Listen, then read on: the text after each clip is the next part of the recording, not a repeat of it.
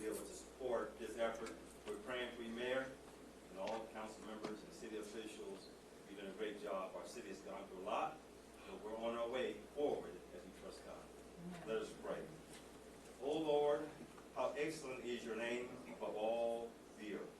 We thank you, Lord, for being an awesome God, and we thank you for your presence. Today we ask you, as we are here at this meeting, that you'll lead us and guide us. We need your wisdom. We need your knowledge. We need your guidance. We need your heart. And so we thank you for being present with us. We pray that everything flows decently and in order, and much is accomplished. Thank you, Lord, for those that are serving this community, the sacrifices that they make in their time away from their family. We pray for divine healing and health over their bodies, restoration of their heart and their emotions and their soul. We pray for unity and harmony. Even though we may disagree at times, we're all on the same team, pulling for this city to achieve great things. And so we pray for our mayor, for all those in leadership. Help them to serve us to the best of their capability. We pray for fairness and freedom and equity for all of the citizens of this great city. And Father, we have different needs and we have questions, and we're not sure about how to approach or what to do about certain things.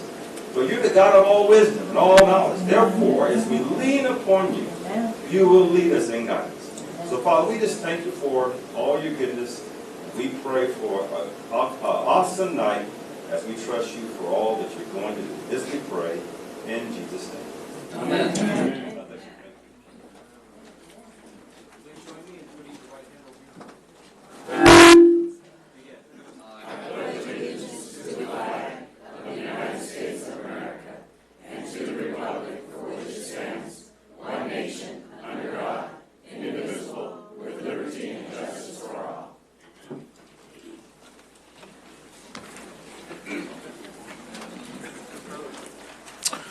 Thank you. Mr. City Attorney, is there anything to report from closed session? Very good. There's nothing to report. Thank you, sir.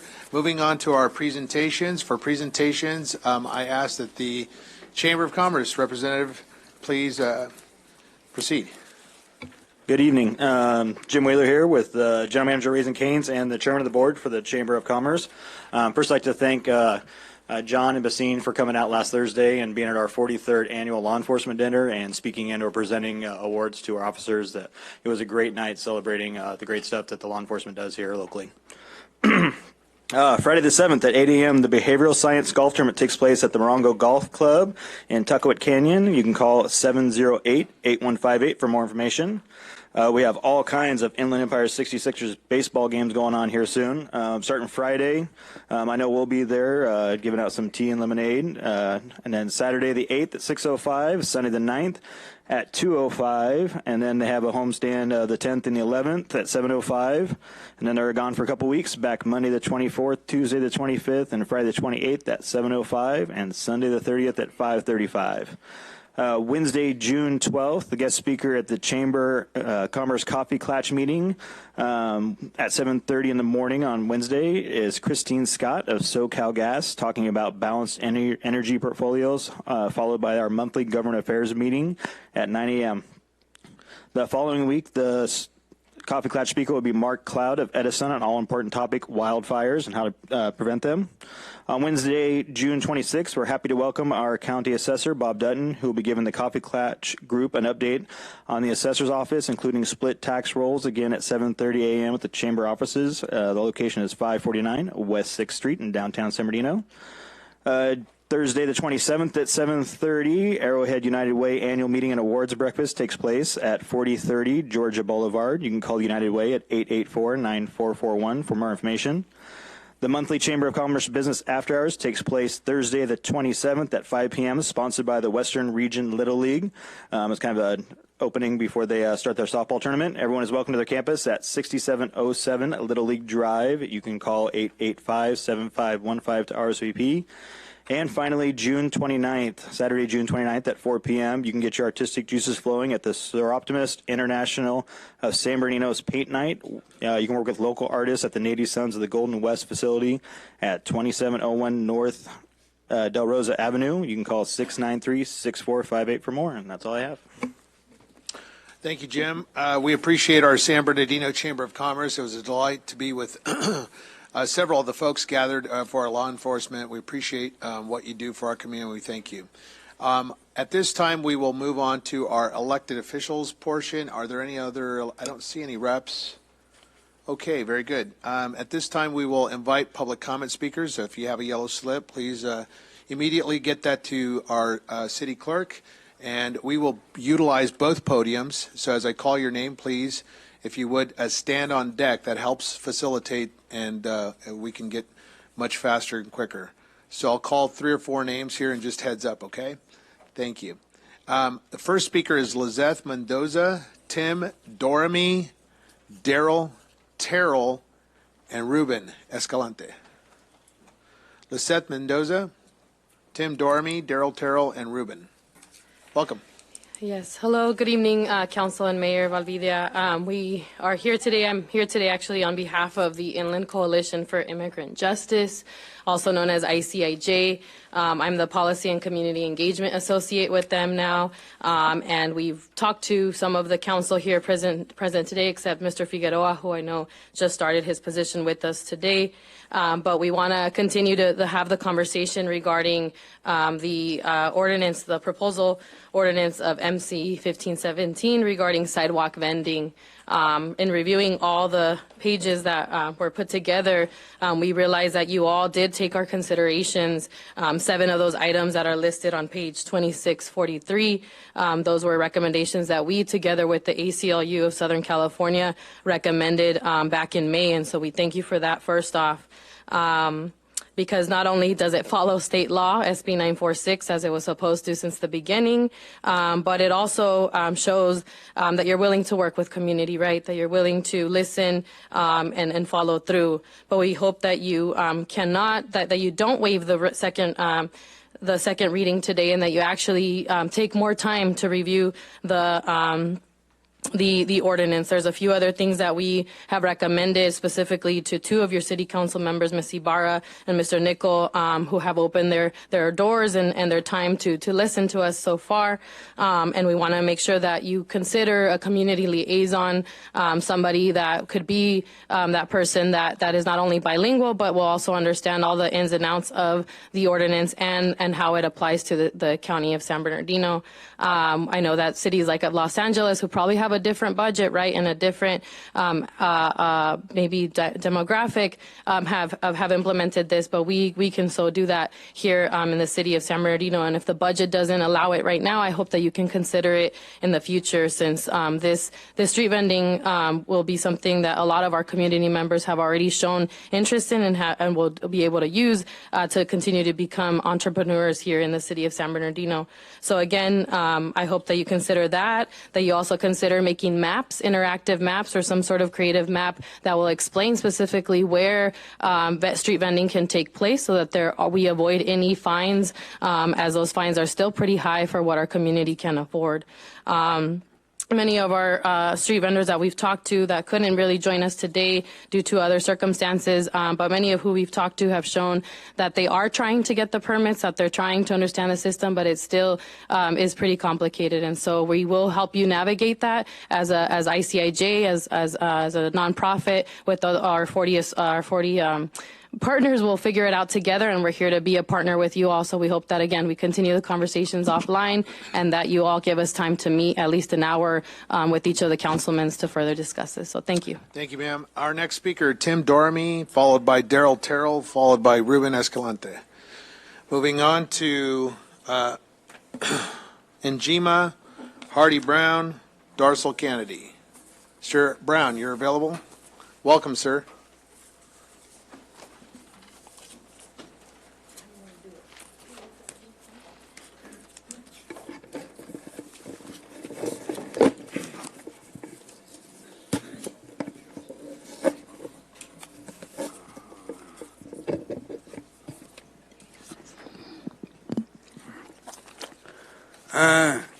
want to officially ask for a combination under the American Disabilities Act.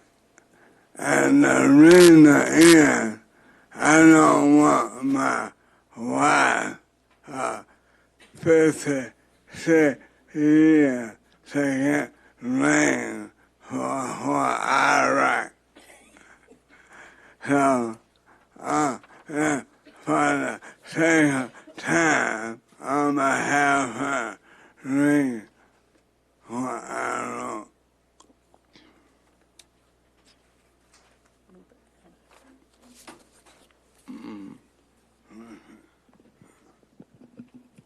Okay, this is from Hardy Brown. At your last meeting on 5/29, during the conversation between the council member Bessine Richard and acting chief Eric McBride, she was concerned about the city's revenue, public safety, and how to market it to other cities and other people.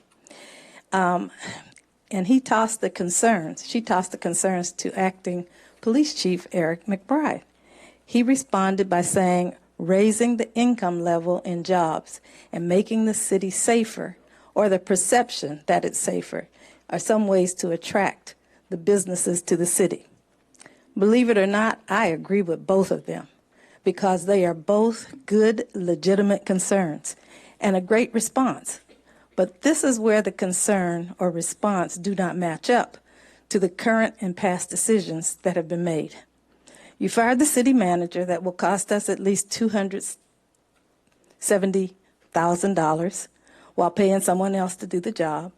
Then you have a surprise memorandum of understanding, and it was signed by the council members, Charette, Nickel, Mulvihill, and Valdivia, to say that the police should get 3.5% raise annually until 2020, even if the city does not have the money.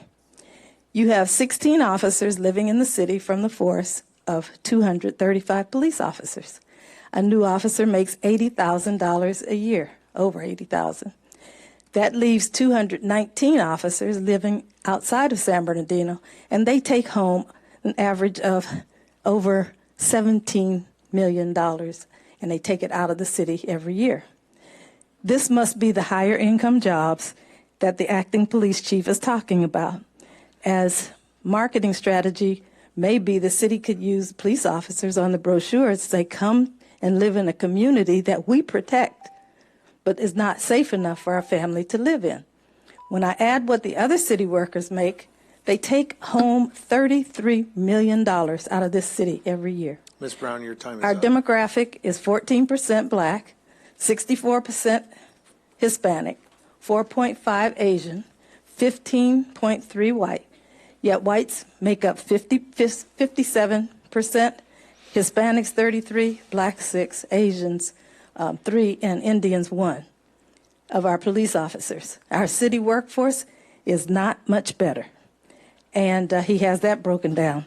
My question to the city is, if this city is good enough to work and earn high wages off the backs of poor citizens, why are the citizens screened out during the entire employee selection process when they apply?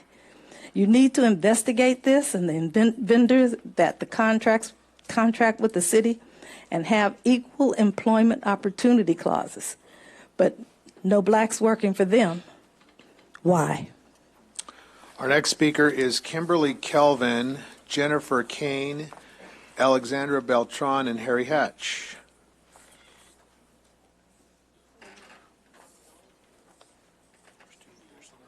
Moving on to Harry Hatch. Kimberly's name was. I'm sorry, what was your name, ma'am? I'm Jennifer. Kimberly was. Go ahead, Jennifer. Welcome. Harry, let's get you up over here at this dais. Go. Welcome. Thank you. Thank you for having me tonight. My name is Jennifer Kane. I'm here representing Arts Connection, the San Bernardino County Arts Council. We are hosted graciously at the Garcia Center for the Arts in downtown San Bernardino. That was where we've had our office for the last few years. I am here tonight to speak in support of item on the agenda number 20 regarding the visual and performing arts grants. I'm going to start with nationwide, since we talk a lot about revenue. The arts contribute $800 billion to the U.S. economy, more than agriculture, transportation, and warehousing. The arts employ 5 million workers who take home earnings of more than $400 billion. Tax-exempt performing arts organizations contributed $10 billion to the U.S. economy, employed 100,000 workers who earned collectively $5.6 billion in compensation. We have wonderful performing arts organizations in the city. I get to work with the executive director of the San Bernardino Symphony. I get to work with Ernie Garcia at the Garcia Center and others. In California alone, when we expand this to think about creative output, that's $600 billion contributed to the state's economy, with 2.2 million people employed. The Otis report on the creative economy, which comes out every year, describes that the Inland Empire, that 40% of the jobs in the creative industries is devoted to creative goods, which is actually really a cool statistic. A lot of creative people out here. I was doing some research for tonight's presentation, and I came across an article written in 2015 that discussed, can the arts help revive our city? This was in 2015. Quotes, it can change buildings, it can change streets. We've seen from downtown to downtown across the country how the arts can come in and change a whole neighborhood. And I think the answer is yes. This is from Cal State San Bernardino professor Juan Delgado. From Mr. Garcia, there are some really good artists and really good writers. There has to be a place for people like that to be in the city and to add to it, perhaps even make a living. I think I could still see this happening in our city. I've seen it happening in downtown. I've seen it continue to happen in cultural oasis locations like the Garcia Center, where I have the pleasure of working. We have to invest in the creative paths for our youth, residents, and visitors to thrive. Not only does arts and culture events bring an estimated $40 per person to a city's revenue from outside visitors every time there's an event, but it brings people to the city and it makes it more attractive to bring businesses. Thank you, Ms. Kelvin. Mr. Hatch, welcome. It's Kane. Just for the record, Jennifer Kane. Ms. Calvin wasn't here. Okay, thank you. Mr. Hatch. Good evening. My name is Harry Hatch, 3990 Parkside, San Bernardino. I'd like to talk to you about fireworks again. What I'd like to point out to you is the fact that we're still going to be losing money this year, even though you're changing it, which I think was probably an accident last year, from 1% to 10% revenue coming in from the sales in number 19 tonight. If you look at it, you'll find that still talking about $60,000 coming in to pay the cost of doing business. That goes for the fire department and for the police department. What I've just learned tonight was that the $60-some-odd thousand that supposedly went to the fire department last year did not go to the fire department. So we don't really know where it went. I have a suspicion that it might have gone to the state fire marshal for the destruction of fireworks that would have been in this city that were seized for destruction. But those are the things that we have to watch. Those pennies, those nickels, those dimes, those thousands of dollars here and there. Thank you. Thank you, sir. Our next speaker is Alex Beltran. Ms. Beltran, welcome. Followed by Nancy Harmon and Ann Versell. Ms. Beltran. Good evening, Council, Mayor, and San Bernardino community. My name is Alexandra Beltran, and I am a member of San Bernardino Generation Now. I'm here to speak about the pending Succombie Lake Park project, and I don't really have a position on it. I've been getting input from the community, and I urge you to do that as well. Take input from the community and collectively create policy and a vision for our city, and I think that's the best way that we're going to be able to move forward and make a better plan and a long-term plan to sustain the park. I've already crowdsourced some suggestions for you on our Instagram page. Some suggestions are to make sure the park is a safe place to take their kids, include walking paths, walking trails, an outdoor theater, a playground, exercise stations, an indoor garden or a community garden. And one of my favorite was a taco vendor on the boats in the lake. But I personally want to urge you to include the arts in this new park project. SBGN has strongly supported the arts community, and the arts only add value to our community. According to the California Arts Council, arts in the state of California has a positive impact on the local economy, health of the community, and reduce recidivism. The art and creative industries account for 10% of California jobs. So I just want you to consider that, and thank you. Thank you. Nancy Harmon, welcome. Followed by Ann Vericel and Ernie Garcia. Good evening. It's that time again that fireworks are rampant in our city. Our animals are getting spooked, getting lost or killed, and those that suffer from PTSD are stressed, along with all of us who are tired of hearing them. The city is losing money. 31 groups applied for permits last year with a total of $5,851.87 being collected. Overtime for the PD was $33,422.96. As you can see, we are losing money. $60,436 was collected for regulatory fees, but we saw none of this money. Where did it go? We cannot afford to give this money away. The nonprofits need to find another way to make money. San Bernardino is one of 8 cities that has not banned fireworks, all fireworks, in San Bernardino County. Other cities have banned all fireworks. Their nonprofits have found a way to make money. We can help them. By doing away with all fireworks, the police will have easier time in citing anyone setting off any type of fireworks. People can no longer hide behind the safe and saying possession. 3 weeks ago, an article was in the Sun newspaper that said a 9-year-old lost his hand to a firework. I wonder how many children or young adults have had their lives changed forever that we don't hear about.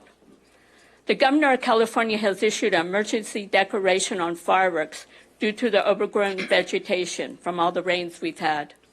Can San Bernardino afford another fire due to another pyrotechnic device? The old fire and the Hemlock fire in Harrison County were all caused by pyrotechnic devices. We cannot afford it. Thank you. Ma'am, state your name. I am Darcel Kennedy. You called my name earlier. Darcel. Kennedy, C-A-N-N-A-D-Y. Yeah, please proceed. Go ahead. Okay, thank you very much. I'm from Macoma Unity Center, and Ms. Calvin is here with me. I believe she has a card there as well. We're here to talk about our application for the grant for our center. We are doing a project which we think is going to reap some benefits for the city. We're doing a project regarding homelessness and mental health in San Bernardino. So I'd like to read for you just a little bit from our application, where I talk about our programs have consistently included curriculum in the visual and performing arts. We recognize and value that there's a profound link in connections between learning in the arts and acquisition of knowledge. As I told the Arts Commission when we presented to them, you know, most times when you present things to students, I remember that old adage that says, tell me and I'm going to forget. Show me and I'll probably remember. But if you involve me, I'll understand. And that's what we're hoping to do with this grant, is involve our students so that they can understand the gravity of situations in their community and to come up with solutions. We're looking at our young people. We are partnering with many people, which brings not just the grant to Acoma, but it spreads it throughout the 6th Ward. So our partners are going to be Mr. Lotto Wilson from Talon Network, Linda Hart from the African American Health Coalition, Jesse Holston, who is a Cal State graduate of African Studies, Dr. Lawson Bush, who is a Cal State professor in African Studies and Leadership. We'll also be involving the San Bernardino City Behavioral Department, Ms. Kendra Calvin of the Neighborhood Park Association, Ms. Sheila Futch from Toastmasters, Mr. Tickmeyer, which I don't see here in the audience, who is the City of Parks and Rec, and Mr. Darrell Fry, who's a representative of Eloise Gomez Reyes, our assembly member, and she's currently writing some bills regarding homelessness. So we look forward to working closely with her. So thank you for the opportunity to apply for the grant, and we look forward to it. Thank you. Our next speaker is Ann Viracel, followed by Ernie Garcia. Ms. Viracel, welcome. Thank you. Good evening, Honorable Mayor and Council and gathered community leaders. My name is Ann Viracel. I'm Executive Director of the San Bernardino Symphony Orchestra. My purpose this evening is to thank the Art and Historical Preservation Commission for their recommendation for a grant to fund the symphony's use of the city's California Theater of the Performing Arts, which we have rented as our primary performance venue for about 9 decades. As this is an agendized item, number 20, I'd like to give you a little bit of history. Some years back, then Mayor Judith Valles and her council generously created a $70,000 line item for the symphony, along with a request that we change our name from the Inland Empire Symphony to the San Bernardino Symphony, and we were happy to comply as a reciprocal gesture of the partnership that we shared. With the bankruptcy that happened, the line item, which had been so essential for my organization's operations, it ceased. But with the resolution of the bankruptcy, we were thrilled when it was announced that funds collected from city fees to support the arts would be made available for grant applicants. So along with other nonprofits, we have applied for grants each year and the opportunity that it was offered. And we had thought that ended last year when it ceased to be the case. But just a few months ago, it was revealed that the opportunity would once again be available. And following an application and presentation, to our delight, the amount requested was recommended by the Commission. And this leads me to a second area of purpose, which is to thank the mayor and this council in advance for recognizing the role of the arts in the city's economic development and ultimate recovery. Your foresight allowed the Commission to offer and entertain applications for designated arts funding because you knew, as do city leaders nationwide, that a vibrant arts culture is a measurable precursor to economic success.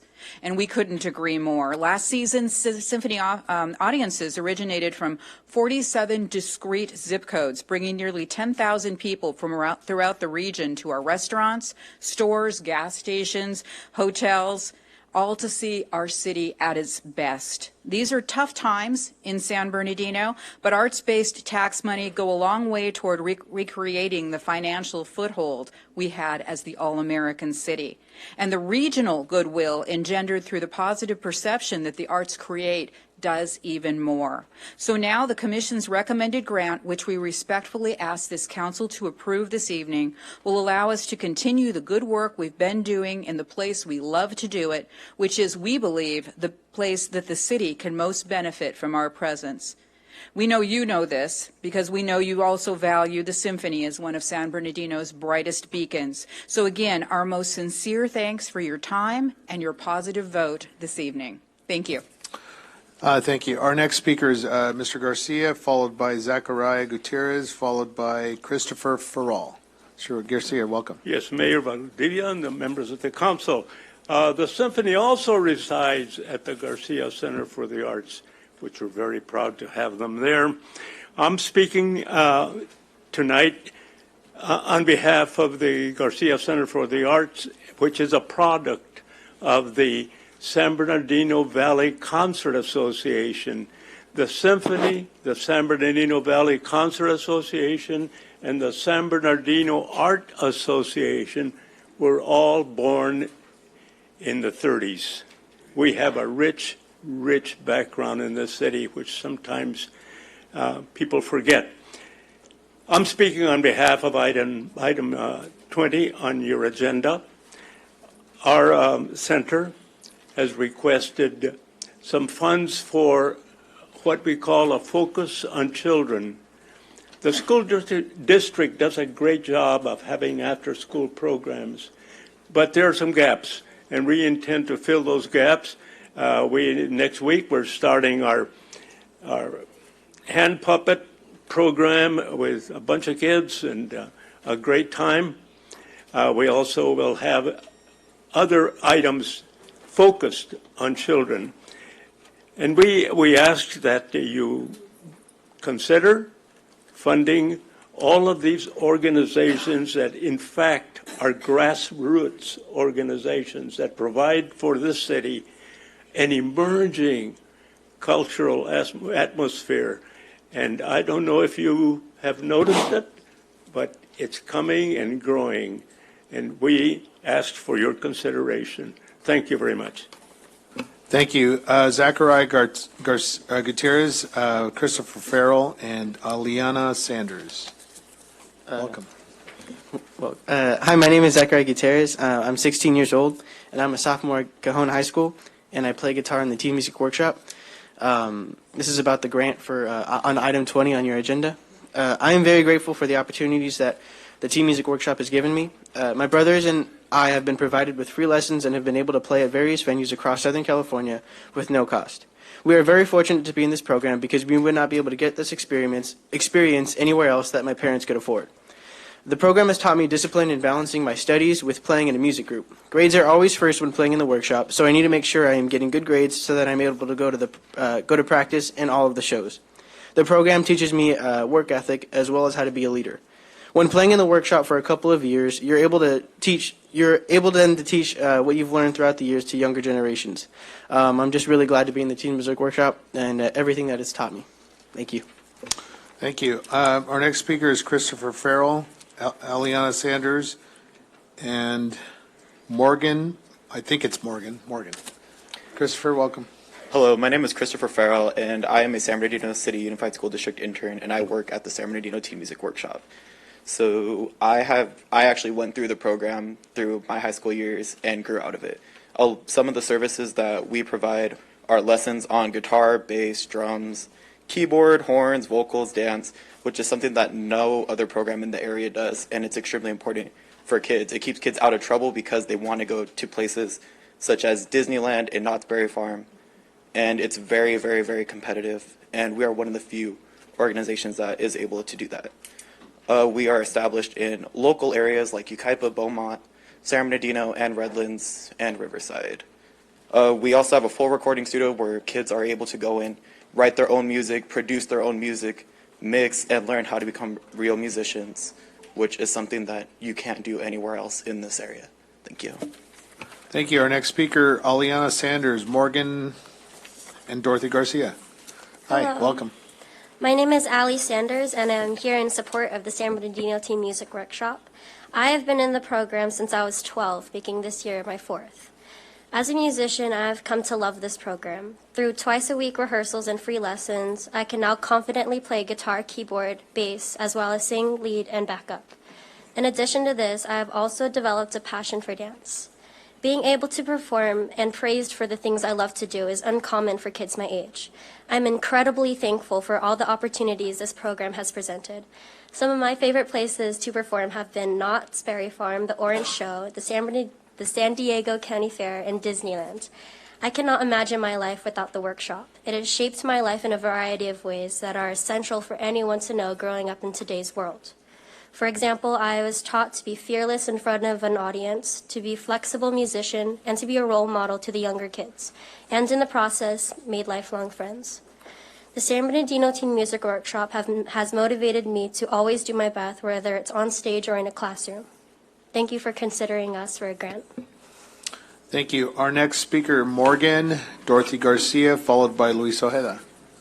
Welcome. Hello, my name is Morgan Burgi, and I graduated from San Gregorio High School last year, and I just completed my first year at the University of Redlands.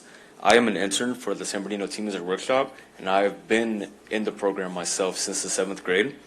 So I believe the program should receive the grant because the students gain a plethora of abilities and features throughout the program. They gain team building team building skills and leadership skills to help them learn responsibility that they can use throughout their adult life. They also learn social skills and how to connect to individuals who share the same interests as them, and also be themselves as a person and express themselves how they want to be expressed. And they do so in a very safe and positive environment.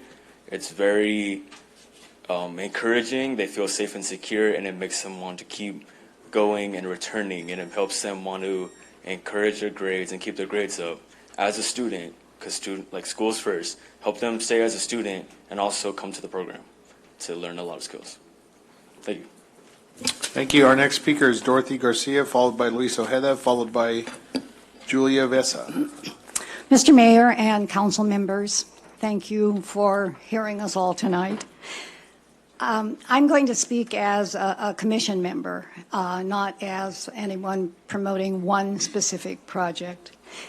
As you know, as most of you know, the Arts and Historical Preservation Commission, as most of you know, the Arts and Historical Preservation Commission is a new commission formed by combining the two previous commissions. After the formation of the new commission, I was appointed by Councilman Charette and was the lone appointee for several months. By October, there had been 5 people appointed, which is a quorum based on the usual 9 persons on a commission. And we were allowed to meet in October and November and begin to figure out what we were to do and how we were to operate. In January and February, additional commissioners were appointed, and we're now up to 7. I tell you this so that you may understand why we're so late in bringing you the recommendations for grants to the arts organizations. Last spring, the former Fine Arts Commission, as its last action, requested that $300,000 be placed in the 18-19 year budget for the arts. This occurred. This was adopted as a budget by those of you who were then on that council. And the money's still in this current fiscal year's budget. These are the funds that we're recommending be used for these proposed grants. Money from this current fiscal year. The process that we've used to make these recommendations is as follows. Notice of available grants to arts organizations were placed on the city's website in February, and former grantees were notified of the availability also. The news passed by word of mouth to others. The application for a grant was also on the city's website. Applicants had less than a month to respond. 15 applications were received. All commissioners read all applications, scored them, and took notes about each one. On a Saturday in March, all applicants were interviewed by the commission in a special all-day meeting. 5 days after that, we had another special commission meeting to make our recommendations. This was done in order to get the request on the agenda for this council meeting. These grant recommendations are designed to reach every ward in the city, to serve all ages, all ethnic and racial groups, to use the arts to bring hope to this community. I urge you to approve these recommendations. Thank you.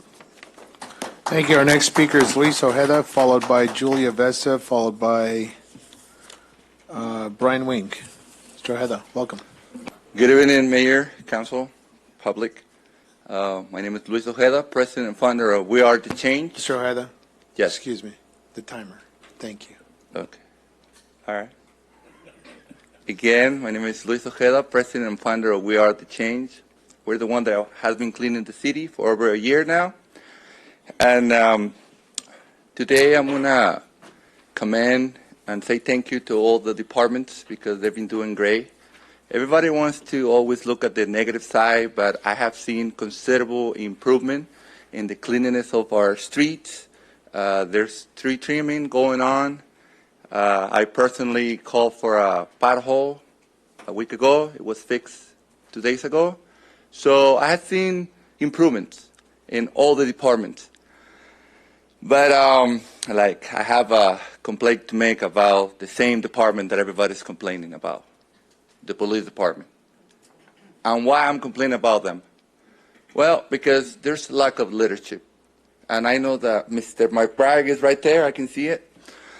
And I spoke with him like 2-3 weeks ago. I've been talking to the council and the mayor and the former mayor about implementing citizen patrols. We've been talking about lights and cameras, but I know with the budget constrained, I don't even want to talk about that. So, but citizen patrols is free labor for the city, okay? So I would think that someone at the police department would take the lead on that. So I personally spoke with him and say, look, we're planning an event. I'm going to need a lot of volunteers to become citizen patrol. There's any way that we can expedite the process. He told me that he was going to have one of his lieutenants give me a call. I haven't received a call from no one, which is okay. We're not going to do citizen patrol anymore. We're going to do community patrol. It's going to be our own organization. Anyway, so what I'm saying is that everything comes from the leader. So if the leadership is not doing their job, it just trickles down to the rank and file. And trust me, I have talked to the officers on the streets, and they're as frustrated as we are as the public. Because it's not about money. It's about creativity and the willingness to engage with the community. So I'm going to give you an example. We're planning our event, and the fire department were giving me the runaround. So one people will tell them one thing, then another person will tell them another thing. I talked to the chief, Chief Mejia, over here, and he said, Mr. Ojeda, give me your number, and I'll call you tomorrow with an answer. Guess what? That's exactly what happened. I got an answer. We're ready to go. So that's the kind of leadership that we need, that if we're going to say that we're going to do something, we better follow through. Otherwise, don't say anything. Thank you. Thank you. Our next speaker is Julia Vesa, followed by Brian Wing, followed by Andrew Thompson. Welcome. Hi, I'm Julia Vesa, and I'm 14 years old and just finished freshman year in high school. And I'm also a piano player for San Bernardino Team Music Workshop. I would just like to say San Bernardino Team Music Workshop offers so many opportunities like internships and by hiring former students to provide an example of leadership to the growing community of San Bernardino youth. And we also provide free lessons for piano, guitar, vocals, bass, and drums for children grades 6 through 12.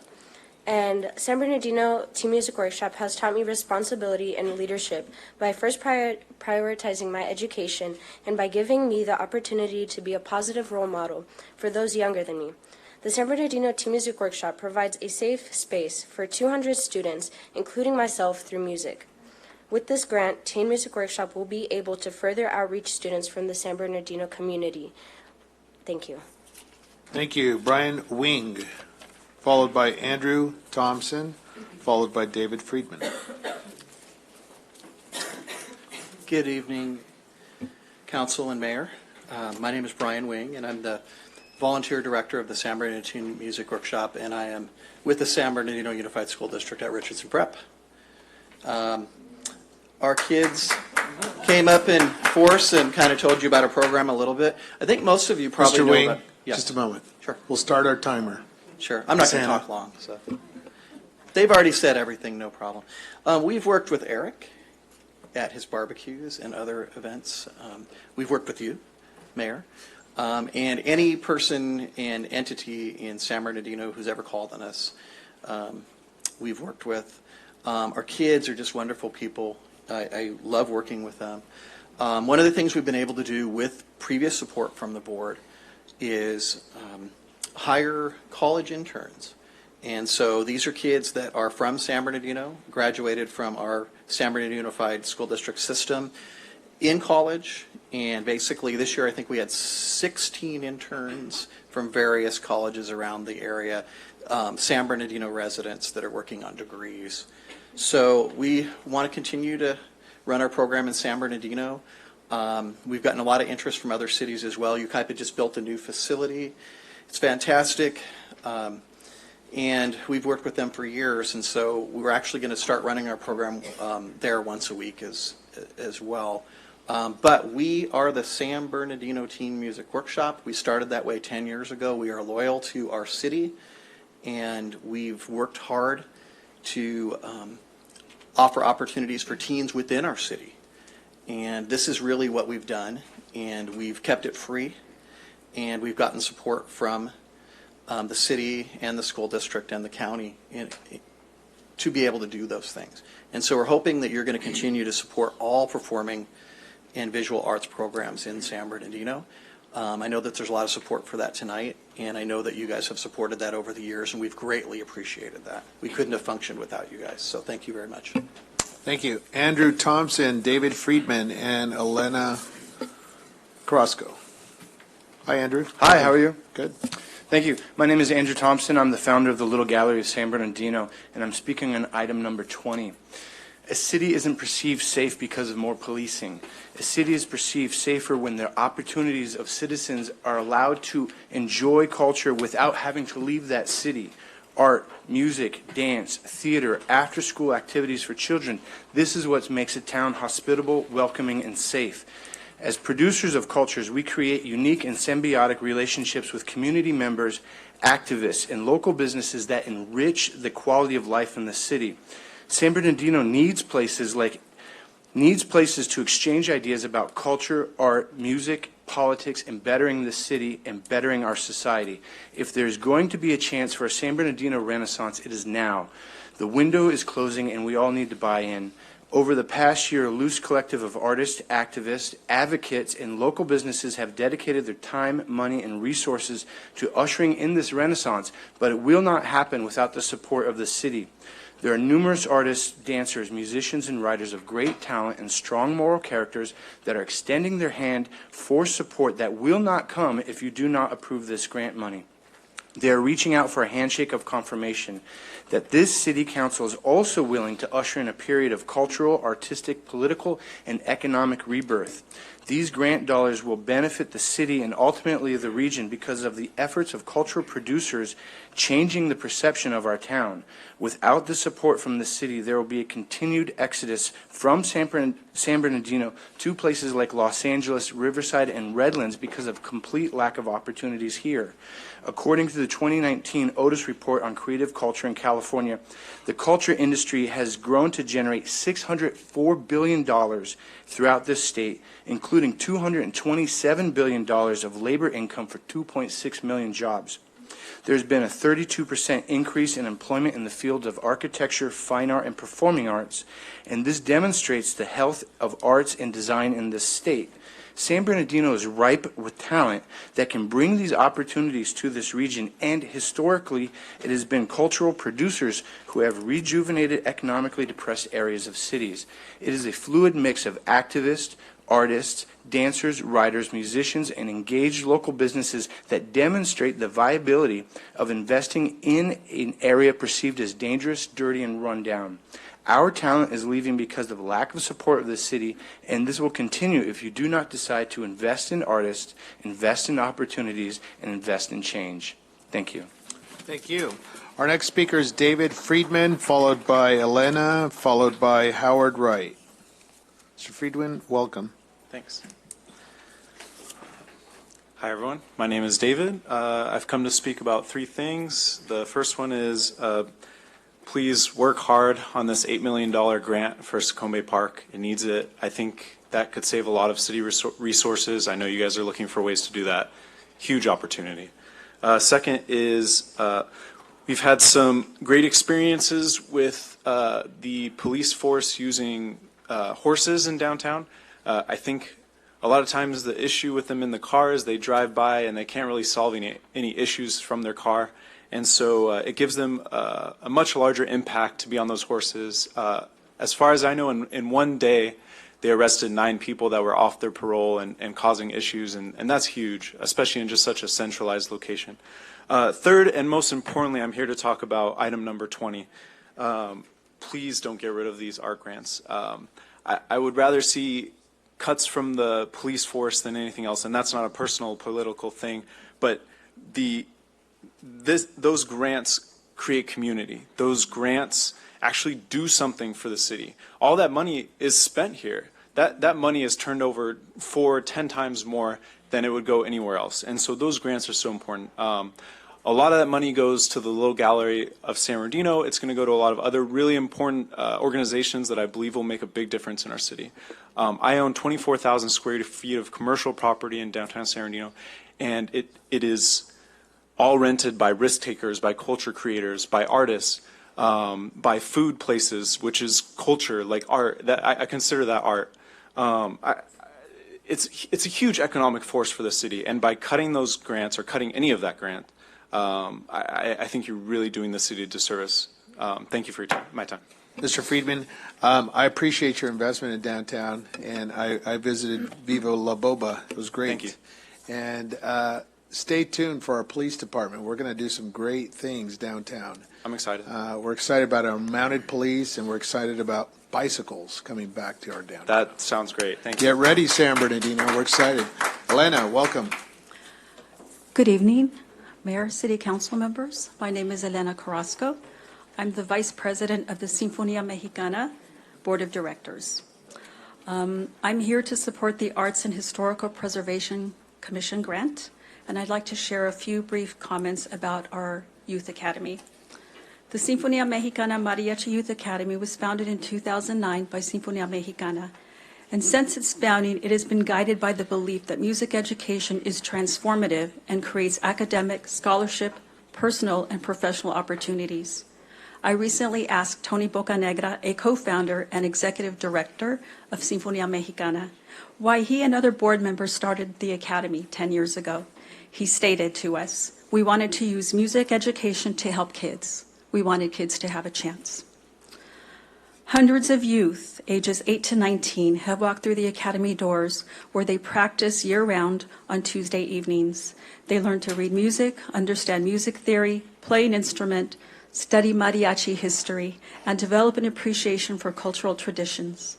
As ambassadors of mariachi and the city of San Bernardino, they have shared a stage with renowned artists, the San Bernardino Symphony, Grammy winners, and have delighted audiences at the California Theater and Sturgis Center for the Fine Arts.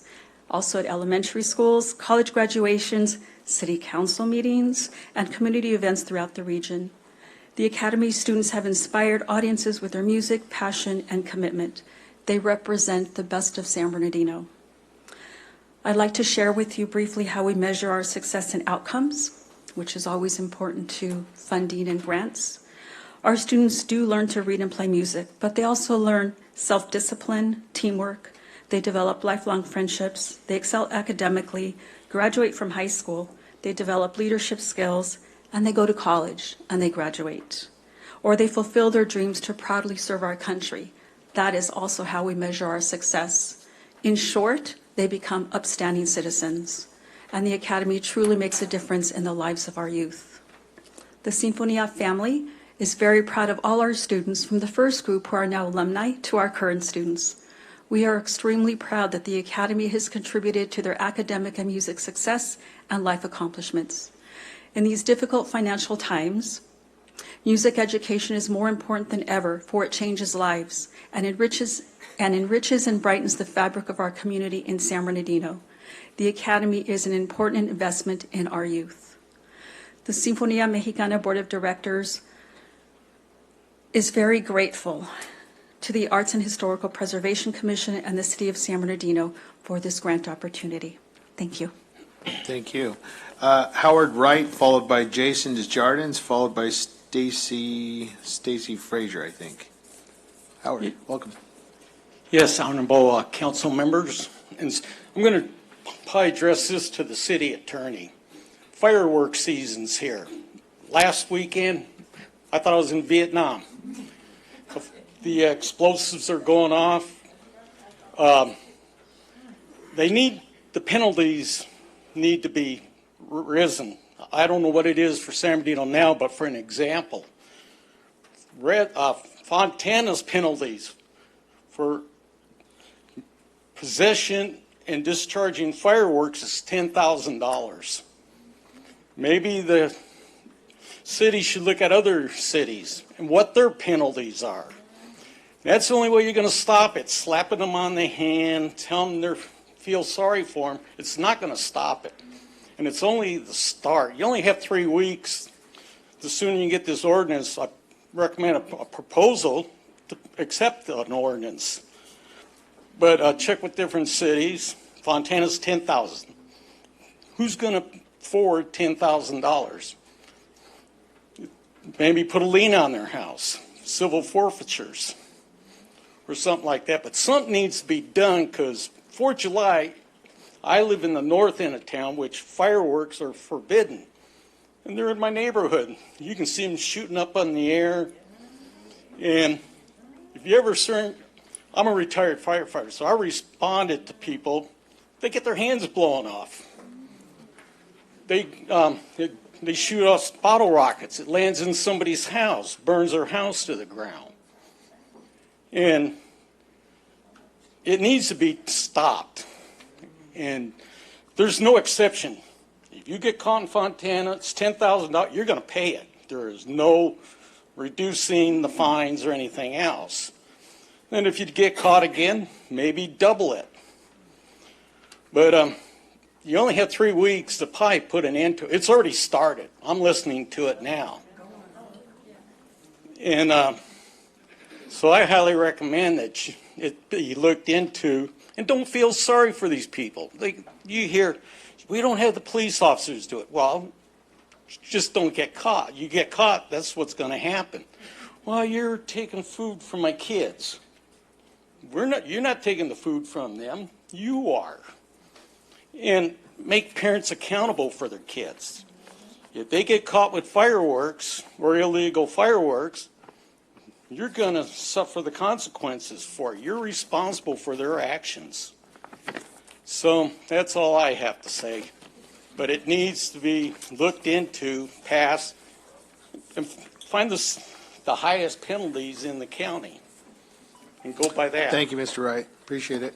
Our next speaker is Jason Desjardins, followed by Stacy Frazier, followed by Chad White and Chris Kim. Mr. Desjardins actually here for the public hearing. Very good. Stacy Frazier, Chad White, Chris Kim. Welcome. Hi, Your name? good evening. I'm Stacy Fraser, interim chair of music at the California State University, San Bernardino.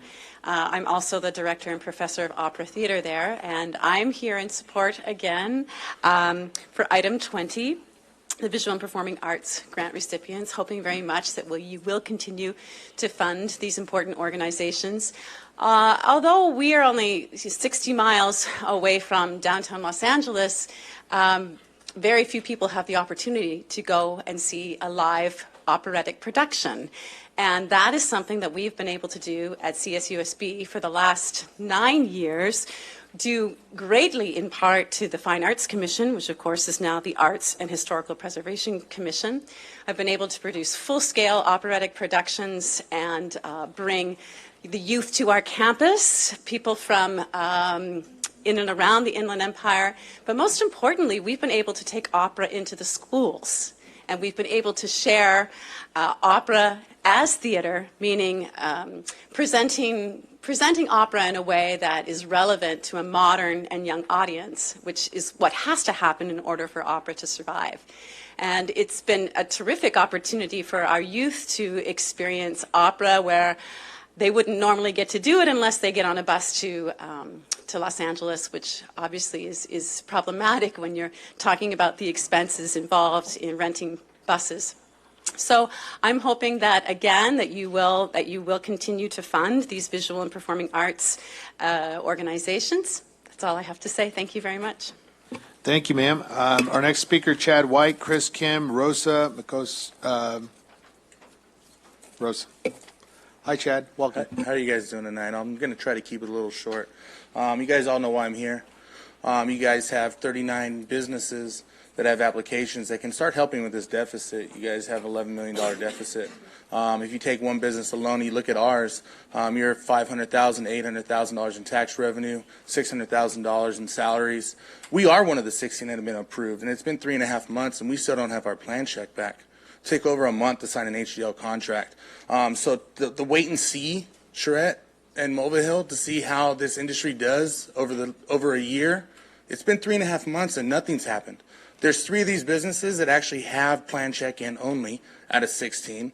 There's 2 of the 16 that have already lost their building because it took over a year to get them approved. You have probably 8 to 10 that have no money left. They're trying to source new money. They're trying to source investment capital that they had a year ago that they no longer have.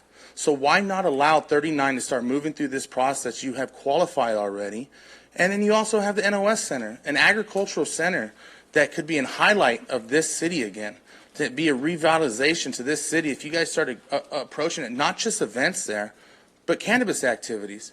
Why not have gorgeous cannabis activities at the NOS Event Center? Start bringing tourists in, have them walking through an amazing greenhouse that somebody spends $4 to $5 million on, some of the most high-tech equipment you've ever seen. But besides that, you have 39 that are ready to move forward now. You guys have a deficit. You guys have five or six lawsuits right now that just got consolidated down, and we're going to have to spend money fighting that.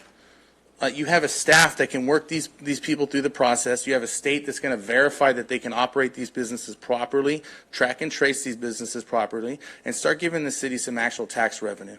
So I want to congratulate you guys on everything we've come through from now on, but let's get this moving. Thank you guys sir. so much. Chris Kim, Rosa, Tatiana, Jose, and another Jose Ledesma. Mr. Kim, welcome. I just want to, hi everybody. I just want to repeat whatever he said. Nothing else. Good. Nothing else to really repeat. Just let us get the business going. That's all I ask. Thank you. Thank you for that comment. Rosa, Tatiana, Jose Reyes, and Jose Ledesma. Welcome. You Rosa? Yes. Welcome, ma'am. My name is Rosa Cobos. I want to congratulate the city for all the years of support for the commission and that is helping with the arts and historical and preservation. And I also want to commend you to continue this effort. I run in an economic consortium in the Southeast cities. It's called Southeast Community Development Corporation. We haven't been so fortunate to have people like in San Bernardino, who is running the musical and arts program. We've been only fortunate to have been able to sustain educational as technology or something on that matter. But it is very important what you're doing, and I want to commend you for what you have done in the past and recommend you to continue giving the support that you have given so far. Thank you. Thank you, ma'am. Tatiana Ochoa, Jose Reyes, I think. Hi, ma'am. Hello. Welcome. Hi, I'm Tatiana Ochoa, and I go to Richardson Prep High, and I'm representing Teen Music Workshop. Well, when I was asked to be here, I couldn't put down the offer because Teen Music Workshop has done so much for me. I've met once-in-a-lifetime friends, which I'm just so happy I've met, and also I've learned what to do on stage and what not to do. So it's not only going to benefit me today or in every practice, but it's also going to benefit me in the future since I really want to take up dancing and singing as something that I could go to college with. And all the trips that Teen Music Workshop have took in have really been a bonding for not only with my friends, but also my family, and a reason to get out of the house.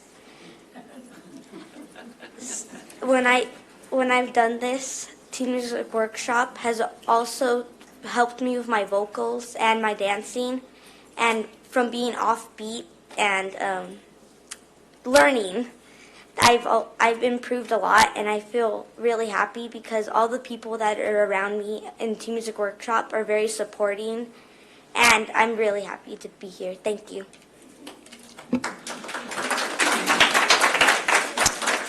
Thank you. Jose Reyes, welcome, sir, and Jose Ledesma.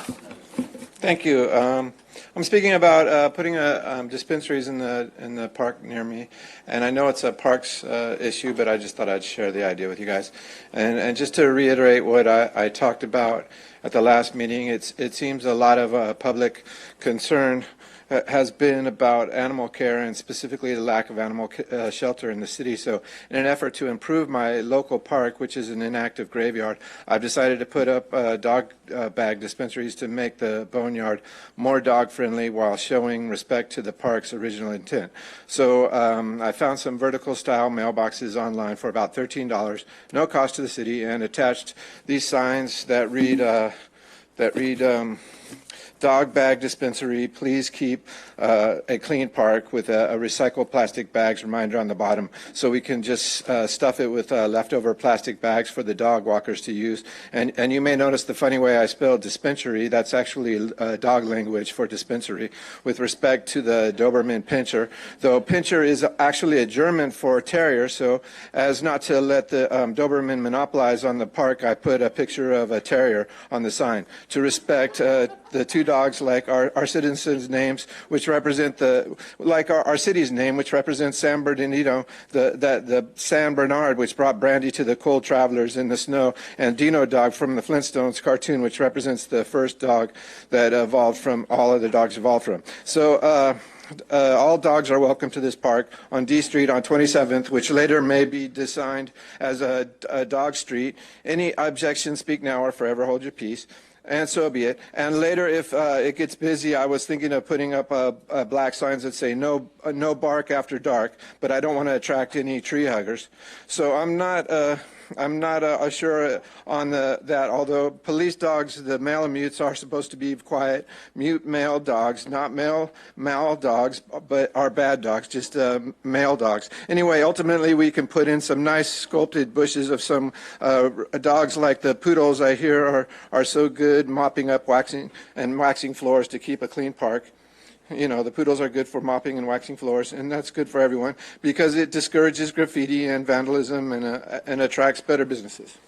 Oh, and since I got some time, I can reiterate what I said. Well, you know, so like if we put up something, if it does get busy, we could put up signs that say no bark after dark.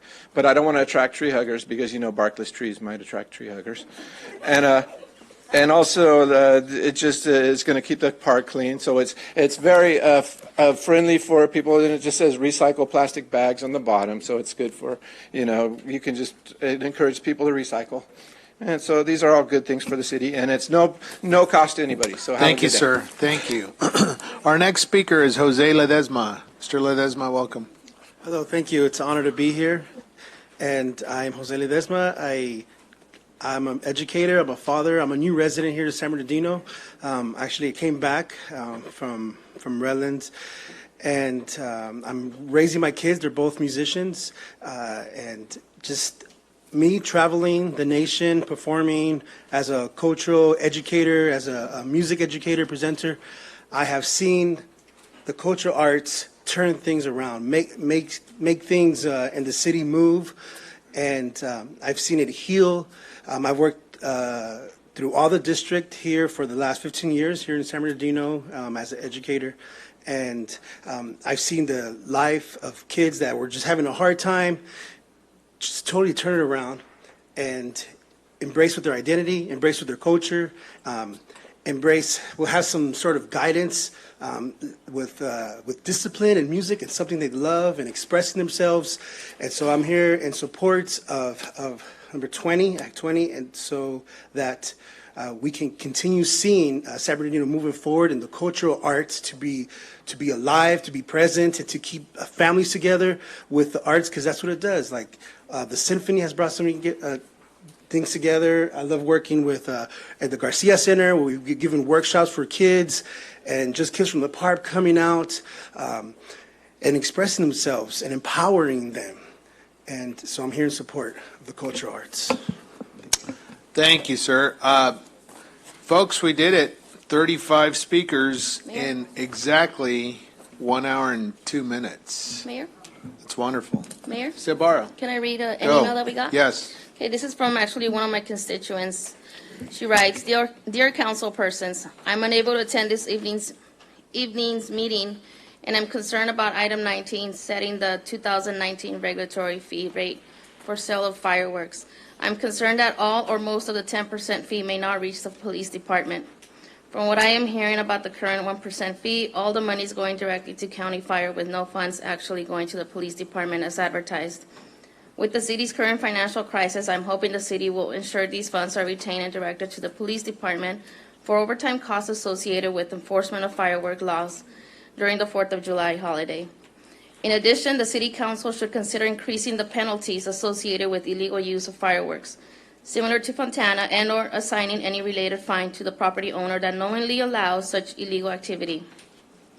I know the subject of a citywide firework ban has been discussed in the past.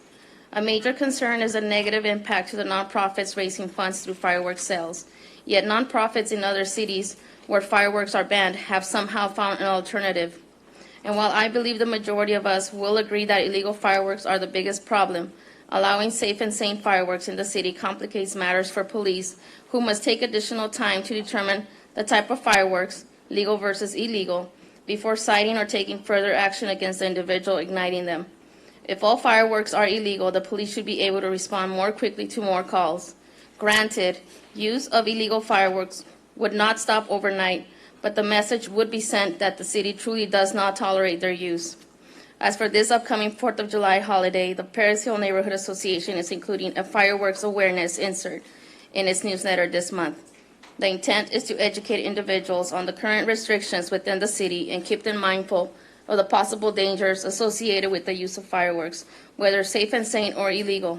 The hope is to prevent possible injuries to individuals, damage to property, runaway pets, etc. I hope in the coming months the current City Council will again review the total enforcement, administration, and cleanup costs to the city and its citizens related to allowing the use of safe and sane fireworks in any part of the city, to ensure the fees raised adequately cover the costs incurred, and ideally also assist with the cost of policing the illegal fireworks, the use of which seems to be continuously increasing throughout the entire city each year. Thank you. Sean Kelly. Thank you. We will pull our council calendar. First, let's start with Ms. Ledoux. You have some administrative pulls. That's correct, Mayor. I'd like to pull item number 7. This is the agreement with the Center for Employment Opportunities. And item number 23, the Code Enforcement Procedures Ordinance. We need more time. I've had some concerns brought up, and I'd like more time to look into it. Items 7 and 23. 23.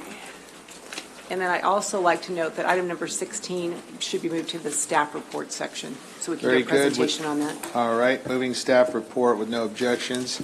All right, council members. Mayor, excuse me, if I could, Mayor, I'd like to request that item number 25 regarding straddling, that be continued to the next council meeting. I've discussed this with my chief assistant city attorney. We're under the impression that we can have a conversation with Mr. Glassman, who's represented the city for 7 years, and we think we can address most of the concerns that council has. If that's not going to happen, I would advise council that there be a closed session that would be agendized together with this item for the next council meeting. But I believe, after discussing with my chief assistant, that we can make some successful progress to address council's concerns. So I'd like to request that the council continue this until the next council meeting on June 19th. Okay, very good. Let's go. Thank you, Mr. City Attorney. Councilman Sanchez, and we'll go down in order for consent items to be pulled on consent calendar. Councilman Sanchez. I'd like to pull item 12 and 19. 12 and 19. Thank you, sir. Mr. Barra? Yes, it is. Ms. Ibarra?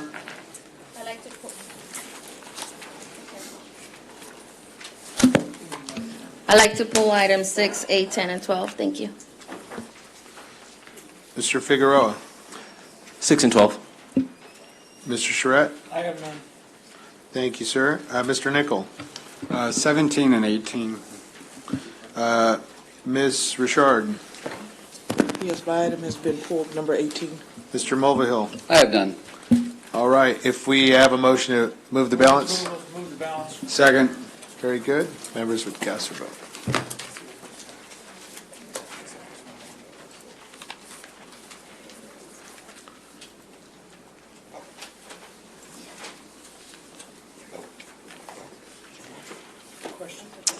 Yes, sir. Mr. Charette.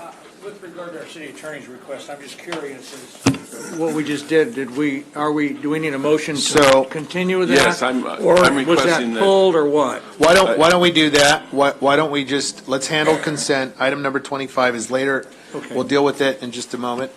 Let's get a report from the clerk on the On the consent. consent calendar, the motion to approve was made by Mr. Charette, the second by Mr. Nichol, and the item passes 7-0. All right, very good. Moving on to consent. First item pulled by item number 6, the approval of proposed professional service agreements with Hilltop Geotechnical. Councilmember Ibarra, Councilmember Figueroa. Mr. Ibarra, you're recognized. Thank you, Mayor. I wanted to make a substitute motion for the amount offered to the engineering services, if it's okay for our staff, to bring it down instead of 200,000 each to 100,000 each, just to get started.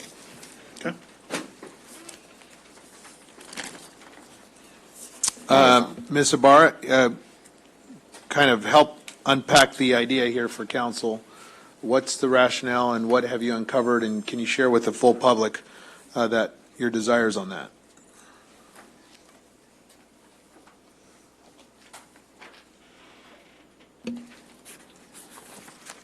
Would you like to come back, or? So let's go with our city manager, and let's talk a little bit about let's get some dialogue going. The request has been made to lower that. How would that impact projects, and where are we on this contract? Alex, our city engineer, to address that. The contract that we have with these geotechnical engineering is it's on call. We only request them to give us proposals when we have a project that requires geotechnical, and we usually set up at 200,000 just in case if we have a complicated project that we need to do. And what we usually do is if we have a project, we send the proposal to these 3 companies. We tell them this is what the project is, and we expect proposal back from them, and then we go with the lowest responsive proposals that we use for them. Just for Councilman Ibarra, concern, the last year these geotechnical, we used them twice, and it was not more than $15,000 that we spent, and these projects usually been paid by the CIP projects. So what's the funding in the CIP project is including this kind of service. Let's go to Councilmember Figueroa. You also pulled it, sir?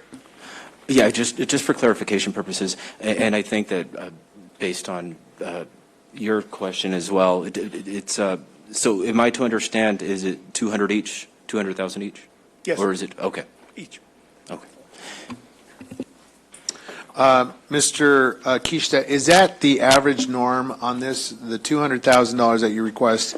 Is that typical, or are there some abnormal peaks, some anomalies here that suggest you need higher? Give us a reference point on the $200,000.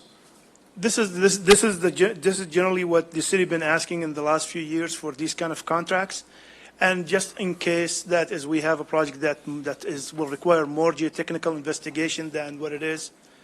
That's why we set the amount that high, just in case. But then we mostly will not. Maybe we'll use them, maybe we'll not for the whole year. Very good. Ms. Ibarra, do you have any final? No, that was just what I was trying to say earlier. I had to get to my notes here. I personally don't see that we're ever even going to get over 100,000 each, and Mr. Kishta confirmed it earlier. So I mean, I'd rather aim low right now as far as the spending, and then if they need some more money, then we'll reconsider adding the more money. Thank you, Ms. Ibarra.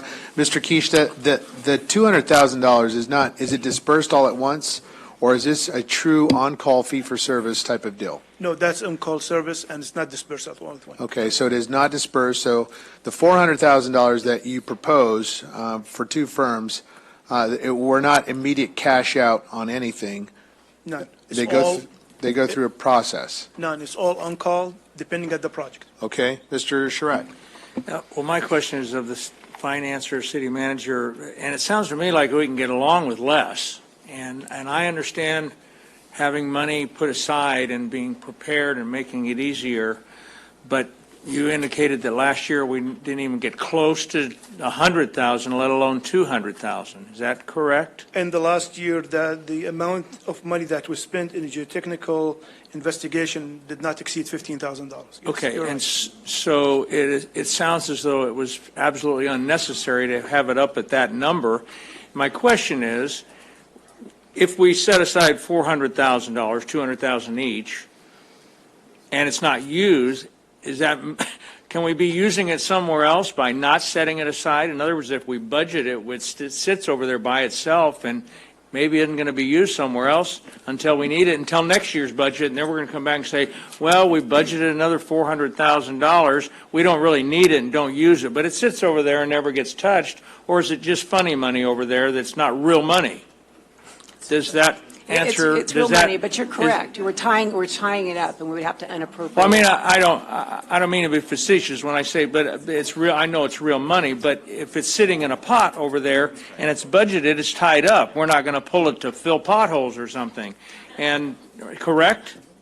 Yes, I would agree, and if Alex doesn't feel that he's going to need that amount, it's Well, are 600,000, there it's three four firms. items, four people? Three Oh, firms. it's $600,000. Three firms, 200 each, yes. And you mentioned one that we only used about 15,000. What about the other two? Similar situation? We have not used them. You know. We have not used them. So Yep. we've had $600,000 sitting aside, budgeted, that we're not using. Doesn't make sense to me. So Thank you. I don't really support it, and I'd want to try to bring it down in some way. Okay, Mr. Kishta, Yes, sir. and I think we're almost here, folks.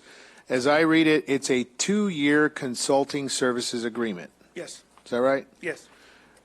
Would there be, I mean, if we're talking shop here, and I sense that there's a sense to be productive in these conversations, is there a consensus from council members? The other compromise is that we lower the 2-year threshold to a 1-year, and we do a true RFP for next year and direction to get a more competitive bid. So lowering that to from a 2-year to a 1-year with the floor motion or substitute motion of 100,000. Mr. Nickel, what say you? Yeah, well, just to be clear, this was procured through an RFP? Yes, Okay. we received 9 proposals. Right. And these are the top 3 that we choose that it will better serve the city. Okay. And I know that item 9, we've got 10 paving projects that we're Yes. looking to move forward on this year. I assume some of this geotechnical work may be That- associated with some of that? That is, we used some of the geotechnical services last year on that project. Okay. And other projects. What do you anticipate you're going to need this year? Not more than maybe 50, 60. Okay. I'll support the floor motion. Substitute motion. Very good. Mr. Yeah, I was going to Colville. second, and let's just go ahead. It sounds like we're at So- consensus here. Ms. City Clerk, if you read the substitute motion? The substitute motion made by Ms. Ibarra, and I believe it was seconded by Mr. Nickel. Did I hear that, or was that Mulvihill? Okay, was to go from a 2-year to a 1-year agreement, and then I heard you mention from 200 to 100. So from a 2-year to a 1-year agreement and lowering the amount to 100 grand each. Is that correct, Ms. Is that Ibarra? correct, Ms. Ibarra? I wanted to clarify, the substitute motion I made was to lower the amount from 200 I to understand 100. that. Are you And is that favorable your for- motion? But I didn't decrease it from 2 years to 1 year. So you want to go 2 years Two- as 2 years stated? fine. 2 years? 2 years fine. Okay, very good. Okay. Yeah. All I'm right. sorry. That was 2 years to 1 year you are going to go? I'm going to keep No, it at the you wanna 2 year. keep it, but you wanna keep it at the 100,000 each. Okay, for then to verify is 300,000. to lower the amount to 100 grand. Members would cast their votes, please. And that's a total of 300,000 then, right? 100,000 for each Yes. I of the would like three to firms. clarify that Yes. these are often paid by the developer. So it's not like you have the money to use somewhere else. If they're paid out of the developer fees, are used for that purpose from that developer. So I don't quite understand that. If they're paid by if DIF they're fees, paid by correct? somebody else, why are we setting it aside? Because we have to initiate the work. because you have to appropriate the money in order for us to use it. All right, if members would cast their votes, we got to keep moving, folks.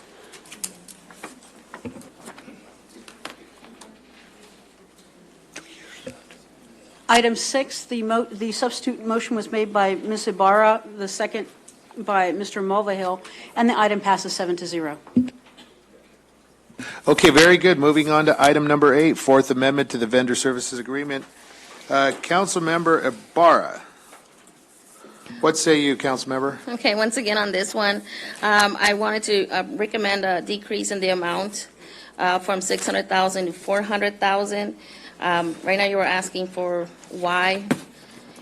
In 2015-16 for that year, it was only a 500,000 difference for a year, and I think just 600,000 is a little bit too much when we're already at 75% of the 4-year cycle to trim the trees. Also, I was having conversation with our staff, and they do not include the palm tree trimming as part of their work that they're doing right now. And also that we see in the discussion on page 334 that we would also be doing trimming by in-house staff. So it seems like our city's getting back on track, and it'd be helpful to still have West Coast arborists, but not at the 600,000. I would recommend 400,000 instead for this next. And I wanted to ask a question to Mr. Kishta. How many staff do we have in-house right now that does the trimming? I will let Ernesto, our operation manager, answer these questions. So we currently have a staff of 5 in the urban forestry section that has been established. That includes 4 working arborists and 2 essentially what we call ground worker arborists. So, okay. But if I could answer just a real quick question regarding the amount being lowered. That will significantly impact our operations. This already reflects a 50% reduction from the prior year. And I think one of the things that I want to emphasize with this contract, because I think everyone assumes that it's just a pruning contract, and it's not. This is a tree services contract. So this year we had great concerns around December, January, February, because and I'm not from this area, but they say it never rains in California, and it rained a lot in California. And it created a lot of problems with a lot of trees basically falling, and we have to call West Coast arborists to essentially deal with emergency tree removals, stabilizing the trees. So this contract isn't just tree trimming. It includes removing dead trees. It includes, of course, dealing with any types of emergencies that pop up. So I would just basically would want to caution that reducing that amount might have some unintended consequences, because if we have the Santa Ana winds coming in and it, let's say it tears down about 15, 20 trees, it's going to be about $1,000 per tree. And if it's a very mature tree, it's potentially going to be more. So, okay, my concern, like I mentioned earlier in the year, and I did present this to the staff, is we had palm trees that were marked by West Coast arborists that they were going to come back and trim them, and that never happened. So we're giving them 600,000, and Mr. Kishta, thank you. He provided me with a quote from West Coast arborists asking their bid was 450,000 to trim our palm trees. So that is where I would like to decrease the amount to the 400 instead of the 600,000, because it was not specified. My understanding is that the original contract did not specify that they were going to trim all the trees and not the palm trees. And now it seems like that is a separate issue that they want to do separate than what they're doing currently. So I can That's provide, where I'm coming from. I can provide a quick clarification regarding that quote. That's a quote that I basically solicited from them to see where we would stand if we wanted to trim all the trees basically citywide. So it would come out to close to $450,000. Again, that is the entire city. So it's separate from the 600,000. Again, the 600,000 already reflects a more than 50% reduction in what we're doing. So again, all we simply have to do is get into a situation where you have to remove 30 to 40 trees on an emergency basis, and we essentially would have issues with that. Very good. Thank you. Councilman Nickel. Yeah, I understand that we're on sort of a couple years ago, we agreed to move to a strategy where we're actually working our way through the city now on a cyclical pattern of tree trimming. My understanding is that this amendment more or less gets us to the end of that cycle. Is that correct? That is correct, but because of the budgetary constraints, what we've done with this very last grid is that we split it up into 2 grids. So in other words, we had 4 grids initially, And this last area essentially will be split into 2 areas, so we'll complete it in 2 years rather than just this coming year. Okay, and so, and this will complete the cycle Yes. of getting Yes, it all of our will. signatures? And just to emphasize another point about the industry standards for this cycle. 4 years is very, very aggressive. 8 to 9 years is more than acceptable within the industry. So I'm going to go ahead and move this item. I think we need to get this moving forward. Very Thank good. you. Mr. Mulvihill, thank you. I guess, and, I support the item as it stands now. West Coast Arborists have been our firm since 2014. That's correct. Yes. I think comparing private industry and government in terms of providing services, I'll go with private industry every day. And so having us take over tree trimming is something that I just would not support at all. But we've had them since 14. If once they finish this cycle, would it be appropriate for us to send out another RFP to see who else is out there? And Once the cycle is complete, we will go out for bids again, and we will restart the cycle. yeah, as long as that's going to happen, I'm full with it. Thank you. Okay, there's a motion and a second. If members would cast their votes, please.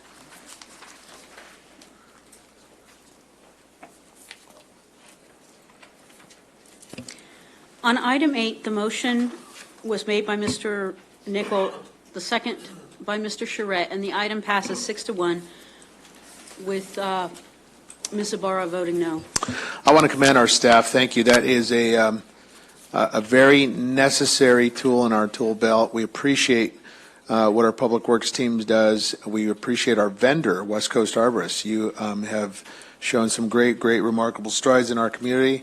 One of our main calls, well, amongst potholes and many other issues that faces our community is tree trimming and impeding the roadway and right-of-way, so we appreciate you. Thank you.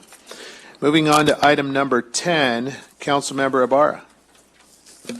Award of a consultant agreement. Yes, the only question I had on page 421, where we approve it by, can this be approved by our mayor, or does it have to be our city manager? That's the only item on the agreement. This is the agreement. Yeah, this is the geotechnical and Mr. environmental. Kisto, hold on. studies. Miss City Manager? I'm authorized to sign all agreements, Councilmember. I always do on the agreements. Okay, The because city manager's authorized to sign them. Because I thought under the charter, the mayor would sign the agreements, but no?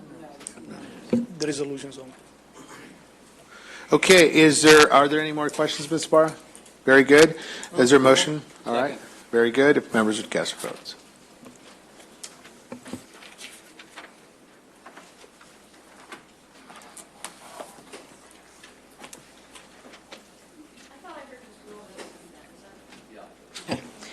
On item 10, the motion to approve was made by Mr. Charette, the second by Mr. Mulvihill, and the item passes 7-0.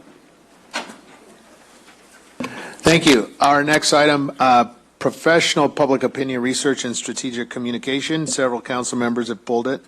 Councilmember Sanchez, Ibarra, and Councilman Figueroa. Mr. Sanchez. I think that this council made a mistake by not discussing with staff that maybe we wanted to see all bids that were considered when it comes to the professional services, both the survey as well as the public education services. I really want to see that, and I really can't, in good conscience, vote for this, not being assured that this is the most competitive bidder that we have out there. All I see here is basically just two that have been picked. Second of all, I think that we need to severely or drastically reduce the campaign for the public education services. How are we going to contract with them to do the educational campaigning portion when we haven't even had a chance to do the survey? I really do think that this campaign should be narrowed quite a bit, considering the fact that just for the educational, we're looking at $225 or $250. We just got rid of a public, what's the wording? Public campaign firm. Yeah, public marketing firm for roughly the same amount. I think we can't just be pulling money and then spending that recklessly elsewhere. So I strongly recommend that we actually, no, sorry, I will make a motion actually that we table this item and direct staff to bring forward all the qualified applicants who submitted a proposal to the city for the public opinion research, and that we reconsider the scope of the strategic communications and public education services to reflect our city's current fiscal situation, which means that I think we should definitely narrow the scope of this campaign. That's it. Thank you, sir. Councilmember Ibarra. No comment. I just wanted to pull it for a later date. Okay, Councilman Figueroa. My question has been posed as well, as far as we had 20 firms that were invited for the polling and public opinion research portion of it, of which 5 proposals were received. 23 firms were invited for the communication and education portion of it, of which 3 proposals were received. It's my understanding that when providing information to the council as far as contracts, RFPs, or firms, that the council is provided a list of those who submitted their information, but in this, with this item, that information was not provided. I'd like to just hear a little more information as far as how these decisions were made. And if indeed we did get the best price for what we're asking for. Absolutely. We'd be happy to share those with you. We went through our normal RFP process for requests for proposals on this. We interviewed the top 2 firms for the education campaign. I do want to go back to Councilman Sanchez, some of his comments. As you know, you directed us to issue this RFP for both of these services. Measure Z is going to be expiring in 2022. It's an $8.5 million loss to the city. So the purpose of this is to poll the community. The poll is not done yet. You can certainly weigh in on that. We haven't hired the company yet, so when we do, we would certainly let you have some feedback on what the polling would be for that. I think this is really important. It's important to get the best company. This is huge to the city. We talk about revenues and raising them. This is what will lay the groundwork for that election in 2020. I strongly urge you. I'm happy to show you the other proposers if you'd like to see them, but we did go through the process that the city normally goes through in selecting these. I would say that there was a lack of diligence by this council by not going to staff beforehand to properly vet beforehand, because I know that this was here just so we can vote on it, but we should have been asking to see all those applicants, see the prices, and then also come to an assessment ourselves. So that was our fault. That was our fault. We should have gone to you, but nobody here, I think, approached you for that, right? That's fine. Rebecca actually led this charge, and she has the companies, and she's happy to read them to you now if you'd like. No, I think we need to vet these through a process. So I think that they need to come back before the next council. We need to take a look at them. We need to see the pricing. We need to see all the resumes. I think we need to do that for the public research and the polling services. Really, genuinely, I don't think we should be spending right now $250,000 on a public education campaign, considering the fact that the city is going through this current financial situation. We really need to be doing this polling first. Councilman Charette. This is something that we cannot afford not to do. And it is not our job to vet these 23 firms. We just don't have the time to do it, with all due respect. It's not our job. We pay staff to do this. We pay the PD to run a PD, the police department. We pay staff to look at these firms. They bring us back some choices. They've vetted them. They've narrowed it down. We've worked with, which one? It was FM3 who did an excellent job for us on our charter, polling. This is critical that we not wait any longer to get this started, because if we sunset in 2022 this $8 million, you ain't seen nothing yet in terms of cuts. So this is critical, and it's a very, very highly skilled, highly scientific process, and these people, I know FM3 for one is excellent at what they do, and I trust staff that they've done a great job of vetting these, and so I'll move approval of this as it is. Very good. Motion and a second. Councilman Nichol. Well, I just wanted to give staff an opportunity quickly just to summarize the other firms. I know for every procurement, we usually provide a table of which firms submitted. I think it's only fair that we understand who those firms are. But I do support the floor motion, just to reiterate. This is so critically important. We cannot fumble the ball on this. We have to make sure we get the best possible expertise we can to make sure this is done and that it's successful. But if staff could read through those firms, please. Yes, thank you, and I apologize it wasn't included in your staff report. Just to walk through the 5 firms, for the polling firms that submitted proposals, we had FM3 Research, which we are recommending that you move forward this evening, EMC Research, Problitsky Research, NAG Campaigns, and William Berry Campaigns. So those were the 5 that actually submitted proposals. For the proposals that were submitted for strategic communication and public education services, TBWNB submitted an application which we are recommending that we move forward with. Sorrell and then Desmond Lewis Incorporated submitted proposals. We did go through an exhaustive and detailed review process that evaluated each of the proposals based on their proposal clarity, firm qualifications, staffing, understanding and methodology, cost and pricing and references, and had a review panel that vetted those applications, including a representation from fire, police, and the city manager's office. So I do want you to know that we did follow our normal process in evaluating and ranking those, and we feel that the 2 firms that we're recommending are the strongest qualified to be able to move this process forward for us. Just to clarify, so the process, what we'll start with is the polling component. So, and they certainly will work closely with the strategic communications firm, but we will start with an initial polling survey for the community to identify what the community will support in terms of a tax measure.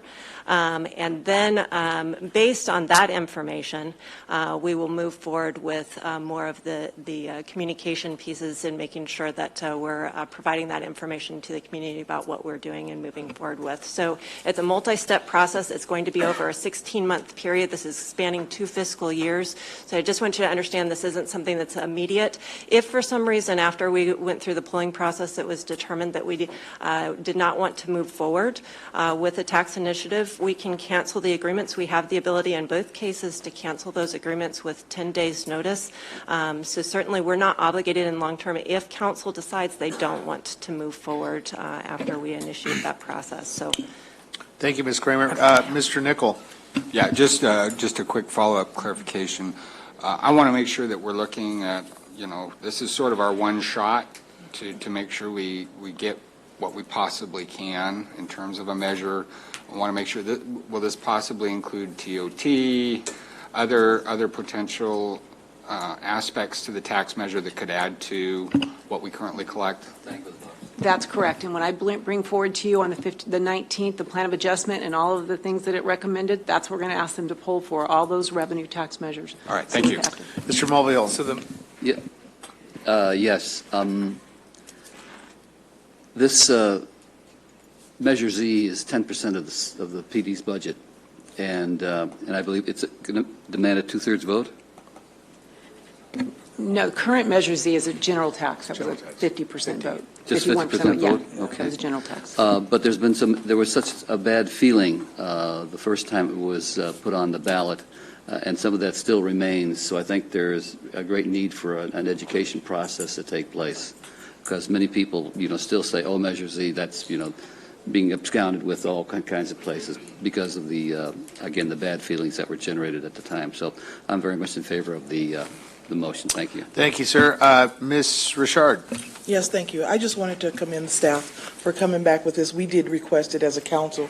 We requested that they come back with this information, and just to thank you guys for putting this up so quickly.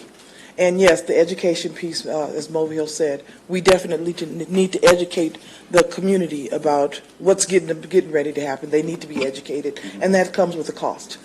So I also support yes, educate ourselves too, and that comes with the cost, and so I support the motion on the floor. Thank you, Ms. Richard. Mr. Sanchez. Yes, again, this campaign is a 16-month campaign. We need to narrow the scope. I do believe that the people need to vote to renew this Measure Z. We need that money, and I think people will back this up. But this is a 16-month campaign in an amount that's, what, $250,000?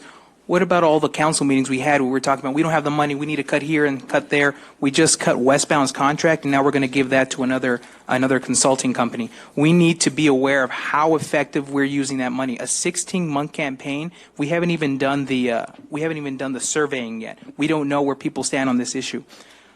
I didn't hear an amount. I didn't hear an amount for the surveys.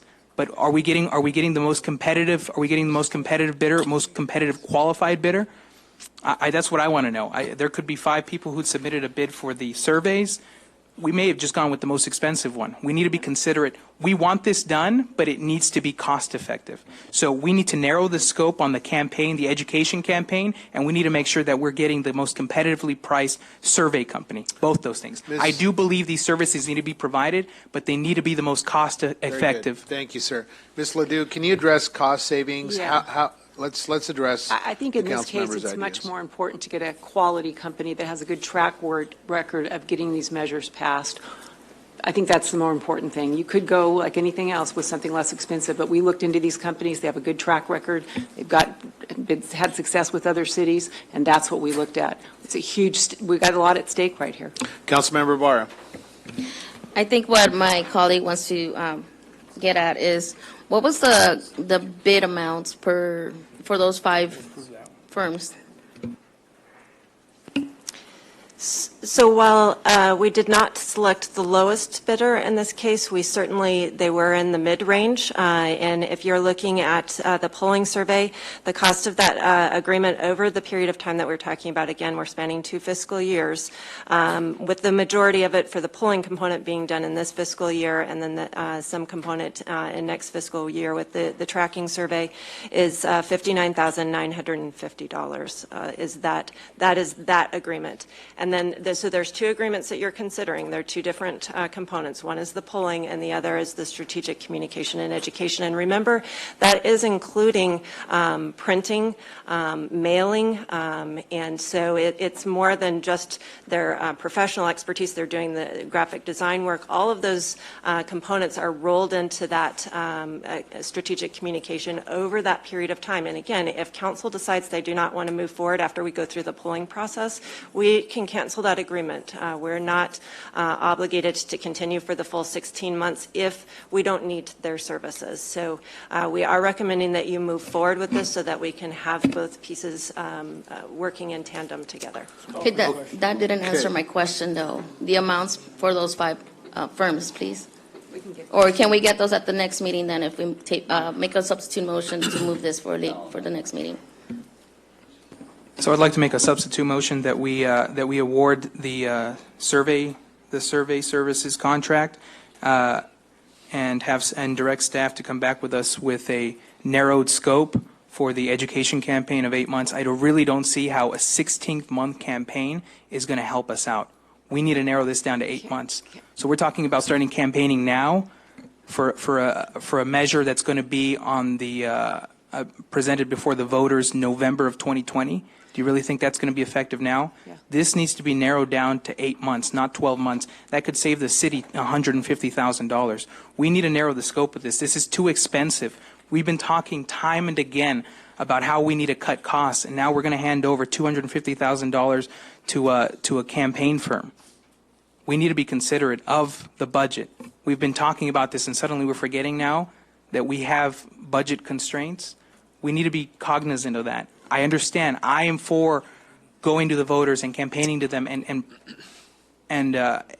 making the case that we need Measure Z. But this is way too wasteful. It needs to be narrowed. We have a substitute motion. Is there a second? All right. Second. Members, second.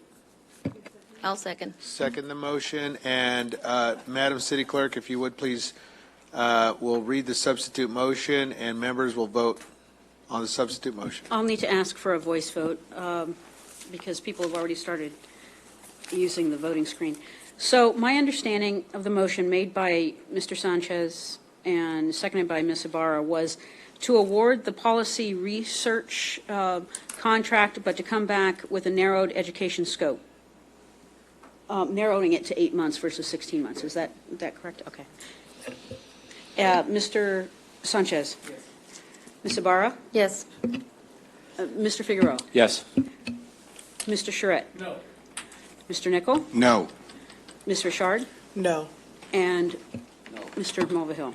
All right, the motion failed, and now we have the floor motion. Can I entertain a motion on the floor? Very We good. already had, I had a motion to approve, Mr. Charette, seconded by Mr. Mulvihill. Very good. The floor motion then prevails if members would cast their vote, please.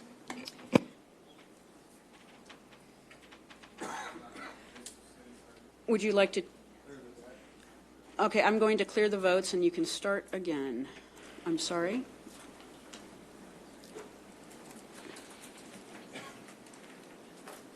Okay.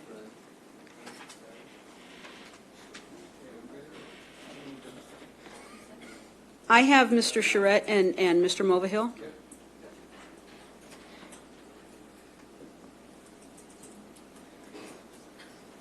And I'm still waiting for a single vote.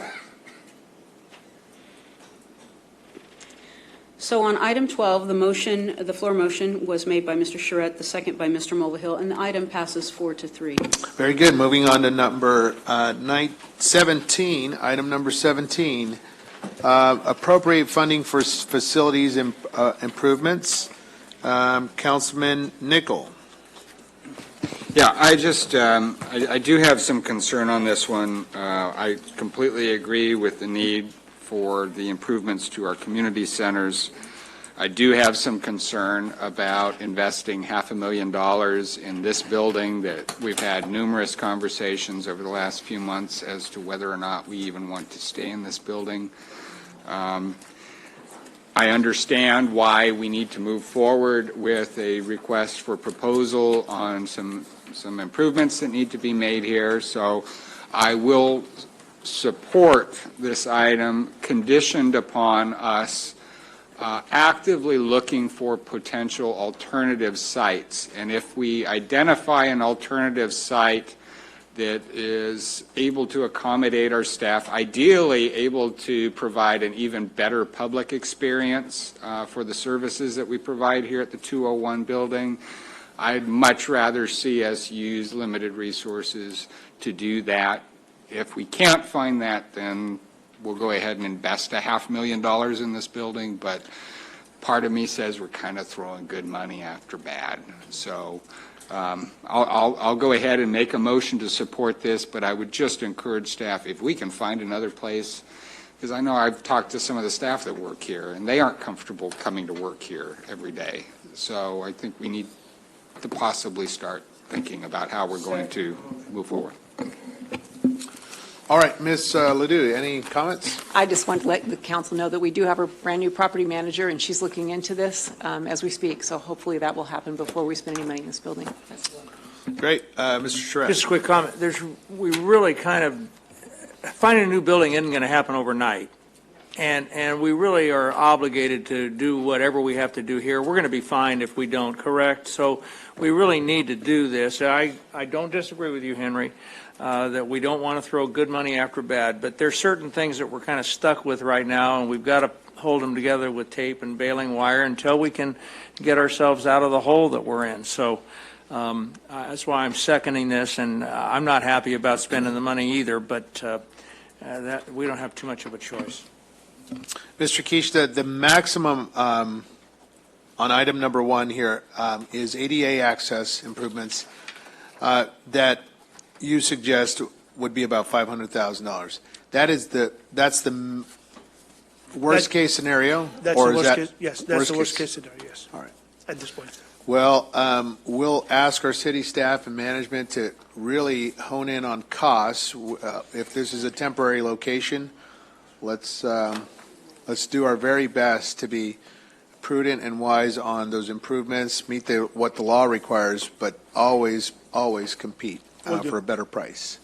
Thank you very much. All right, if members would cast their vote, please. Item number 17. Item 17, the motion to approve was made by Mr. Nichol, the second by Mr. Charette, and the item passes 7-0. Thank you. Item number 18, replacement of Meadowbrook Bridge. I do have some comments of my own on that, so if you would allow me, Mr. Nichol, and then we'll get to you. The concern that I have is, I expressed it with Mr. Tickmeyer, and I do have a couple questions. The replacement cost was covered by and reimbursed, as I understand, by an insurance claim that we made. That is For correct. the amount of $800,000 roughly. About 812,000, yes. $812,000. Now, this was, the fire occurred about a year and a half ago. Transients apparently had a bonfire of some sort, and the bonfire then, the bridge caught on fire. That's correct. The wood planks were then destroyed because of the fire, and now we've made the claim and done our assessment. The cost to repair, is it a like-for-like replacement? No. The current bridge that is constructed right now, it's constructed for pedestrian and vehicle transport. So we are proposing to exchange that to only pedestrian bridge with all metal. So anybody in the future and cannot go under the bridge and light fire, and it will be like open, like a grid, like a mesh, so the water can go through it. So we are changing the design of the bridge. And what are the, if we have $812,000 from an insurance check, what are the obligations to actually expend the money on replacement of the bridge? Ms. Ledoux? We checked into that yesterday after this question came up, and there is no obligation. The bridge does not have to be replaced. All right, and Mr. Tickmeyer, talk to us a little bit about Meadowbrook Park, the need for the bridge. Walk us through why should we replace it? Why should the city council, and what's the foot traffic? Talk to us about activities in the park. Share with us the case why this is an important part for this council to approve a $800,000 bridge. Well, I think it's important to first clarify and get support from Alex on this, that the quotes to replace the bridge have not come back to confirm that it's going to take the full $800,000 to replace the bridge. There's a good opportunity with the design that our Public Works Department is working on, that these funds are going to come in, the expenditure is going to come in significantly less than $832,000 to replace the bridge. So there's still an opportunity to have some excess funding, excess revenue to dedicate to other projects. And going back to the need for the bridge, access to Meadowbrook Park without that bridge is limited to 2nd Street and a small portion of Mountain View where it goes into the north. There is no access, there's no sidewalks, there's no access on Sierra Way, no parking on Sierra Way. There's street parking on the north side, on the 3rd Street side of the park, but the Warm Creek cuts off access to the remainder of the park. So any of our residents, any of our park users that would like to access that park from the north side or had the need to access the park from the north side would have to trek through the creek and up the hill on the other side to get to the other side of the park. A good example of the need was during our Veterans Day parade. We had the parade come down and enter into the park from the north side. They passed on 3rd Street, came down Sierra Way, and then on 2nd Street and entered into the park. A lot of our spectators in that event were parked along and were spectating from 2nd Street, and then had limited access and difficulty accessing the park from that north side, again, just as an example. But it really limits the access to the park without that bridge being there. The construction of the bridge to replace what was burnt out, will it somehow be improved so that a potential bonfire from transients would not then destroy the rebuilt bridge? Yes, that's correct. How so, Because- and what type of material will you be using? So the bridge, the reason why the bridge burned in the first place, because it was wood bridge that was built back in, 70s? Earlier than that. Yeah, maybe in the early 60s. We are replacing it with all metal bridge. That is, even if you're under it and you light fire, it will not go into fire. There's no wood in the new bridge. It's pre-manufactured off-site, and they assemble it on-site. So it goes, the design that we choose for this kind of bridge is to allow the pedestrian only. There is no vehicle anymore, no vehicle passing. So pedestrian and wheelchairs, walkers. Yeah, exactly. Can utilize the bridge. And the material, the bridge itself, the walkway, we use the kind of mesh material that is water will seep through, so you cannot camp under it. Okay. Yeah. Okay, I'll tell you, I'm very, I did question it to death in offline. I'm supportive of this. I talked to Councilman Sanchez. Councilman, this is a very important piece of our community here in the Meadowbrook Bridge area park of your district. I want to support you on that. I think this is something that we need to do. I just want to encourage our staff to sharpen the pencil, and if we can save money without creating safety impacts, that's the way to go. Mr. Tickmeyer, in my conversations with you, that you projected a rough estimate of about $500,000 for design, construction, engineering. Is that accurate? That is correct. So there will be a balance of about $312,000. That will go back to the general fund. Mr. Nickel? Yeah, I actually, I'm very familiar with the park in this particular area, and the bridge is more or less adjacent to 3rd Street. There's a very narrow strip of property along 3rd Street that then connects to the large balance of the park, which is the south side. The bridge really connects a very small portion of that. And I just know we're in a very tight budget environment, folks. I cannot justify even $500,000 for a footbridge that, quite honestly, I go down to that park, it's occupied by homeless people. I'm sorry, but it's not the part where you actually see families and where the actual parking lot is actually on the south side. That's where people actually park to go enjoy the facilities. So 3rd Street to me is just, it doesn't make sense. I mean, even when the bridge was there, it seemed a little like an odd place to have a large footbridge like that really doesn't service any particular area or need other than convenience for a few people that might park along 3rd Street and want to walk across the bridge to get to the park. The parking lot's on the south side. That's where you park to go to that park. So I just can't justify this. I think we can use $800,000 much more effectively in the parks program for the types of programs that we're cutting this year and the types of facilities that people really need. I don't hear people clamoring for a footbridge right now, but I do hear people clamoring for programs that are desperately needed to make sure our youth have something to do after school and in their communities. That's a much better use of $800,000, in my opinion. That's my opinion. Thank you. Thank you, Mr. Nickel. Mr. Sanchez, give me a moment, sir. I learned a new word today, and it's called not conflict, but it's called dynamic tension. Dynamic tension. That's the new word.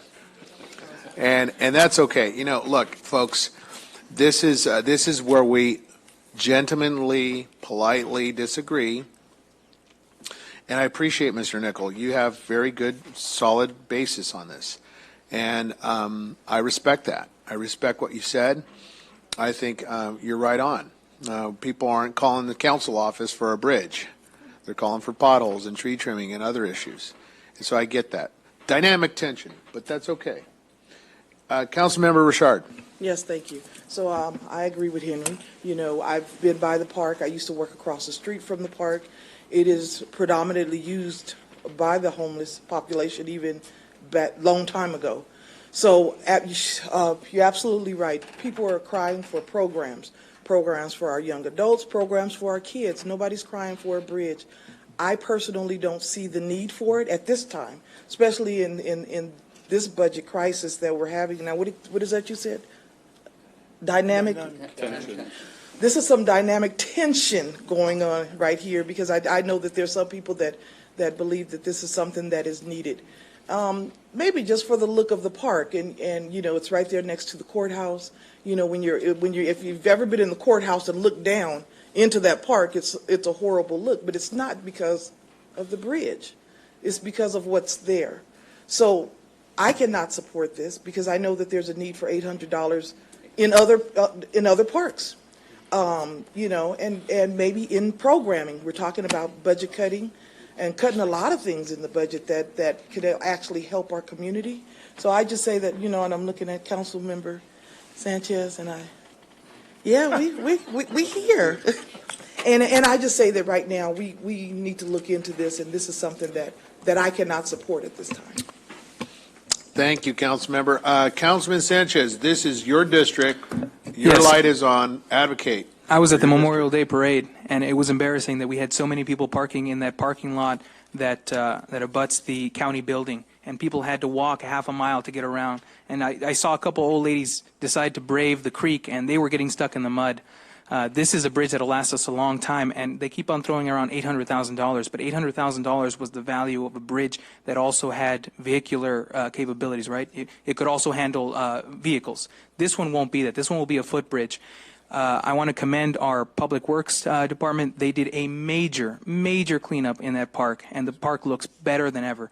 And I think we have two options here. We can just give up on a park in the middle of our city and say, well, we don't have the money for it, when we just spent $250,000 on a consultant for 16 months, but we don't want to spend, $500,000 for a footbridge to make major improvements to a park in the heart of our city. It really doesn't make any sense. We have to start thinking ahead. We have to start thinking in terms of 5, 10, 15, 20 years of our city's future. We should really consider this again because, when you have one point of access to our park and a park in the middle of our city, without this bridge, it makes no sense. That is giving up on our park, and that's a beautiful park. And again, the Parks Department, Public Works has done a spectacular job with the tools available to them. We need to provide them the option to be able to put that bridge in there so that there's access from several points onto that park. And I move to approve this. Okay, there's a motion for approval of the floor motion. Is there a second to that? Is there a second to Councilman Sanchez? I'll second. All right, there's a second. Councilman Charette. Yeah, I, along with, at least it looks like roughly half of my colleagues, I'm not going to support this either right now. First of all, $500,000 that sounds like a lot. And I know that it's a different type of bridge. Is there going to be a cost associated with the cleanup of the fire? Have we done that yet? Is there still some cleanup in order to get rid of the debris and make it look like there was never a bridge there? Because we certainly don't want to leave it looking like it was like a burned out, bridge that's not cleaned up and taken care of. That is correct. If the council decided not to go with this item or with the bridge, we need to allocate some money to remove what we have. And certainly it'd be part of that $800,000 we'd use to do the cleanup and remediate that problem, that process. Again, I don't think we're just completely ignoring our parks because I haven't seen it, but you just made the comment that it was cleaned up and staff did a great job and it looks great. And somehow I think people that are going to use any of our parks are going to figure out a way to get to the part of the park that they want to. Certainly we want to make things as convenient as possible and make it as nice as possible. But I agree with my colleagues that have said that right now I think this kind of money can probably be used more effectively somewhere else without having a huge detriment to that park. So I won't be supporting it either. Okay, Ms. Ledoux. I would just ask if you don't vote for the bridge that you allow us to appropriate enough money for the demo, and I believe the design work's already been done as well. That'd be my substitute motion. Okay. I'll second. What? The substitute motion is basically to not approve building a new bridge, but to, of the 800,000, and that maybe will probably have to come back unless it's a small amount that can be done, appropriate enough of the $800,000 to do any of the remediation that needs to be done. And pay for the design work that's already been done. And, yeah, if we've already done that, yeah. Looking at with much have we demolition done? and How much have we architectural done? work. The design and the removal estimated around 150,000. 150,000. We're looking at a bridge that's going to be 500, so we're saving $300,000. We just spent 250 on a consulting firm. All right. We're saving $600,000. Okay, we have a substitute motion, and how about this? Let's talk, or hear from council members who have not spoken on the item. Councilmember Barra, Councilmember Figueroa, any comments? Sure, I have been at the park. I went on the Veterans Day Parade last year. Unfortunately, we had one of the constituents break her ankle. There was not potholes, but gopher holes that she stepped on. I constantly drive down 3rd Street. It's on my way home, and I see what's going on in that park. Right now, I can't support doing the new bridge, but I will support my colleague Charette on, getting that remainder of the bridge brought down. Maybe in the future we'll build another one, but right now it's not feasible. We used to have the Veterans Day Parade at La Placita.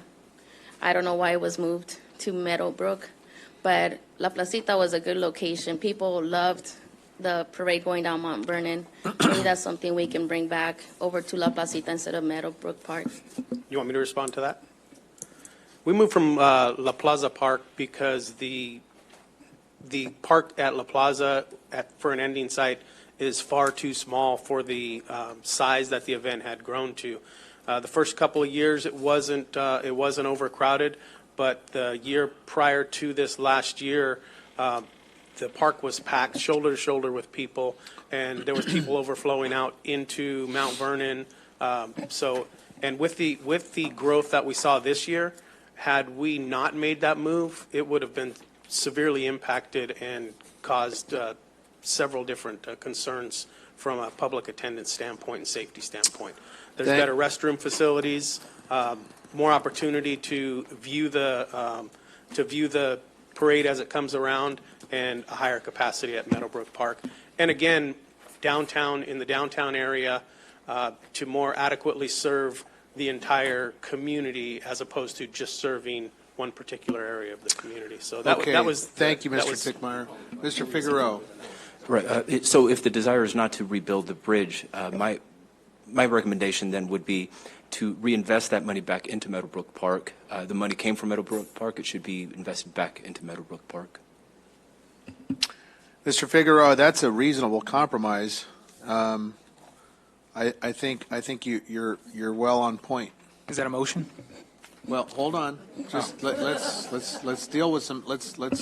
We have a floor motion that was first and second. Now we have a substitute by Jim and Fred. So let's kind of work on this, folks. Let's unpack it. We'll spend a few more minutes on it. My other suggestion here is we don't still clearly know the demolition cost and the exact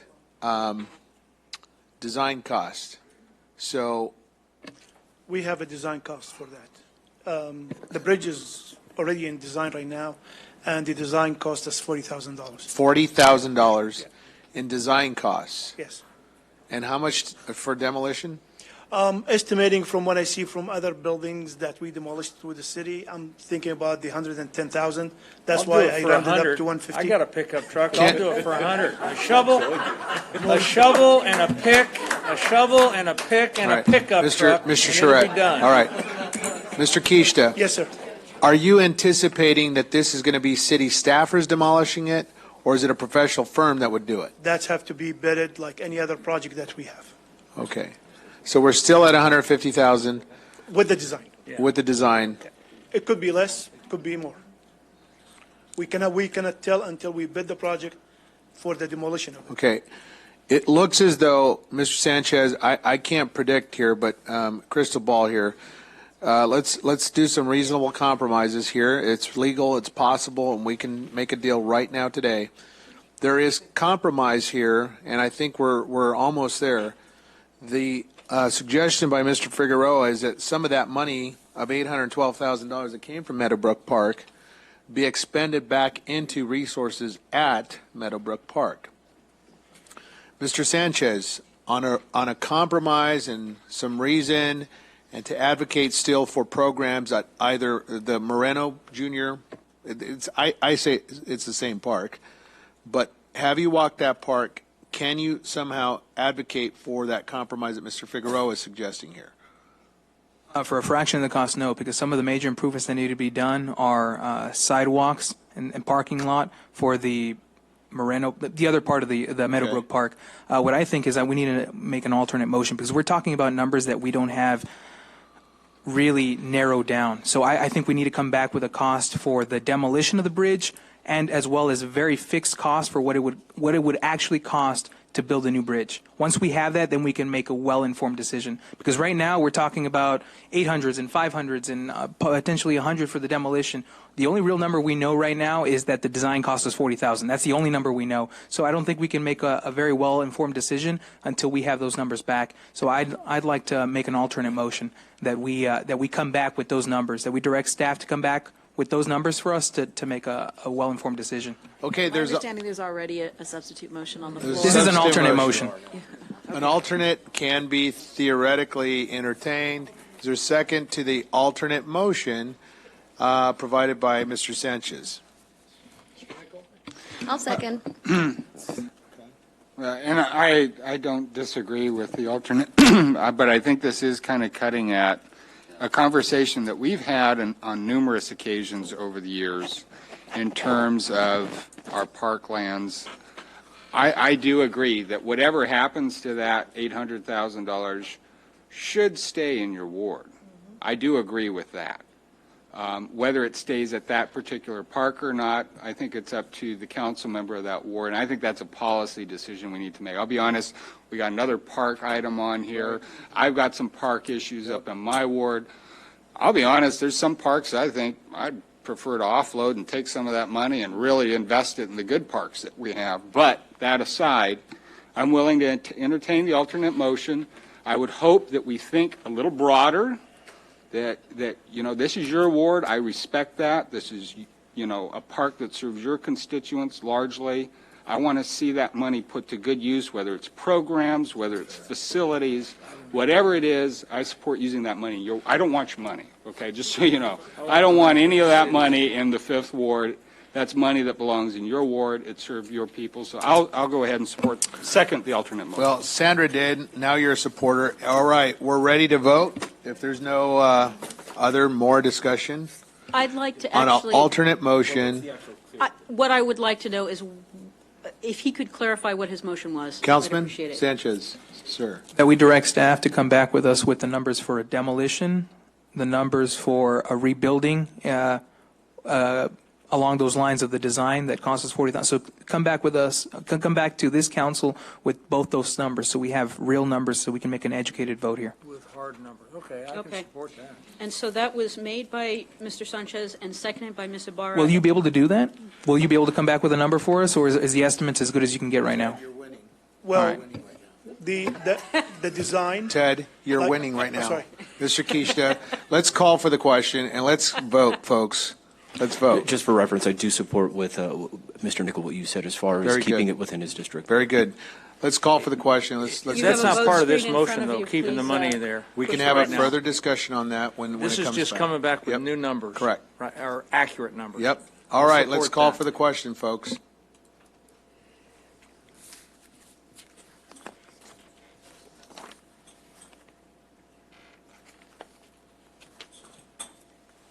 On item 18, on the motion, the alternate motion made by Mr. Sanchez and seconded by Ms. Ibarra, the item passes 7-0. Great. We win. That is a great deal. Councilman Sanchez, thank you, Council. You entertained what a great alternative, and that was a great move. All right, number 19, that was pulled by Councilmember Sanchez. Item number 19, setting the 2019 regulatory fee rate for sale of fireworks. Mr. Sanchez. Yes, so we're going to be estimating a revenue from fees charged set by the municipal code at $60,000. Costs are at $67,000. I know a lot of speakers spoke here that that money's not going back. I'd like to know where that money's going and see if we need to make a change to the municipal code so that it reflects something that will cover the additional costs. I'm glad you asked that question because I'd like to clarify for the audience as well. If you turn to packet page 2234, it's an attachment to the resolution. It breaks down the costs. Those are actually costs of our police department. Tanya Roma in our office works with the police department every year to determine how many people they need each day. And so $49,500 goes to the police department for overtime. And then there's another $5,000 that goes to our business registration department for processing the fireworks booths. And then lastly, there's $13,000 for the educational campaign that's required to make folks aware of illegal and safe and sane rules in our city. So that money does go back into the Yes. city coffers because Yes. there's talk that it goes somewhere else, it Yeah, goes to the that's- state, that's not true. That's surprised me. This budget is for our general fund. Okay, Correct. all right, so that's what I thought. All So, right. I think that we actually need to be taking a look at the municipal code, because I know it caps it at 10%. I think that maybe we need to go to 12% to cover that, because right now, the city's out of pocket $7,923 for an event that we're not sponsoring, it's just a cost to us. So we need to make an amendment to that municipal code, so that, I think maybe 12% would be more than enough to cover it. So I'd like for this dais to consider making amendments to that municipal code. We can certainly look at that for next year. Obviously, we're getting too late in the season for this 4th of July. Councilman Charette. Just quickly, I'll move this and get it and make the motion. But there was said earlier that about fines and what other cities do and what fines, and certainly I was very interested in that. And I do want to, these illegal fireworks, and I stress the word illegal, not safe and sane, not a sparkler on the ground or whatever they do, those ground things that they sell, that the nonprofits do profit from. And if we didn't do it, we'd be killing their funding or helping to hurt their funding, and we would lose that $60,000 or $70,000 that goes to overtime and dealing with the issues. But I do want to put a real bite in the penalty for when we catch these people, so and send a strong message that way that they won't be. I've said this 2 or 3 years, and I'm fortunate to have a home up on a hill that oversees almost the whole region. And the 4th of July from my house, it's not just San Bernardino, it's just not north of the 210. It's Highland, it's Colton, it's clear out to Yucaipa, I can see, Redlands, and it's the illegal ones. Anything that goes bang and that goes in the air is illegal. And so I support really having some heavy fines and heavy penalties for wherever we can, and whatever we need to do that, I would support. But I do support this going forward tonight and make the motion. Okay, very good. Councilman Nickel. No, I just want to see us increase the fine. Let's make it a $10,000 fine. We've had this conversation for years. Let's just do it and get it done. I made note of that comment as well, and I'll look into it and compare right, to thank you. ours. Okay, there's a motion. I don't hear a second. Very good. And final comments? Members would cast their votes.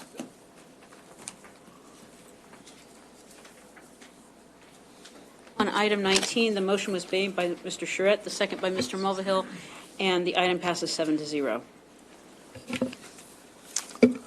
Okay, very good. Moving on to the staff report section. Remember, you had that one that was moved out of the consent calendar, number 16. Oh, I'm sorry. Okay, so let's go into our staff report. Item number 16, we will hear from our staff on the approval to submit a grant application in the amount of up to $8.5 million. Ms. Ledoux? Jim Tickmeyer will be presenting on this Great. one.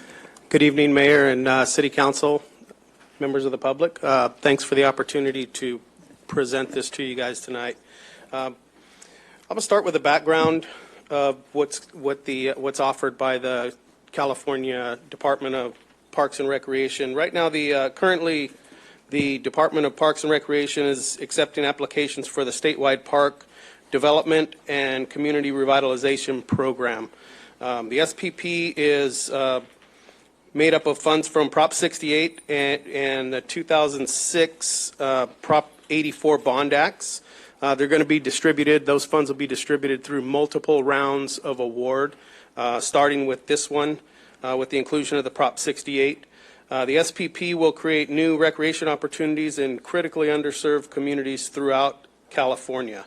The grant funds range from a minimum grant request of $200,000 and a maximum grant request of $8.5 million to eligible applicants in the state of California. The SPP grant by itself is able to fund the eligible projects. In other words, there's no grant match funding required to complete the projects. In order to be considered for funding, the city, I like to call it, would be required to submit the comprehensive grant application by August 5th of 2019. Now, it's a complex application process that has several different scoring criterion. The three most prominent scoring criterion are as follows. It's community challenges and project benefits and readiness.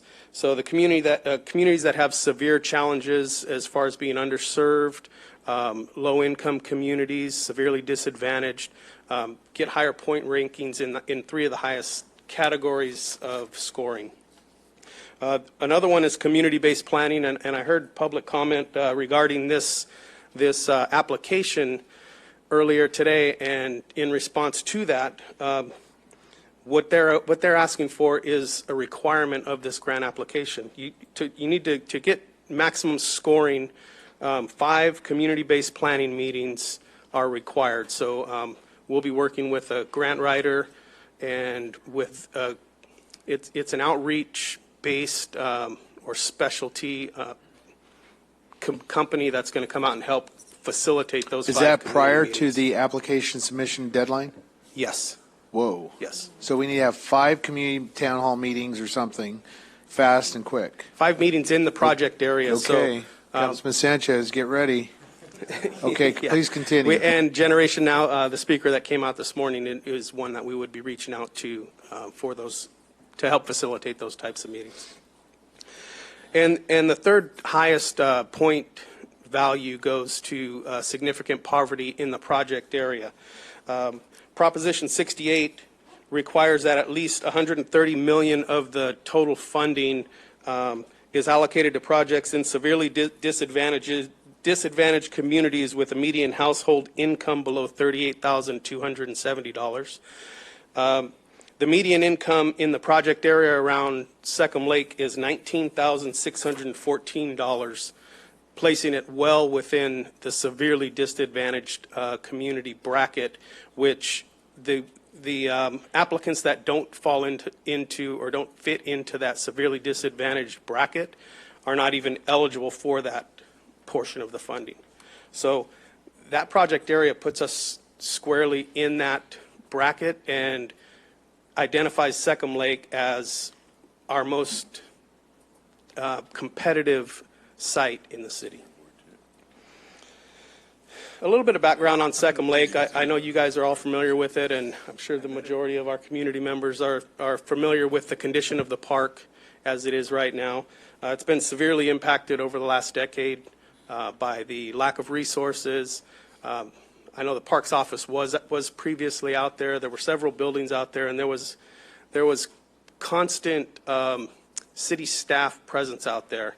With the concentration of our organization and fitting everybody into the buildings that we're in now, through the years, the Parks building was demolished, and there's no longer there's no longer a staff presence out there that there used to be, and it's resulted in a severe downfall in the park, and that has caused, the condition of the park has caused a lot of challenges in the park itself. It's attracted undesirable activity within the park, and that's impacted the surrounding areas of the park, the surrounding businesses. It impacts their ability to draw customers into their place of business, and just doesn't provide safe recreational opportunity for our community as that park should.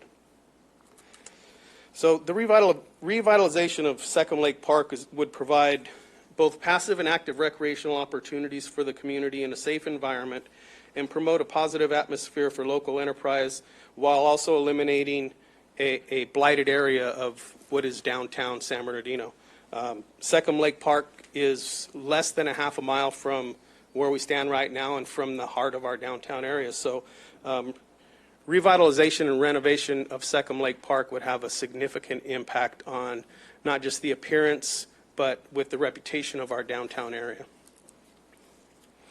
A quick rundown of the proposed scope of work and some of the items that will be included in the detailed scope of work is going to be replacing the entire irrigation system of the park, all of the electrical and lighting systems, renovate the landscaped areas, replace 2 playground structures, renovate the restroom buildings, renovate the 2 bridges, fix approximately 6,200 feet of damaged sidewalk, install a perimeter safety and security fence, repair the floating fountains in the lake, and renovation of the gazebo and amphitheater.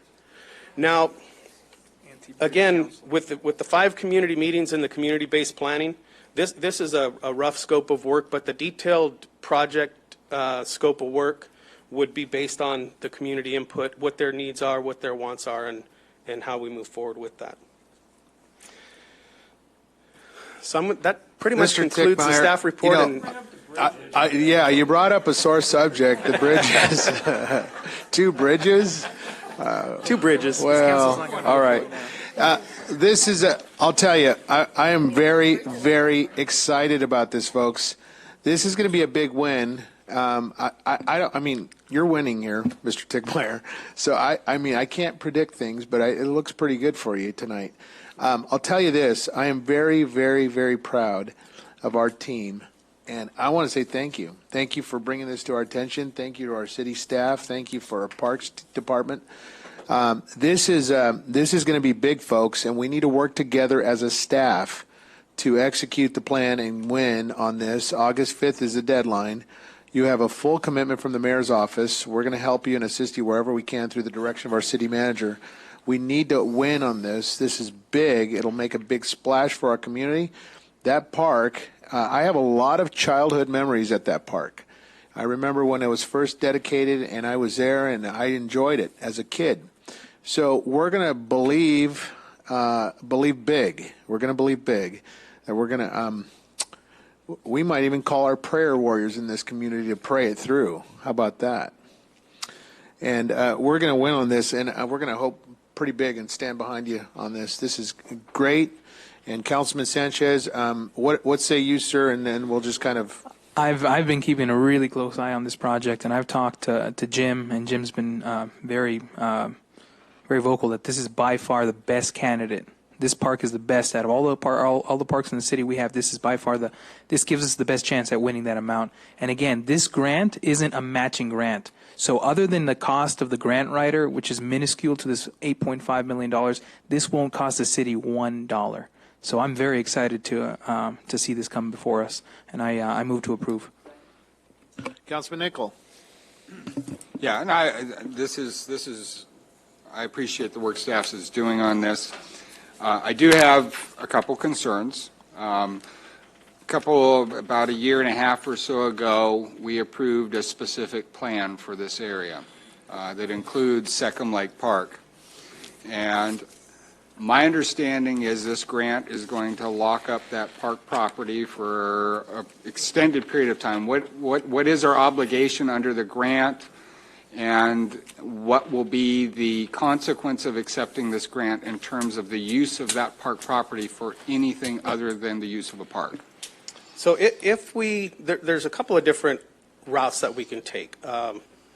We can design the improvements in the park to avoid areas that could potentially be developed for mixed use. But there's also, in the administrative guide, I did take some time to look into that and see what type of commitment we're going to be making. So I'll just read real quick under the use of facilities out of the administrative guide. The grantee agrees that during the contract performance period, the grantee shall use the property acquired or developed with grant monies under this contract only for the purposes of the grant and no other use, sale, or other disposition or change of the use of the property to one not consistent with its purpose shall be permitted, except as authorized by the state, and the property shall be replaced with property of equivalent value and usefulness as determined by the state. So there is, it's not completely concrete. If later on down the road we did want to change the use, we would have to petition the state and we would have to offer up equal opportunity, equal value parkland somewhere else. I would like to entertain the exclusion of, there's approximately 20 parcels or so that compose Second Lake Park. The northern portion of the park, just across the street, south of Pioneer Cemetery, is largely vacant. There's the baseball diamonds on the east side.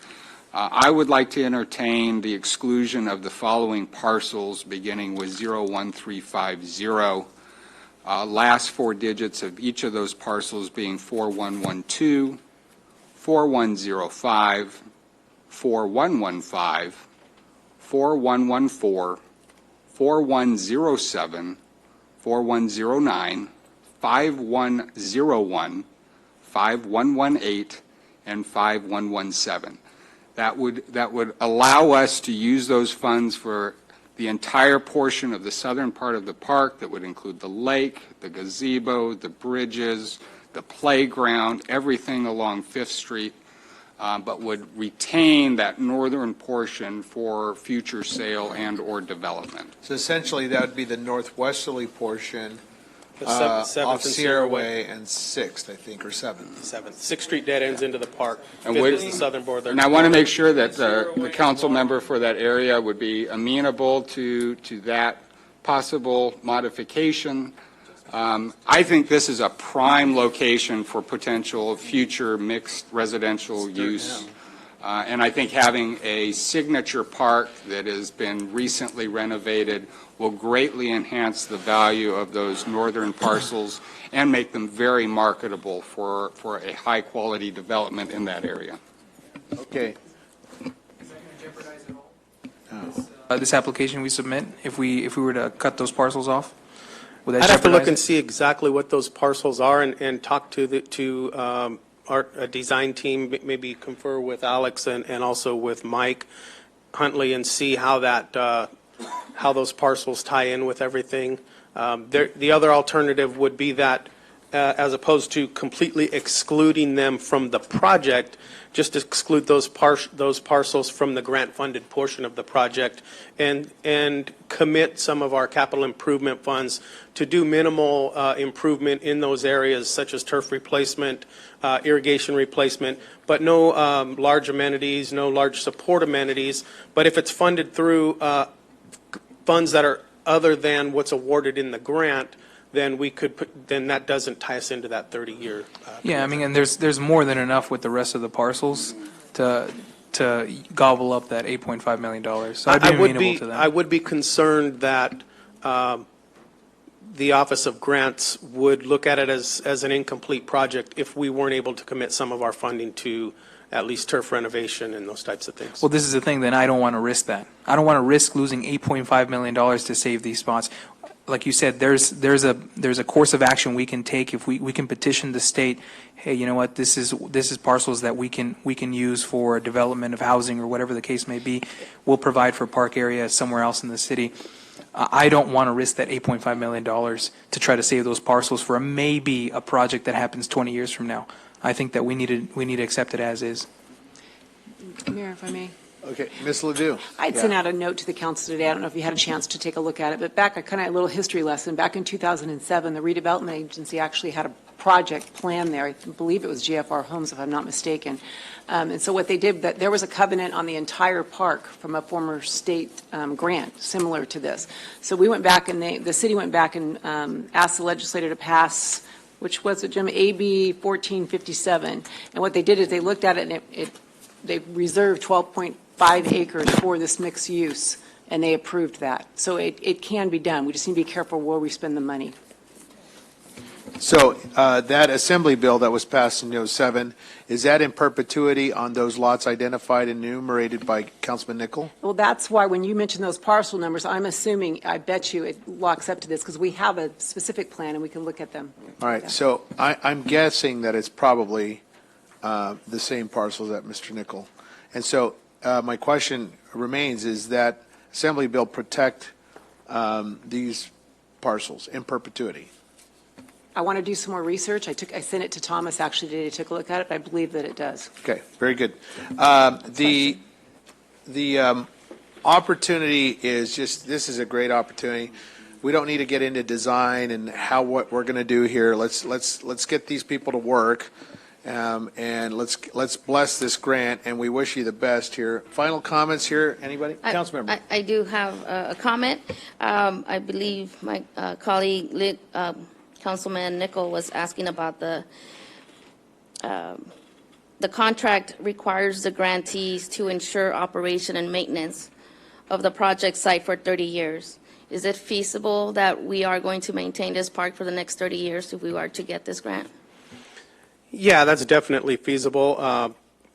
Honestly, we have quite a liability, quite a commitment, maintenance-wise, whether it shows or not, from an aesthetic standpoint at the lake right now. We have daily trash service that goes over there. It gets the same level of maintenance that all of our other parks do. It's just a more difficult site to maintain because of the condition.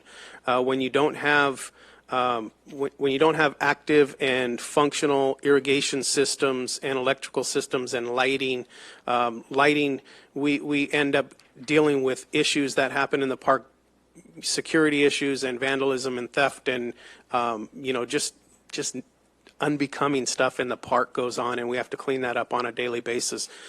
With the lack of irrigation, when you're cutting 40 acres of weeds as opposed to, finished turf surfaces and landscaped areas, the maintenance is much more difficult to maintain on a site like that, as opposed to a good example is Bryce Haynes Park. You've got a lot of low maintenance areas in there. So yes, that is my only definitely concern, possible. especially when you said on your statement about how maintenance stopped at the park. And so I want to make sure that we are abiding by that 30-year Yeah, we would be committing to a 30-year commitment. Okay. Again, there is a provision in the contract that does allow for transfer of property and replacement with like property too. Very good. Councilmember Richard. Yes, thank you. So, Jim, you mentioned the absence of staff being at that park like it used to be back in the day. Is it possible to write something in the grant where you can put a trailer there, and maybe the Parks and Rec Department can actually work out of that park? Can that be a part of that grant?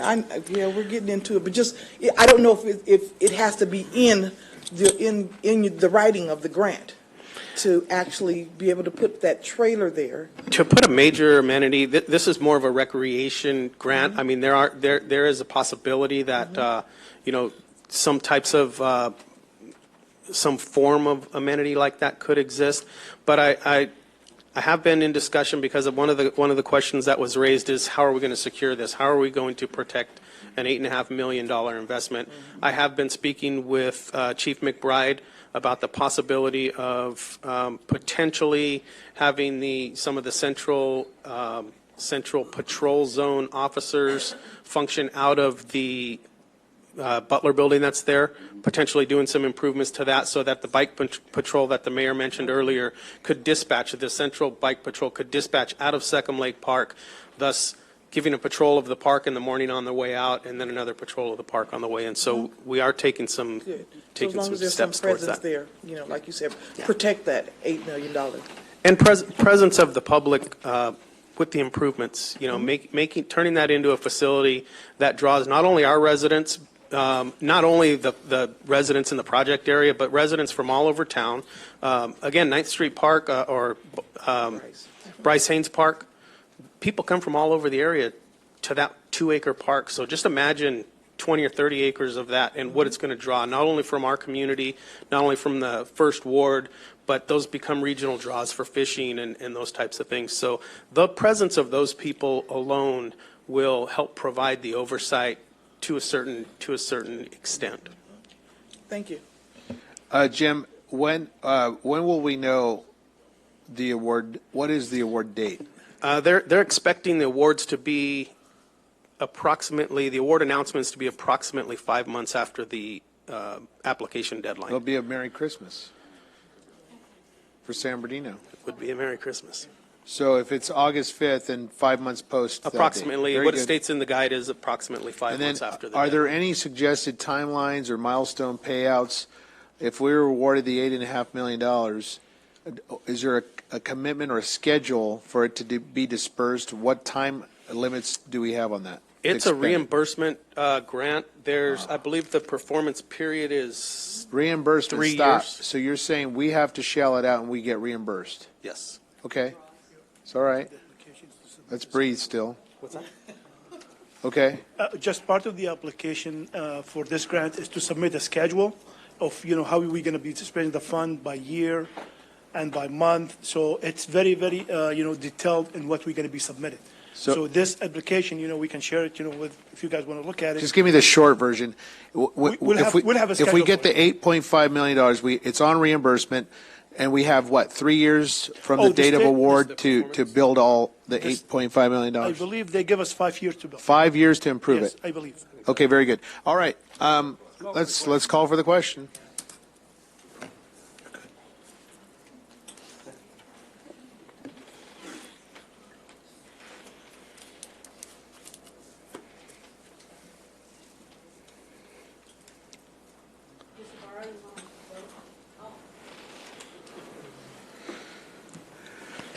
On item 16, the motion was made by Mr. Sanchez, the second by Mr. Mulvihill, and the item passes 7-0.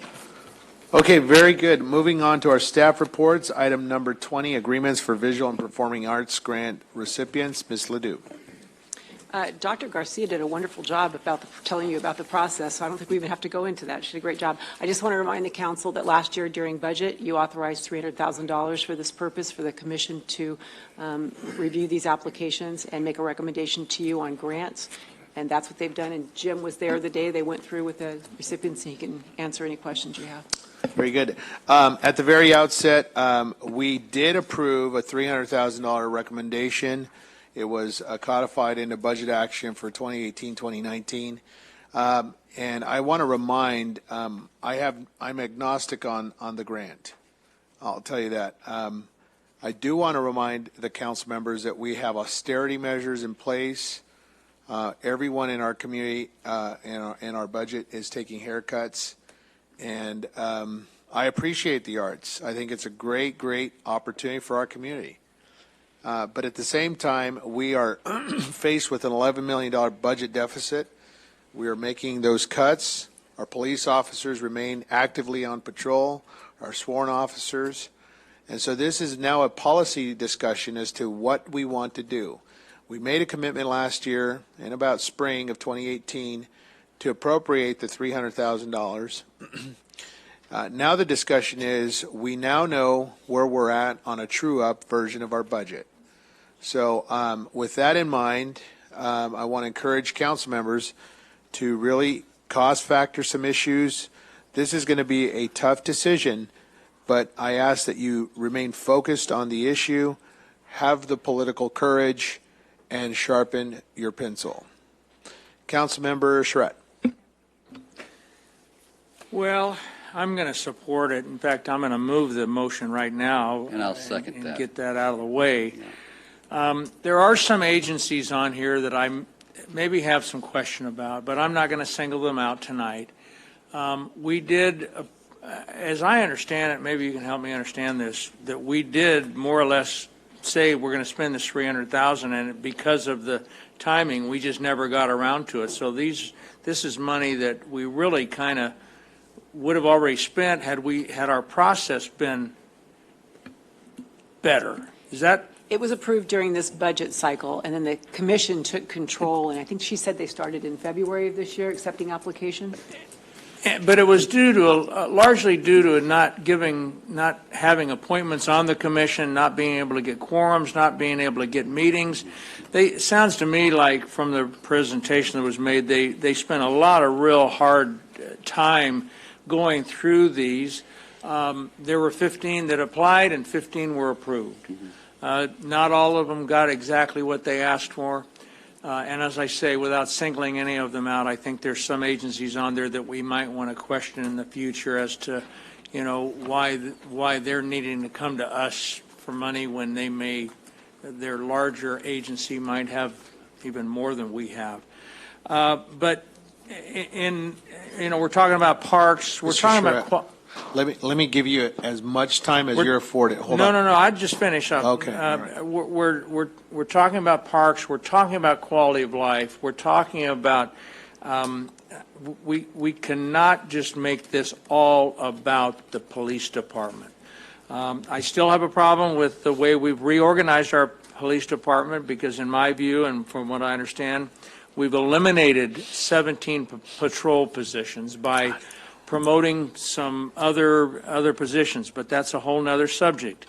This is $300,000 out of $120,000 or $30,000 for quality of life and for youth and for those types of arts and things that are going on. So I understand your concern with being frugal and fiscally responsible, but every dime can't go into, there are other places I know that I know where we could get another $300,000 real quick, but I'm not going to bring that up right now either. So I'm going to support it. I make the motion, and that's as much as I really have to say. Okay, and just for point of clarification, Ms. Hanna, council members get 5 minutes time allocated, so I just want to be mindful of council members' time, so. Correct. And I just keeping want to. track. Okay, thank you. Because I really want to, if you have 5 minutes, Fred, you got 5 minutes. All right, so next council member, Mr. Nickel. Yeah, I fully support the arts in our community. I did request last year when I approved this $300,000 that the money be used to leverage additional money. What I don't see in this item is how our funding is being used as either match or leveraging other funding. And I didn't hear it in any of the comments tonight. How much of this money, how much is this being used to leverage additional funding? Because I'll be honest, I'm not comfortable just dishing out money. I made it very clear last year, I want to make sure this money is used to leverage additional grant funds. I don't see anything in this item that shows that this money is being leveraged to use anything other than the allocations that are being recommended. I don't know what the exact amount of funding that's being provided outside of the grant. Each individual. My intention was to use this funding as matching grant, as matching money. It looks to me like that didn't happen. That we're just basically writing a check and they're using the money and it's not being leveraged. That was not my intent. If that didn't happen, I cannot support these. And I'm looking at Cal State University. We have a $125 million budget. I just looked at their budget. They're pushing about $300 million. I look at San Bernardino School District. They're pushing $700 million budget. Okay, and they're asking us for money. Part of me says, who should be asking who for money here. I'm a little uncomfortable with this. If they didn't leverage the money, I'm looking at some of the recipients here. I'm not comfortable with this. I don't think this meets the intent of certainly my vote to approve these funds last year.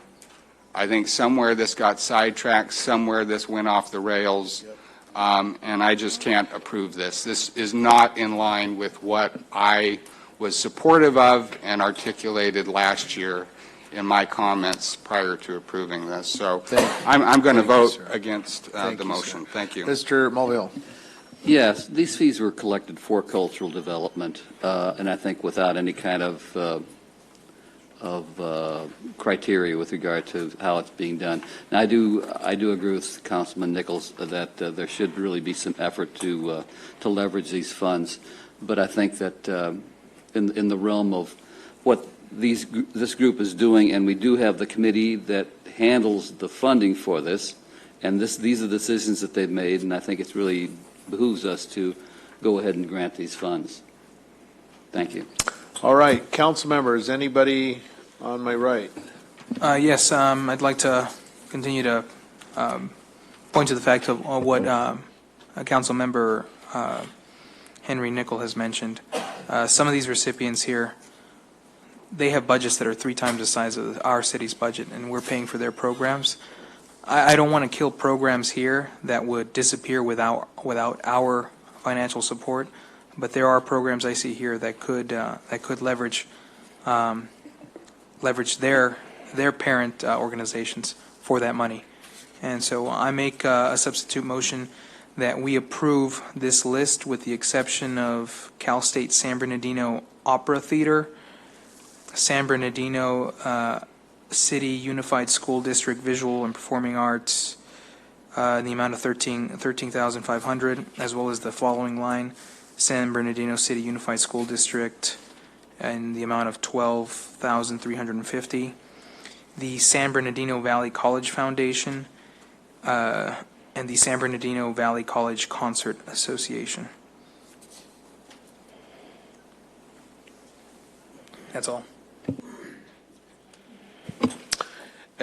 Any comments, council members? Councilmember Ibarra. Sure. We also have the Booster Club at Cajon High School. Maybe they can ask the school district for some funding for the Booster Club. But, you know, we are trying to promote the arts. I was a former fine arts commissioner myself. I think it would be nice to offer at least some funding to some of these groups that don't have the support that they would otherwise. I personally went to their interviews on that Saturday morning. It was from 9 a.m. till about maybe 2 or 3 p.m. in the afternoon. I had to walk out for a little bit, but I was impressed with a few. San Bernardino Teen Music Workshop. Those are our local students that go to Disneyland and perform and put the name of San Bernardino on high. That is the original title. Their title is San Bernardino Ms. Ibarra, but they're also funded by the city school system. The San Bernardino Teen Music Workshop? Yes. Because that's, okay. Well, I was very, very impressed with them. I was very impressed with the Sinfonía Mexicana, the little gallery. I mean, they're just getting started, and they are promoting the arts in our downtown. Also, the symphony orchestra is another one that impacted me when I was there during their interview process. City of San Bernardino Parks and Rec, I do know the hard work they do with the community, at the community centers for the children after school. We want to prevent crime and intervene against crime. I think we should at least consider some different, if you want to leave some out, fine, but at least try to give some of those that we feel are going to be most impactful in our community for our young people to get involved with the arts instead of joining a gang after school or not having anywhere to go. I mean, that would just be where I'm coming from. I believe the arts is essential for our city, and if we're going to take the route of having them do a matching grant, then let's let them know before we give them the money that they have to have a matching grant in place. That would be my suggestion as well. Thank you. Very good. Thank you, Councilmember Richard. Yes, thank you. I don't think that there's, well, I can't say that either. I was going to say, I don't think that there's anybody up here that supports arts more than I do, especially when I was born, I was raised up in the arts. However, how much I love the arts, I also love our staff members we're cutting our budget, we're cutting staff, we're laying people off. And we really need to think about that. We need to think about the services as a whole that we have to give to our city. Now, Henry Nickel mentioned about the match grants, and I know that when you look at the list, there's a lot of these people on the list that don't survive just by our funding. And I know that there's been several on the list that I've even offered to help them and assist them in applying for other grants that can, in the tune of $15,000 that they could have been awarded, but haven't received information. So I think that there's other avenues out there instead of the city just forking over money.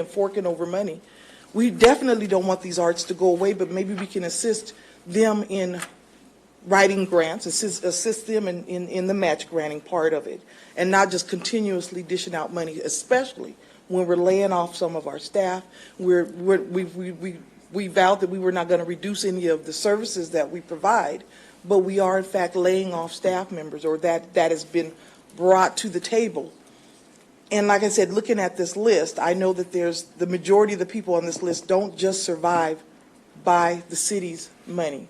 And when we, like Henry said, it was supposed to be a match grant coming forward, and that didn't happen. And we have to be mindful that these are when something is said, we need to do it. If we said this was going to be given under contingency that there was a match grant, then that's what we should have been doing. And I know that the Parks and Rec, the commission got together and they did a wonderful job, as Ibarra said. But at the same time, we're talking about we asked every department to cut their budget. And then we cut the city's budget, the staff's budget, we're laying off staff, and then we do this. This doesn't make sense. And I think that we need to help all of these people that are on this list, introduce them to other fundings and other ways to get grants to promote the arts. Thank you. Okay, very good. Councilman Nickel brings up some very good points. We are looking at $125 million budget here for our city council. And the issue is that there are resources available from City Unified School District, from the Cal State system, and yet there, I believe, is a duplication of resources. The ability for these nonprofits should be, I think, focused in on the assets that they bring to community versus, and they have a story to tell. There are individuals in our community that do excellent work. They provide a great service to our community. And I have always been in favor of encouraging them, rather than go to government, go tell your story to Wall Street. Go tell your story to the corporate America. That is the opportunity for you to gain a lot of more money than what a city can afford. But the challenge that I've heard from nonprofits, well, then that requires us to do more work. Well, then that's on our nonprofits. I can't help you there. I can't do that for you. And city government shouldn't bear the burden for the lack of a vision on the part of the nonprofit to seek those corporate funds. It's not fair to the city. It's not fair to our taxpayers that we hold the bag for nonprofits. So, having said that, I know that's bold, but I think the spirit and intent and heart of what I just said is we believe in our nonprofits. There is a good cause for you to go raise money, and we want to encourage you to do it elsewhere. Our community is already certainly impacted, and so let's bring this back. Any other council members? We have a motion on the floor motion. Mr. Sanchez, you have a substitute motion here, and can you help us bring this home? You don't have a second, so if you want to gain support, you'll have to reiterate your cause here. So I don't have a second on this motion? Not yet. All right. The motion is to grant these funds with the exception of Cal State San Bernardino's Opera Theater, the San Bernardino City Unified School District's request for the $13,500, the $12,350, the San Bernardino Valley College Foundation, and the San Bernardino Valley College Concert Association. Do you have a total on the savings of that, Mr. Sanchez? I don't. And is there a second to that amendment? I'll second. Okay, so there's a second. And Mr. Sanchez or somebody we run a tabulation. What are the cost savings there? We're down from 299,813. And what would the new number be on the cost savings with the substitute motion?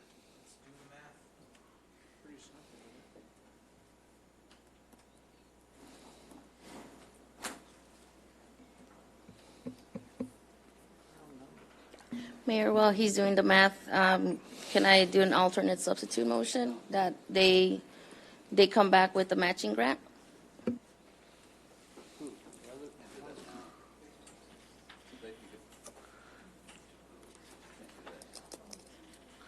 Okay, I don't hear support for that.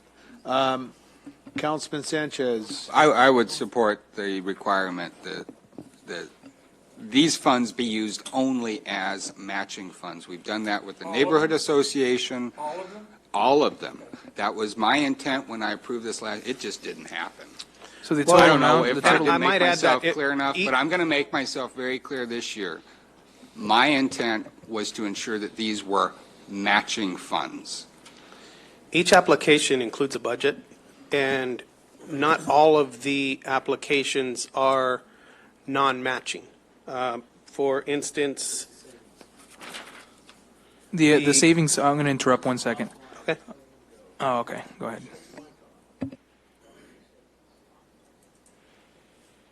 for instance, the visual and performing arts grant application that was submitted by the Sinfonia Mexicana has an amount of grant requested at $20,000 and a total organizational budget for the fiscal year of $61,850. So there's 32%. They're basically asking us to supplement and add 32% to their budget. So if there's a percentage that you would like to possibly impose, that wasn't something that was done in the past, but I think I made it very clear last year, and anybody who watches the video last year will understand. I think I made it abundantly clear. Yeah, my position is, I think I said somewhere around 50% that they should generate at least twice the amount that we're committing.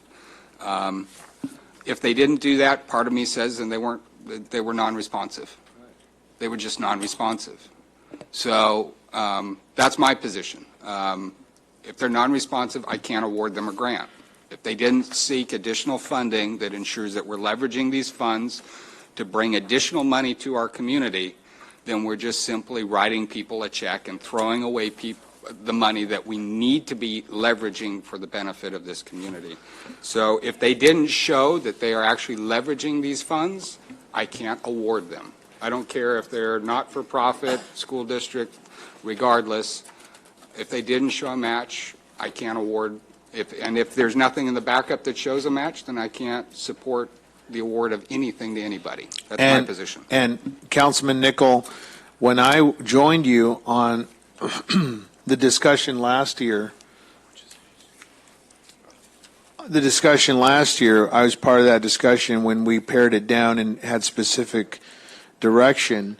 We also suggested that the grant committee not duplicate services, and that these services should not include services rendered by San Bernardino City Unified or a educational entity that's already funded.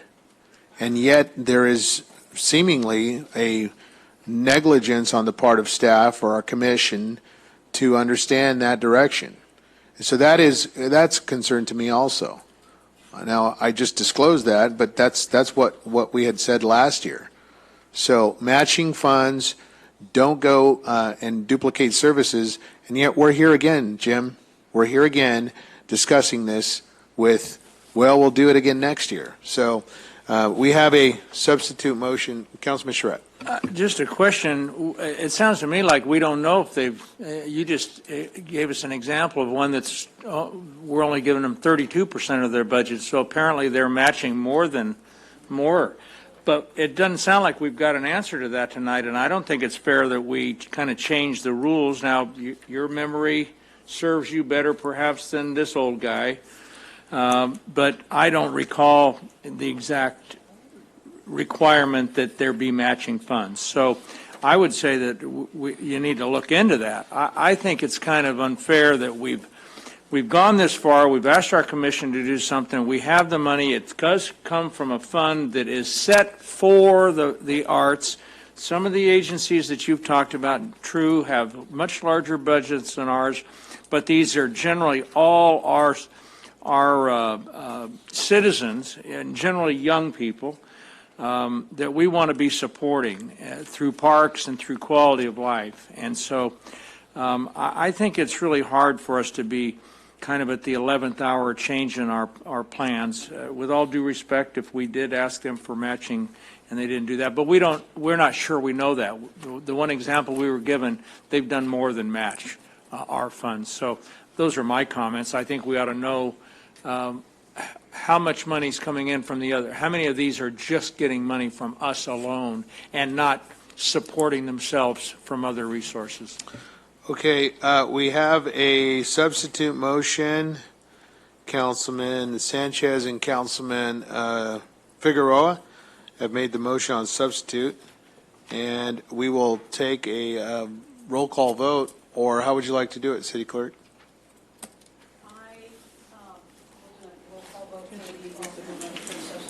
And if you would, can you reread the motion? I can. So it was made by Mr. Sanchez, seconded by Mr. Figueroa, and it was to award the grants except for the CSUSB Opera Theater. The San Bernardino City Unified School Districts asked for $13,500. San Bernardino Unified School Districts asked for $12,350. The San Bernardino Valley College Foundation and the San Bernardino Concert Association, Valley Concert Association. So, Mr. Sanchez? Yes. Ms. Ibarra? No. Mr. Figueroa? Yes. Mr. Charette? No. Mr. Nichol? No.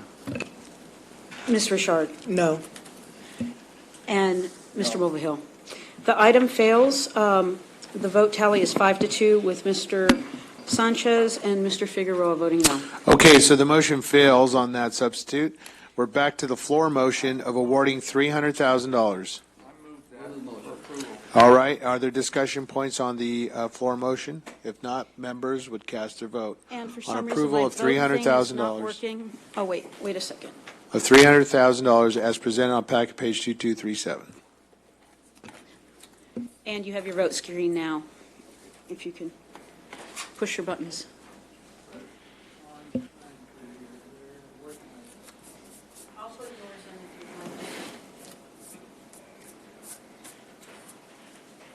Okay, so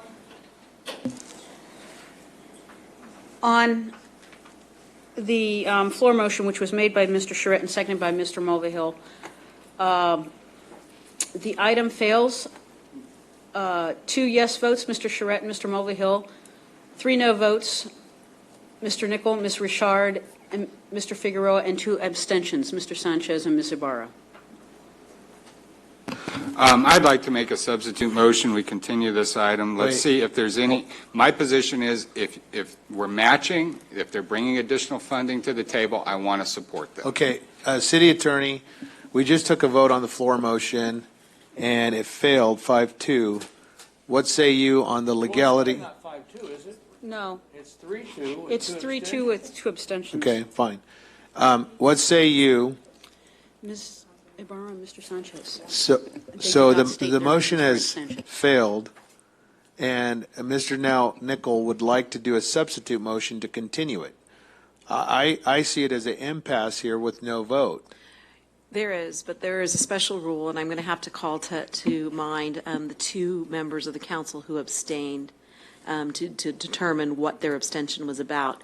There is a rule that applies when a body such as yours is getting ready to vote, that abstentions cannot be used to defeat action on an item merely for the purpose of doing that, because it requires action.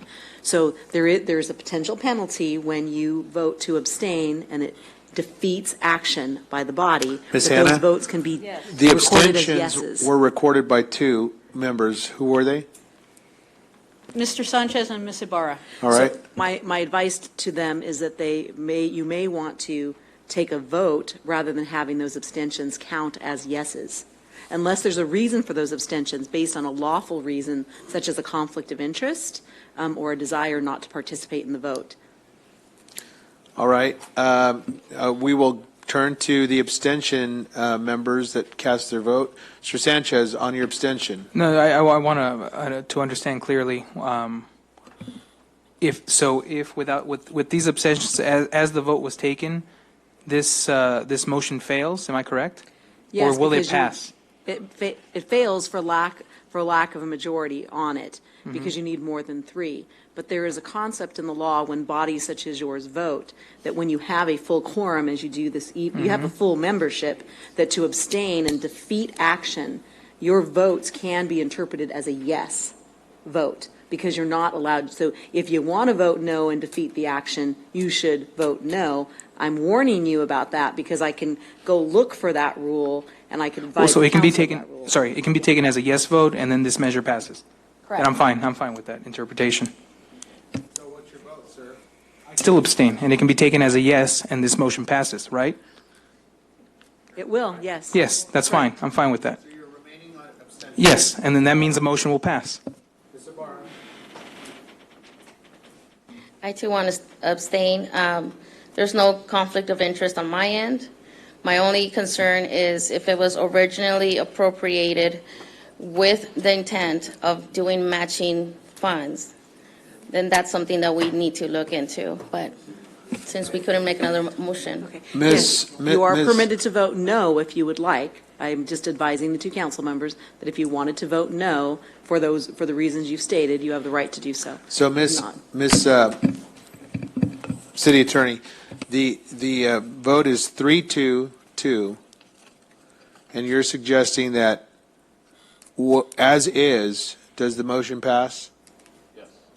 I believe that it passes for the reasons I stated. I'm going to have you record that for now. I'm going to look at my research on it because I keep that paper handy for these reasons, and I will get back to you if I have a different, if I need to clarify that. But for now, I would say that the motion that was made, it passes.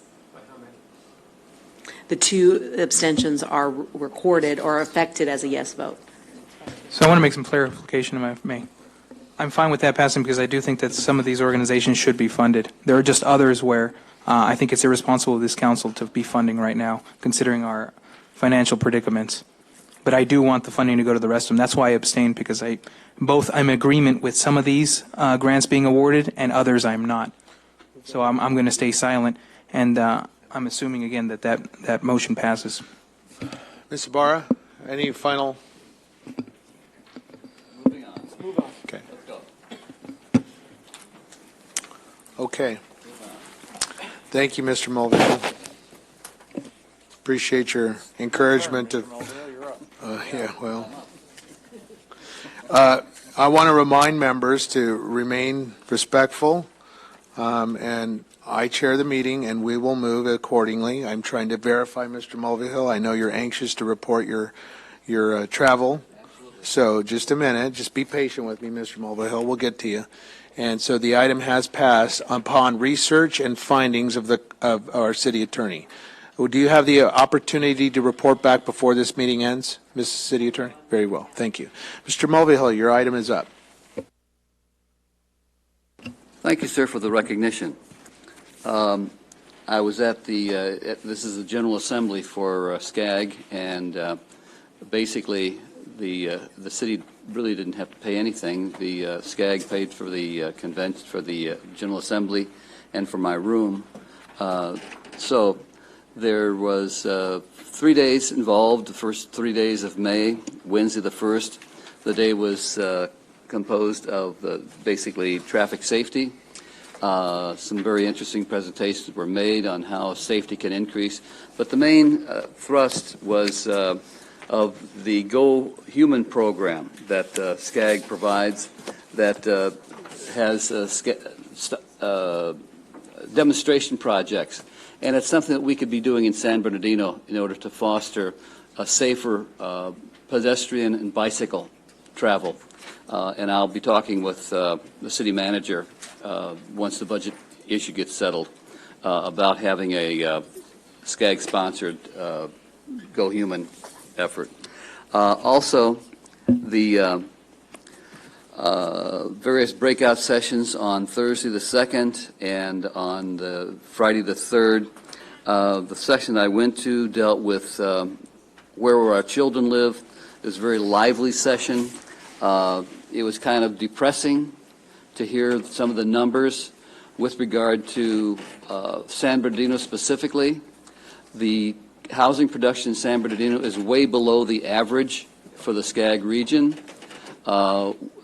In terms of new housing production, we are only about 20% of the average for the SCAG region for housing production, and we're the same for multifamily production. And the question is, these are the best economic times we're going to have, and why aren't we producing homes? We've got the land out there. And there's also some comments in terms of the overregulation that takes place. During the session, the new profile for the city of San Bernardino was brought out, and this is a very interesting, it's for San Bernardino specifically, and it contains several dozen data points. And one of the data points in here, the housing cost share, percentage of housing costs for renters and for owners. In other words, the housing costs accounted for an average of 42% of the total household costs for renters. Renters in San Bernardino are paying 42% of their incomes for the housing. For homeowners, it's 22.9. Now, this is just one piece of information from this document, and I use it all the time when some of these discussions come up with regard to so many logistics jobs coming up. In terms of education, a third of our population over 25 does not have a high school diploma. And so if we're looking for what kinds of jobs can people without a high school diploma compete for, well, logistics provides an opportunity. And I have to admit that the first job I had out of high school was loading rail cars and tractor trailers in Buffalo, New York. But the point is, you know, it was the first rung on the ladder. And firms like Amazon provide not just $15 an hour as a low wage, they provide health benefits. They provide health, dental, and optical care, which, you know, in terms of, although the wages might be low, that health care is a big advantage. Plus, they provide tuition subsidies. So that's not part of this, but this is a really very interesting document. The Friday session basically was a roundtable. I think the most important discussion was Randall Lewis made the announcement that we're losing middle-class families with children. They're leaving California because there's no future. They can't buy a house.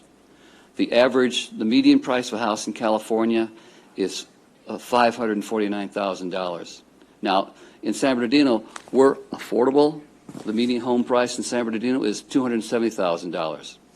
So get your down payment together if you don't have a house now. And so, you know, if you're a young family with children, there's opportunities in Arizona, someplace else.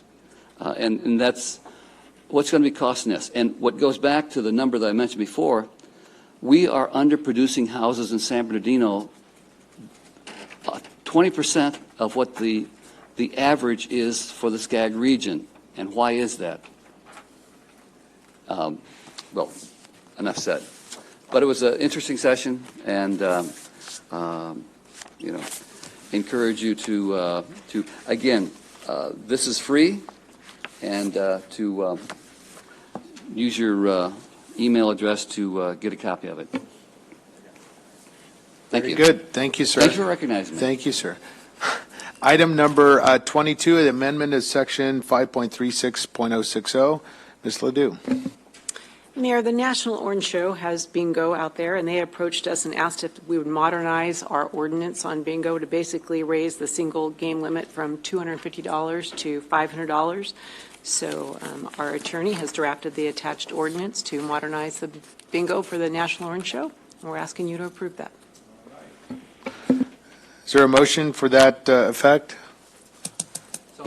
Second. All right. Members would cast their votes, please.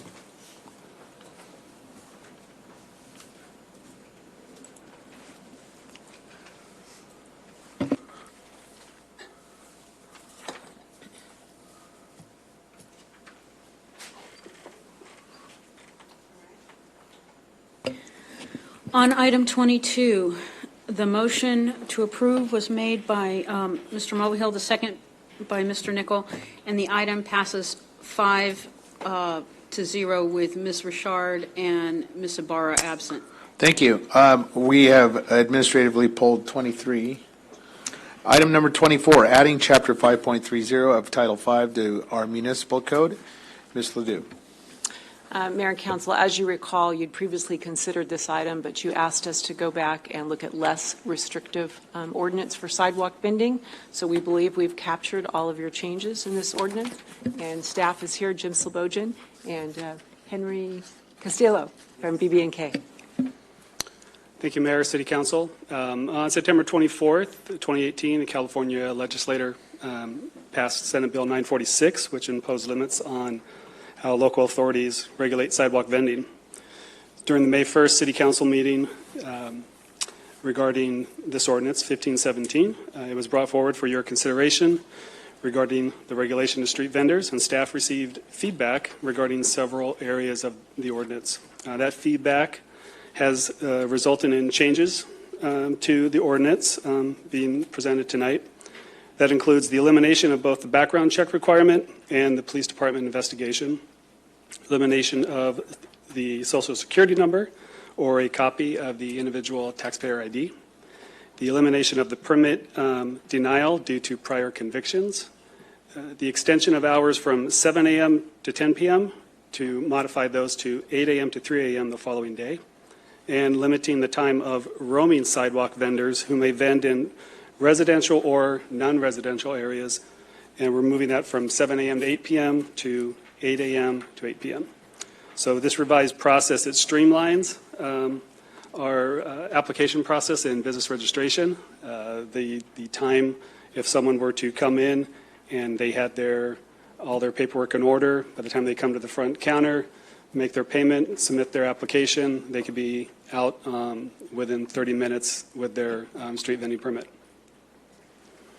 If you have any questions, we're here to answer them. Very good. Thank you. Councilman Mulvihill. I support street vending. However, there's no indication as far as noise. Street vendors that are already out there illegally, I know one person uses a bike horn that you can hear over about 3 blocks. And then there's the ice cream truck that has the music in it, and they go, hello? And I think, do that again, Jim. Hello? I can do that a lot. And this is at 8 o'clock at night. And we really need to have some sort of a noise limitation. I've seen a lot of street vendors that have these little bells a little bit more compatible. But the horns and the hello, when I hear that, drives me up the wall. And it's typically in the late afternoon. I'm going to use that as my new ringtone, especially when you call me, if you ever call me. Okay, I'll help Let's you record start. it. Okay, all right, let's do it. And so, again, I'm not going to support it until I see some sort of a noise regulation on this stuff. Because if you allow people to just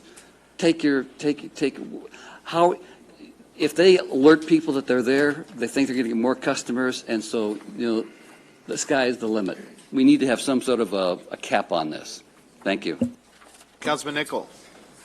Yeah, my understanding is this is sort of the permitting and licensing, the regulatory framework. I know we had some discussion, and our city attorney maybe can chime in here. I know we were going to kind of bifurcate this issue to have a separate discussion on some of the land use concerns. Are we addressing that? A lot of the concerns I'm getting is to make sure that we have designated areas, ideally, in terms of where these individuals, where we have perhaps a more permissive approach. The other concern I've had from a lot of constituents is making sure they aren't near freeway exits. Other areas, high traffic areas that can cause congestion issues, traffic issues, safety issues. But certainly where we have locations like Court Street Square, an area that is sort of a natural marketplace, that we should have a bit more of a permissive attitude toward vending in those particular types of areas. So I don't know, Ms. City Attorney, do you have anything in terms of where we need to go with those types of discussions? Should they be part of this discussion, or is that really a separate issue that we need to address as a separate matter? Councilman Breyer, I can go ahead and address that. So that's a completely separate discussion. So this strictly looks at the licensing. Anything besides the licensing, we can always do a resolution. A resolution's a lot easier to put more limitations on it. So the noise and the zoning stuff we can put on a resolution. And when we do a resolution, we can just go ahead and change that, like see what's working, see what's not working, and then make those changes through the resolution process. Okay, because I am hearing from some of the different vendor groups that there's some concern about where they can vend. And I think we need to provide some clarity on that moving forward, because I think there are some areas that are naturally unsafe to vend in. And I think there are some areas that I think would be extremely beneficial for particular areas of our city to stimulate, activity and people congregating and creating that market type atmosphere. So I want to make sure that we have those discussions. The other item that was brought up in public comment that I also agree with is, finding some way to work with maybe a representative of one of these groups, or, just so we can get this information out, because I think it is important that we get compliance, and I think we need to be thoughtful about how we do that. I think certainly sending out police and code enforcement is certainly one way to do it, but I think there might be some more advantageous and effective, both cost-effective and effective in terms of the community, getting this information out so they know what they have to do to comply, and not making this overly burdensome, overly bureaucratic and complicated for the vendors. So if there's some ways, I'll leave it to staff to identify how best to do that, but I have heard some feedback just to make sure that we find ways to effectively communicate these new regulations and ensure compliance in a way that achieves what we really want to do, which is have compliant vendors that we can work with. Correct. And like I said, this ordinance strictly deals with the licensing. Anything besides that we can do through the resolution process, which will be a lot faster. We won't have to have a first reading, then a second reading, or anything like that. And with the resolution, we could be a little bit more flexible and make those suggestions. Okay, very good. Any other Councilman Schreck? You just said it very clearly, but I want to make sure I heard it. We're dealing right now with just licensing here of street vendors. We're not really talking about locations that they're allowed or not allowed. One of my major concerns has been some private property that is vacant and probably an absentee owner that we're not necessarily in touch with, that lives who knows where, and maybe doesn't even know what's going on, and we haven't reached them, but there's maybe 4 or 5 or 6 or more, and it almost becomes a festival. And I'm told by our PD that we really don't have any if they have permission to be on that private property, there's not a lot we can do about that. And yet we do get these letters, I'm not sure what they're called exactly, but a letter that from the property owner says that no, there is no permission given here, and that gives us the ability, we don't have to contact the property owner every time, we can just go right in there and shut them all down. And I'm not interested in shutting down legitimate, decent vendors, but I really don't want this city to turn into a place where we've got a vendor on every corner and we're selling T-shirts and cell phones and impacting the brick and mortar businesses. I know it's been said, and it probably is true to some degree, but I would say probably very, very limitedly. A lot of these vendors start their businesses this way, and then they end up as brick and mortar. I don't believe that, frankly. I just don't. I mean, I'm sure that has happened. I'm sure it can happen, but I think it's probably the exception and not the rule. So I'm not real big on these street vendors because they do compete with our brick and mortars, and so I'm kind of not even sure where to vote on this tonight. But if it's just dealing with licensing, and we've got the ability some other time to come down and change things or tighten things up or restrict them from this area or that area or on certain streets or whatever we can do legally, then I could support this tonight just for the licensing person. So the Senate bill only deals with licensed vendors on the public right-of-way. So even if they're licensed selling out of a private property, they're not allowed to be on private property.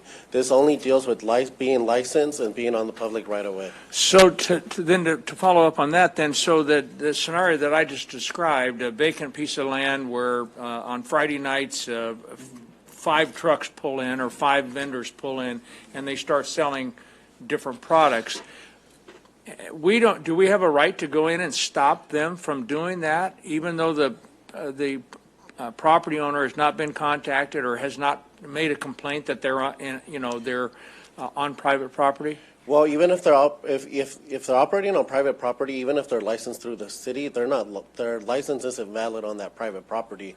So code enforcement should still be able to enforce that. Okay. I don't know I'm pretty sure that's correct. So. So like I said before, the Senate bill only deals with the public right-of-way. So any vacant lot, if it's a private vacant lot, even if they're licensed through the city, they shouldn't be on that property. So I, as a property owner, don't have the ability to say, sure, it's okay, use my property. No, because I think that would go against the county health code. Okay, fine. Yeah. As long as we've got some teeth and the ability to clear them out of a vacant piece of property, even though it's private property, that's what I'm concerned with.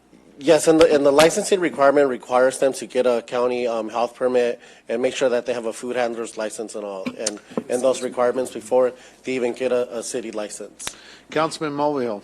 Is this just for food? I mean, you got T-shirts. What about people selling vehicles? I mean, I got a neighbor that one of his part-time jobs is buying cars and jacking up the price and selling them. Does this cover that kind of a business too? So the state law covers the way that state law is. It covers food and merchandise. I think that a truck is a merchandise. Yeah, I don't think that it specifically defines merchandise as setting.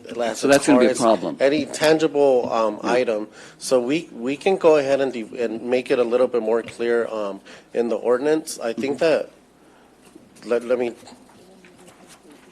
Yeah, the item for sale should be something that the customer can walk away with, whether it's food, whether it's a phone, whether it's socks. And a truck could too. Chief, but I don't think that a vehicle was. I don't think that's been addressed.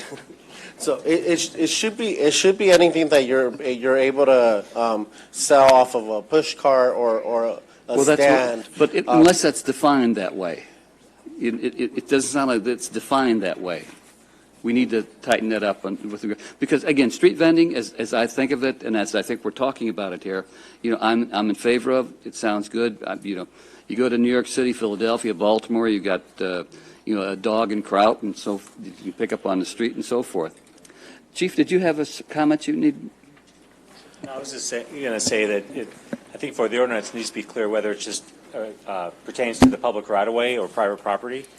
Because, for instance, if someone grants permission to a push cart, not having to deal with food, that does not trigger the health permit food handling license because it's a product that's not food-related. How is the ordinance going to deal with that? If they're like selling T-shirts or some other sort of trinket on private property, does the ordinance address that, or is it just specific to the public right-of-way? Well, that would default. If they were selling on private property, they would still default to the business registration requirements. They would still need to be licensed to conduct business in the city. And that just goes back to if they did have that, Right. and they're on private property, and we don't have an ability to contact the property owner, we don't know if they're on there with permission or not. And then we have to go back and either contact the property owner, establish that they don't allow transient vending on their private property, and then we would be able to make an arrest because it's a misdemeanor. We have to trespass. One clever way to maybe address this, and this is more for LRC, is to, and I've heard it being said, is if the city passes that the item must be wrapped in cellophane or some descriptive language, that would preclude the cars, because how do you wrap a car? And how do you wrap big items? How do you wrap big T-shirts, leis, and flowers? So food items, hot dogs, et cetera, could be wrapped. So just another way to get around the back end and wrap. You could foil wrap it, you could seam it, wrap it. There's various ways on how you can order that the food vendors shrink wrap it. Do we do that now, or Well, are we talking about resolution? Probably not now, but this is going to come back to us one day. So anyway, just for consideration. Okay, is there a motion, a second? Okay. Mayor? Yes, Councilmember. Okay, I have a question, gentlemen. On page 2665, this is regarding the roaming sidewalk vending, correct? And then there's item 5 and 6 on that page says sidewalk vending hours for residential zones shall be conducted between the hours of 8 a.m. to 8 p.m., which I'm fine because they'll be roaming. The next one on 6, though, it says sidewalk vending hours for non-residential zones shall be conducted between the hours of 8 a.m. to 8 p.m. of every day. Once again, this is strictly just talking about the roaming, not the stationary vendors, correct? Okay, I just wanted that confirmation.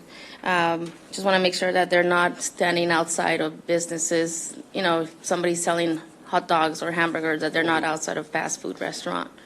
Yeah, so if they're a roaming, they would have to stop selling at 8, whether if it's a residential zone or a non-residential zone. But the stationary ones, those can be open until 3 a.m.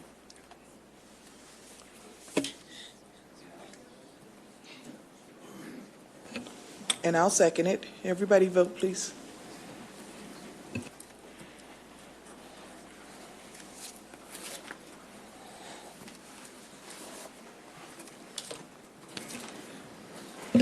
Mr. Mayor, are you ready to hear the vote? Yes. On item 24, the motion to approve was made by Mr. Nichol, the second by Ms. Richard, and the item passes 6-1 with Mr. Charette voting no. Thank you. Item number 25, the review and possible termination of professional services agreement with Stradling, Yoka, Carlson, and Routh for reorganization, financial restructuring advice. Move to continue. Second. And the request was made. How much time do you need? To the next council meeting should be sufficient. The Not the next council, the next regular council meeting. Are you right? Okay, yeah. So the request has been made by the city attorney. We'll look to staff on a perspective. There's a motion and a second for it, and we'll look at staff for. Yes, Mr. Mayor. The mayor's office is actually who put this item on the agenda. And the reason we put it on the agenda, Mr. Mayor, is we've been trying to work with this law firm since Mr. Glassman came and presented, I believe, in February. Mr. Glassman has been billing the city at about $200,000 a month in legal services. The mayor's office has done an analysis on his bills, along with representatives of the city attorney's office. We are in agreement that those bills are excessive and frankly unreasonable. The city can't really afford to wait to move on this item. We spent $2 million last year on legal fees for Mr. Glassman. The city did not have money budgeted for that. They had to dip into reserves in order to cover his legal services. We have budgeted for this upcoming year about $700,000 for legal bills related to the bankruptcy. At the current rate Mr. Glassman is billing the city, he's going to blow through that budget in about 4 months. We believe this work is just about wrapped up. The bankruptcy's done. This stuff is not really complicated. We believe BB&K can transition. They're professionals. They can take this work on and do it at a rate that's much more efficient than what Mr. Glassman is charging us. So if we wait another month, it's going to be another month of $200,000 in legal services, and then you have to give them 30 days notice. So that's another $200,000. So the cost of waiting is $400,000. Money we believe the city doesn't have. So if the council votes to terminate tonight, Best and Krieger will work with him over the next month to transition. And if they believe that they need Mr. Glassman to advise or consult, they can make that request to the city council. So we strongly urge that this get heard tonight. Mr. Saley, we had a conversation with Mr. Clark. I was coming and parking my vehicle in the parking structure, and Mr. Clark was waiting for me in the parking lot. And I respect his eagerness and his passion and persuasion. I guess he was waiting for me to come park.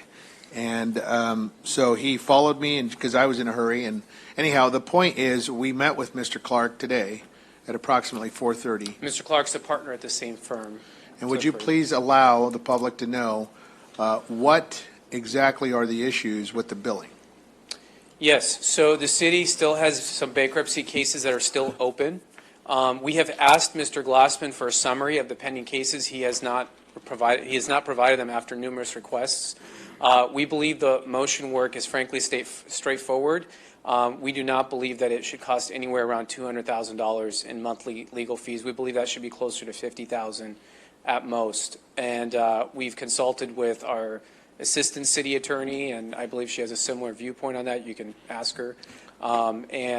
We think that the bills are frankly excessive, and we've worked with him for the last 4 months to try to get his bills down.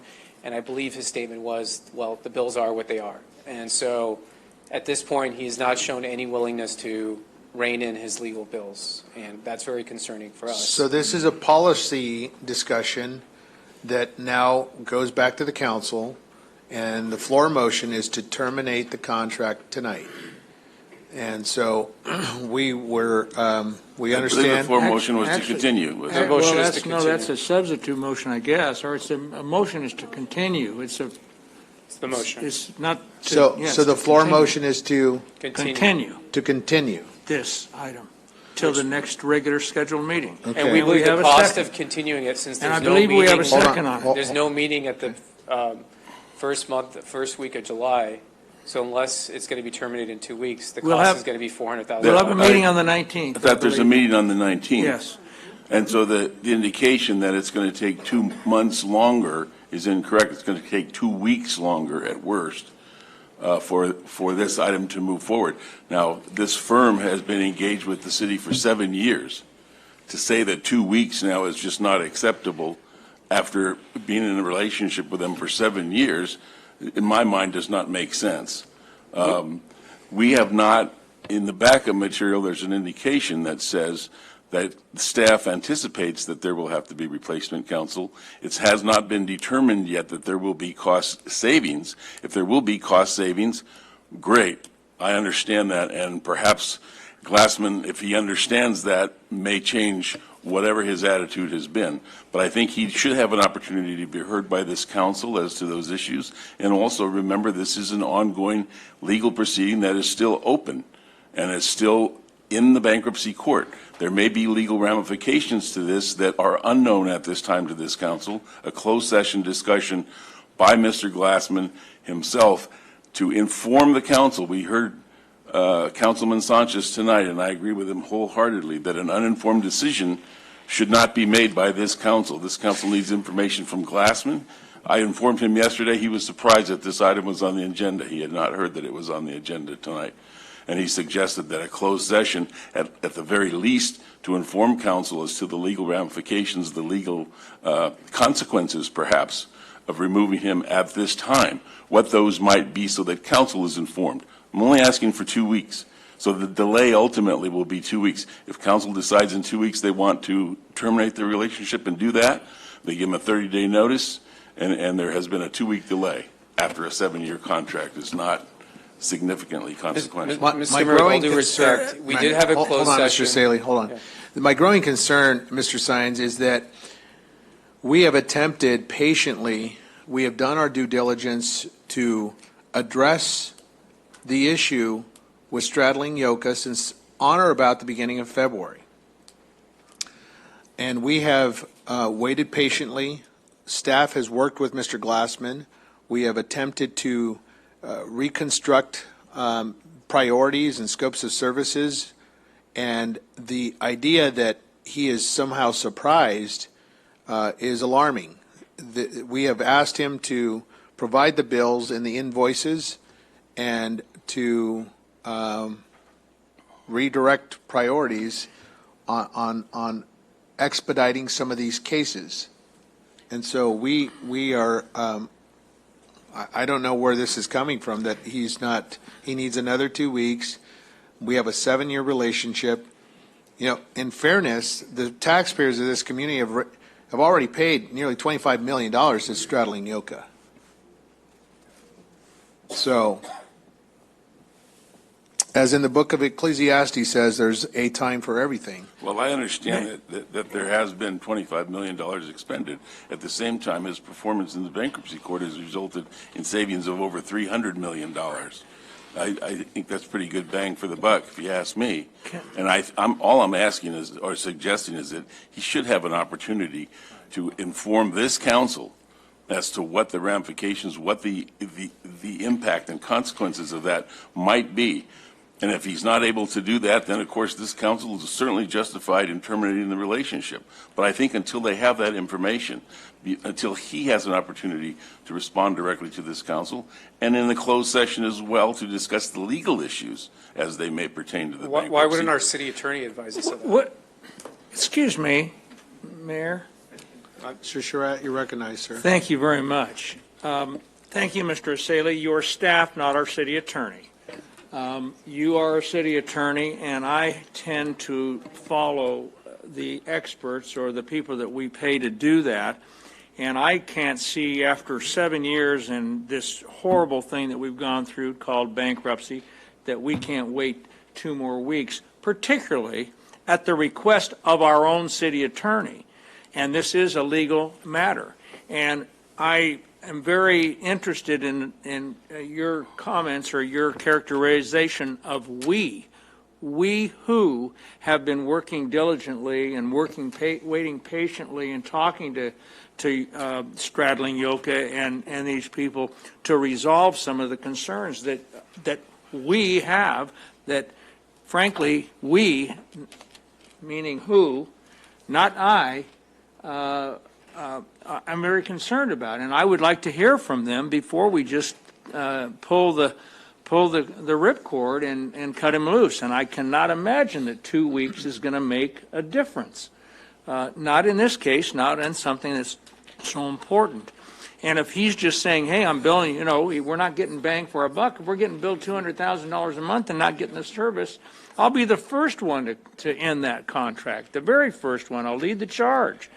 And I'll sue them to get it back for lack of service or for malpractice.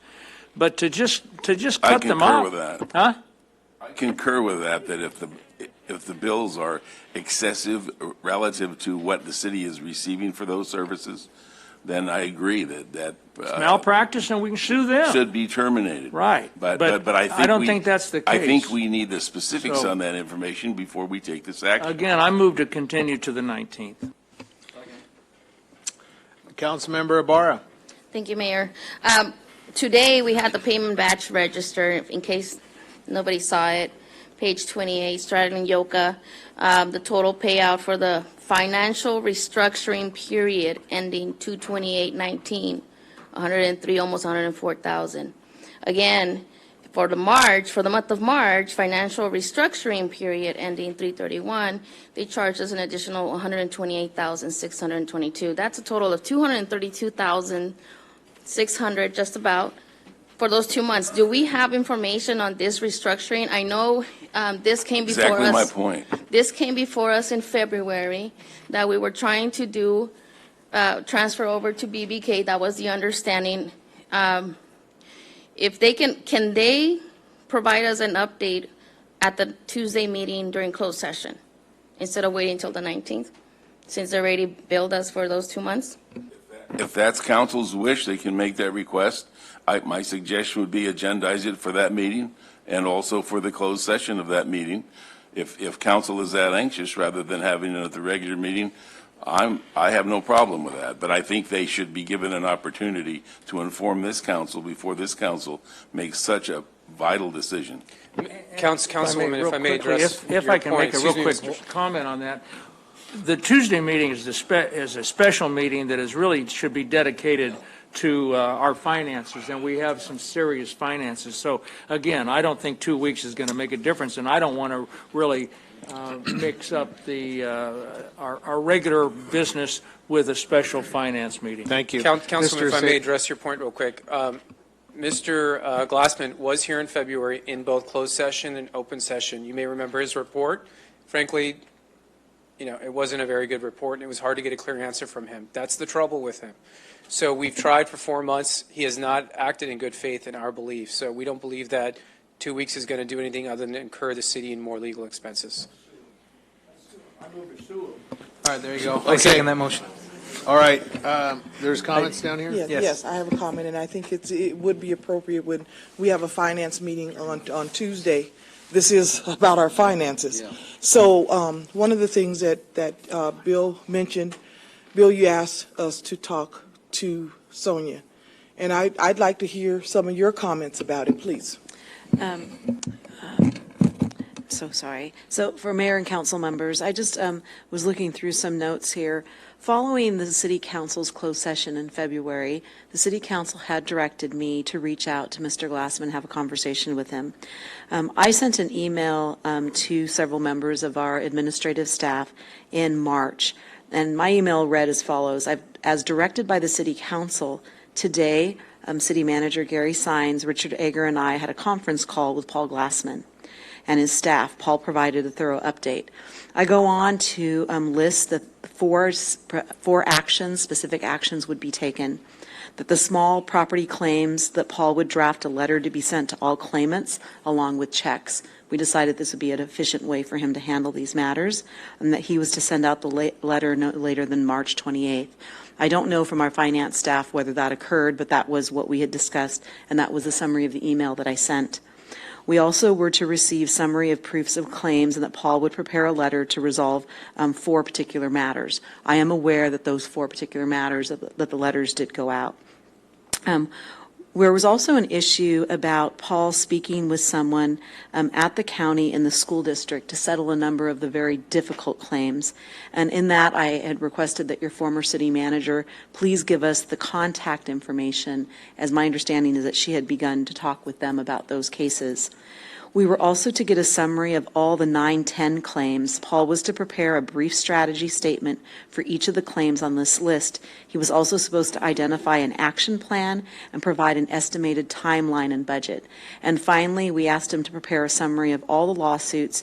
He was to prepare a brief strategy statement for each of these. Strategy statement so we could help evaluate whether we could resolve these and how much they would take, rather than sort of just letting them move forward on their own. He also identified cases that previous in-house counsel was managing and had asked us for our review of these cases, which my partner Richard Egger has been reviewing. So that is what I did. That's what the council directed me to do. That is the work that I did. I communicated that work. Our city attorney was on the phone with us, and he is familiar also with the things that we asked Paul to do. I don't have a particular opinion on this. I take ethics very seriously, and I don't feel that I should have any say in what your decision is. I just wanted to communicate to you that I did what you asked me to do, and I believe that we need to continue to monitor this very carefully and be more proactive in making sure we get these cases closed as soon as possible. Did he provide the reports you requested, though? I have not received the reports that we had indicated in this email, and he did receive a copy of it. Mr. Sanchez. Yes, I have a question I'd like to direct to Sonia. You've had an opportunity to review billable hours by this firm for the last 12, their billable hours for the last 12 months, right? For the last, actually just the last several months, because it wasn't until you met in closed session that you asked me to specifically work with our city attorney to review the bills. Okay, and so do those bills, in your legal opinion, seem excessive for the work being done? So, I mean, always when you see a six-figure bill for a month, you question why that amount is so high. I don't think I'm personally qualified to tell you whether, in fact, any particular bill was wrong or not. Given what our conversation was in February, I would expect them to be more proactively managing this. What I asked for was I did not ask him to get his bills at any particular level. What I asked him to do was to explain to me in advance if he was going to send us a bill that exceeded $100,000. Actually, what I said in my email to him was, if you're going to send us a bill that exceeds $67,000, because that's how much we've budgeted, I would expect for you to send me in advance an explanation as to why the bill is more than $67,000. And I will say that he did that the first month, not in the subsequent months. I think we have our answer. This city is being taken advantage of by this firm, and they're not acting in good faith as our partners guiding us through this bankruptcy. And we need to seek legal services elsewhere. So I make a substitute motion that we terminate the contract with Stradling Yoka, and that we go into negotiations to contract this bankruptcy legal work to Best and Krieger. Is there a second? I'll second that. All right. There's a second by Councilmember Richard. All right, folks, are there discussion points? Yes. Mr. Mulvihill, sir. If we were to terminate this, are we liable to be challenged in court by the firm? Is this going to cost us? I don't think. Are they under contract? Do we have a contract with them? I don't think we're going to be challenged in court. We can terminate the agreements as we can terminate by giving 30 days notice. So we can, in compliance with the contract, then we can terminate. In compliance with the contract, we can terminate by giving Stradling a 30-day notice. And that's the end of the deal. I wouldn't expect there would be liability or any breach of contract as a result of doing that. I think that the real issue here is just how, if you decide to do this, how you would go about doing this in terms of conversations with them, in terms of transitioning, getting files. And really, I think if you take this action this evening, I would ask for the ability to begin and continue to work with Mr. Glassman. And if in the event there's something that would seem irresponsible for us to assume, that we would come back to council and have that conversation. Because, from my point of view, they've been working on these cases for years in some cases. And so, if we were to terminate them, we'd be starting from point zero.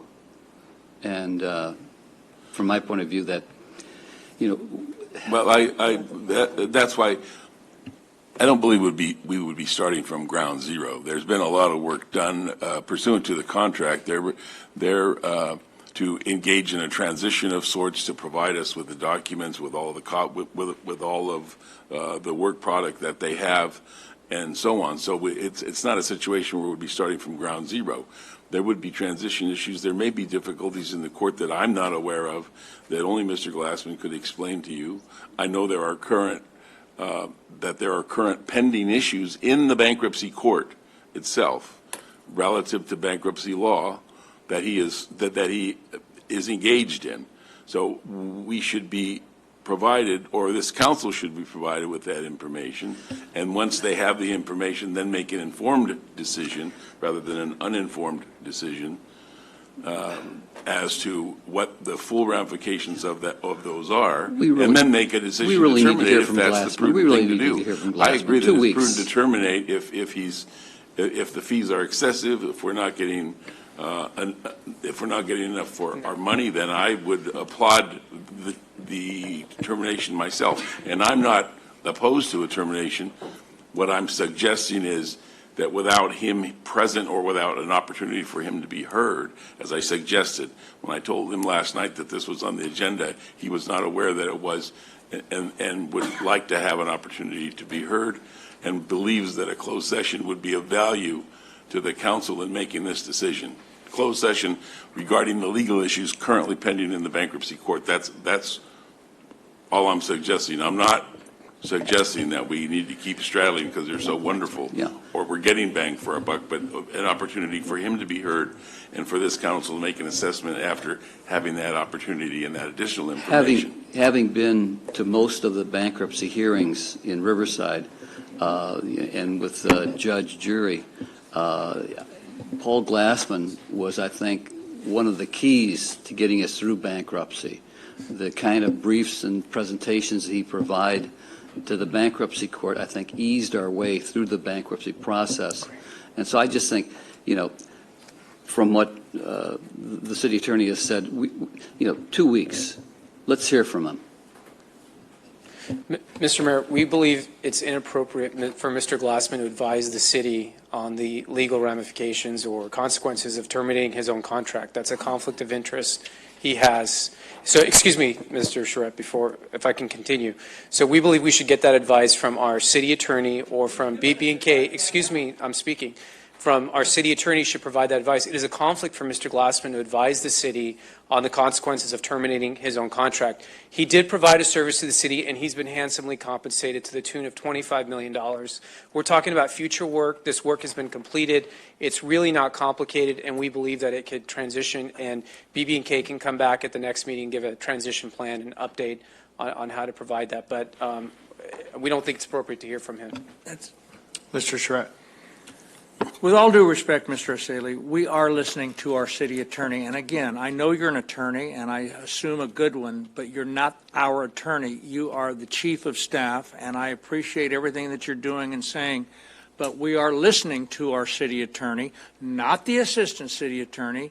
Like it or not, we have a city attorney named Gary Sines, and he's giving us, he's recommending that we talk to his contractor.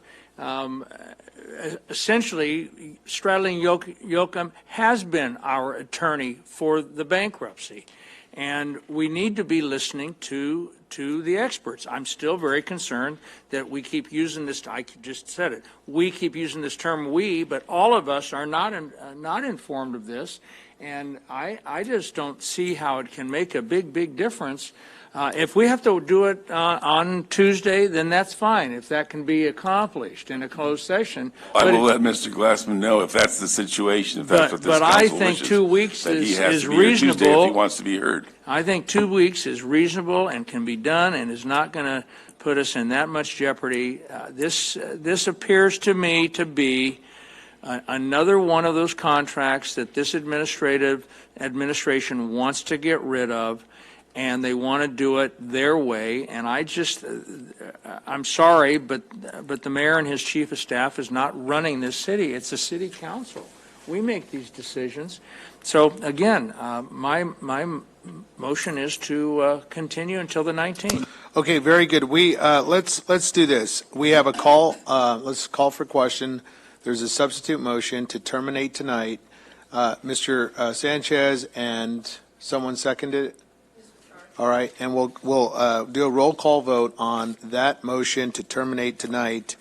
And Ms. City Clerk. Mr. Sanchez? Yes. Ms. Ibarra? Yes. Mr. Figueroa? Yes. Mr. Charette? No. Mr. Nichol? Yes. Mr. Shard? Yes. And Mr. Mulvihill? No. The item passes 5-2 with Mr. Charette and Mulvihill voting no.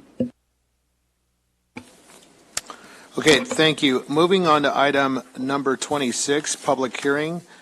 We do have a member of the public who would like to speak on it.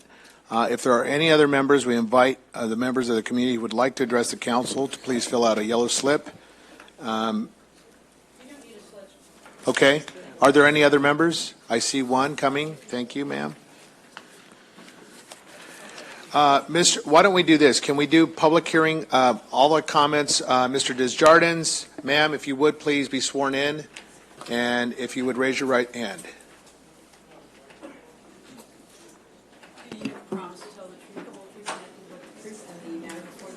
Yes, I do.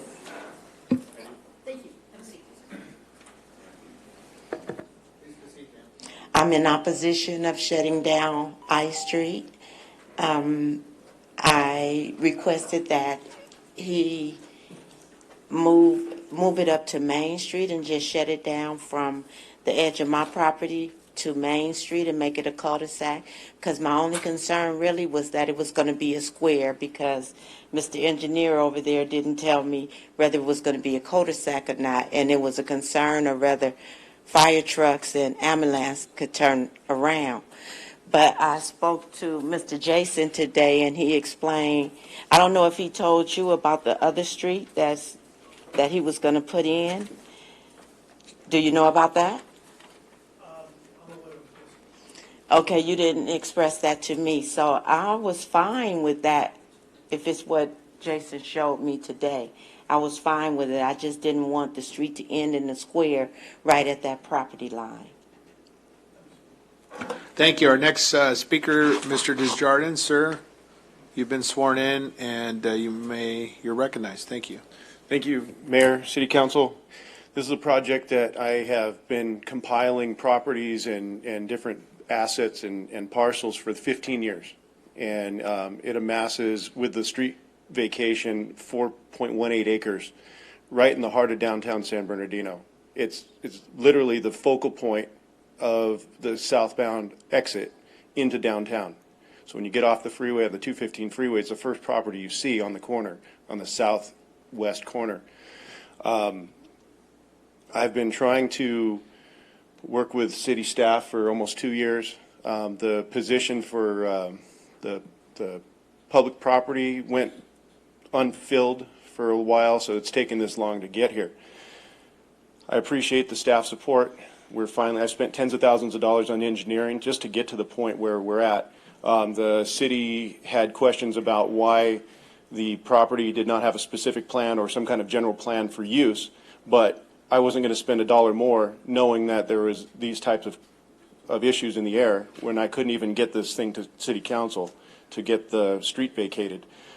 The general plan for the property hinges on the street vacation, and the final use, I wanted to kind of be flexible with the determination of what the use on the other side of the freeway is going to be with the closure of the Carousel Mall, because there's supposed to be some kind of huge project there, and I would like to then piggyback off of that construction, so we have now both sides of the freeway that can generate needed tax revenue for the city. Historically, that property has never been on the market. It's gone through private ownership from the 1800s, and it's never been marketed. So it's been continuous use was towing and automotive, which doesn't really generate a lot of tax revenue. So what I'd like to do is be somewhat flexible in the future use, but it hinges off this the street closure, and eventually, hopefully we can regenerate the downtown and then make the west side and the east side kind of match and generate some needed tax revenue and have the downtown entrance to the city be a beautiful sight to see. And to address my neighbors, I've been neighbors with them for a long time. We talk all the time. I think there was some miscommunication as to originally our design was, our application, was to close both Main Street and Broadway, which are two old alleyways. And we put the application in, and I think maybe they thought that I was going to take ownership or access to the alleyway that services their driveway. and we had to come back to the city Public Works and modify our design a little bit. Anyways, to make it sum it up, the city a long time ago stopped providing the maintenance for those alleyways on Main and Broadway. So on the Broadway side, we fenced it off because of the transients and the illegal dumping years ago. So now we're just kind of codifying it and making sure that this is done. There is going to be, that is not the final design. The cul-de-sac is actually going to be through the final design. Street is not going to be closed until the final design of the cul-de-sac and the sign off of fire to make sure that there's going to be a turnaround for fire trucks and whatnot. So what this is going to do is conditionally vacate the road until we have a final design. Is that correct? And I guess that's about it. I really appreciate your support. It's been kind of a long struggle and tens of thousands of dollars, and I really appreciate your support on this. Okay, very good. Thank you, Mr. Desjardins. Mr. Sanchez, this is your district. I remember you had a lot of passionate perspectives on this. Would you like to move this? What say you? And how can we move this item? Both parties are happy. I think it's fine. Move to approve. All right. I think we have some action here, folks. Very good. If members would cast their vote.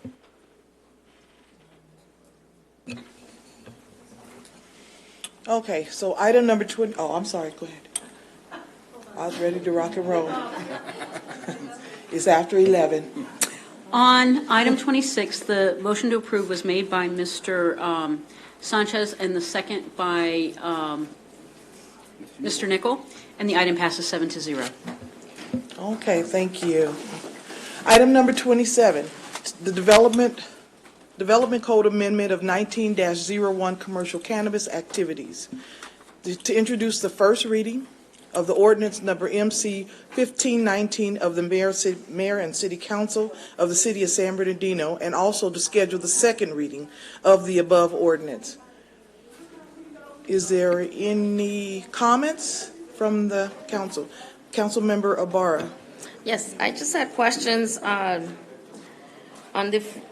differentiating the CGs, CR, CH, CCS, all those codes. Sure. Because I'm fairly new to this, so please enlighten me on So what for kind the of benefit of the city council, the zoning code is set up where it breaks up the different districts within the city. Some are residential, some are commercial, some are industrial, right? And based on that, there's then sub-districts within each of those two for residential, commercial, and industrial. So what you're looking at in the code amendment tonight actually differentiates and identifies all of the commercial and all of the industrial districts where commercial cannabis would be allowed within the city. So if I can just kind of jump in to help the council better understand, what the intent is tonight is just to take what was approved by the city council establishing commercial cannabis within the city from Chapter 5, which is where it's been inserted, and then taking that and then putting the exact same definitions and requirements into Chapter 19, which is our development code, thereby creating the consistency needed. So if you go to Chapter 5 today, it does require staff to make consistency findings with the zoning code or development code. This, therefore, just takes what's in Chapter 5, moves certain specific uses over to the zoning code so staff can make those. So really what you're looking at within the tables is just really identifying that in all the commercial, in all the industrial zones, all 6 subcategories of commercial cannabis are allowed by right within those, subsequent to getting the appropriate licensing by the city. Okay, but what kind of uses do each of these, what differentiates the commercial residential versus the commercial? So that's what I'm trying to get at. Because I've heard comments like, oh, my property's a CG2. Correct. And then there's a CG1, CG3, Correct. CR1, 2, 3. So if we just look at, in the council packet, it's going to be page 2729 as an example, you look at it, look at table, commercial, industrial zones, specific standards. If you look at these are just a variety of different commercial designations. And throughout the city, they're broken up into different designations depending on, some of them may be a little bit lighter in intensity, which those would be directly adjacent to a residential district. Some are more heavy commercial, and those are going to be located more in our central business district and such. So these are really just broken up based on specific areas of the city. And most of these are set up in such a way to minimize impacts or to allow more intensive uses when it's more built-out area like our downtown. Does that help out? So probably what we need to do at some point, just sit down and go through the zoning code and I'll better explain how the whole development code works.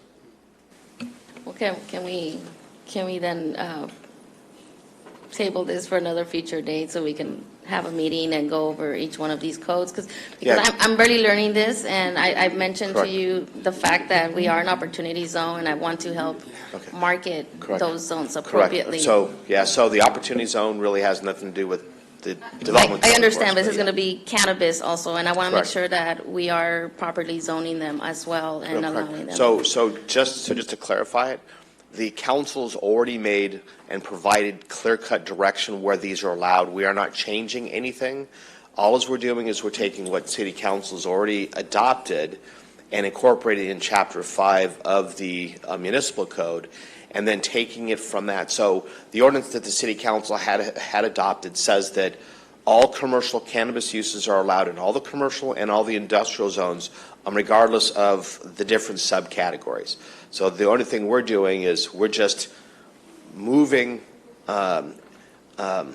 those designations into the zoning code and just following through with creating consistency within the development code. And that's all we're doing. So we aren't creating anything new, anything different than what's already been adopted by council and incorporated within Chapter 5 of the municipal code. You finished, Sandra? Okay, just my only concern though, one of them that I know is a CG2, it's really close to residential. That's why. It's literally that same block. So we would have to go back and amend the section of the code that was dumped into, or I should say inserted in Chapter 5 to actually do that. So that's already, council's already made a decision that commercial cannabis is allowed in all those districts subject to getting the appropriate permitting from the city. Okay. Councilmember Mulvihill. Mr. Huntley, we're essentially expanding the number of zones that cannabis can be allowed in, correct? This is what this is all about? No, we aren't expanding anything other than what was already approved by city council already. We're just taking, council had adopted the provisions for commercial cannabis and put it in Chapter 5. Was there's a 600-foot buffer between residential and the cannabis location, and we were removing that if there was a non-conforming use. Is that? So that's something else I'm going to get to in 1 minute, but. Okay, now, let's get back. This is. It is, but I'll get Okay. Will there be a review, in other words, a CUP, when an application comes in, regardless of the zone? Will there be a CUP required? Because that would then bring in, allow the public to be noticed, the neighbors, whether they're residential or whether another commercial land use, or will this just be done by staff? So we are not making any changes to what the council has already approved. Okay, will it be right now, it's just going to be a decision made by staff, correct? Correct. Subsequent to reviewing all of the standards that were adopted pursuant to the ordinance that was adopted by council. Well, I think really, because we are getting into a situation where there are going to be neighbors and there's going to be other businesses, shouldn't there be really a conditional use permit required so that the other uses, if there's residential, obviously there's a lot of zones that we have in which you have residential land uses located in there, whether they're non-conforming or not, shouldn't they be noticed? And I think they should be noticed so that the public would have some input on the fact that there's going to be a cannabis outlet located at that point. I think that should be part of this. I mean, there's a discrete number. There's only a discrete number of cannabis outlets that we're going to be allowing, and so the point is that as these come through, that there should be a conditional use permit so that there can be some review, that the neighbors are going to be noticed, and that it's not going to be a surprise to them. So what I would probably say to this particular point, I might turn to the city attorney, but really at this point, it's this is a policy question. So I know council's already adopted an ordinance that controls commercial cannabis within the city.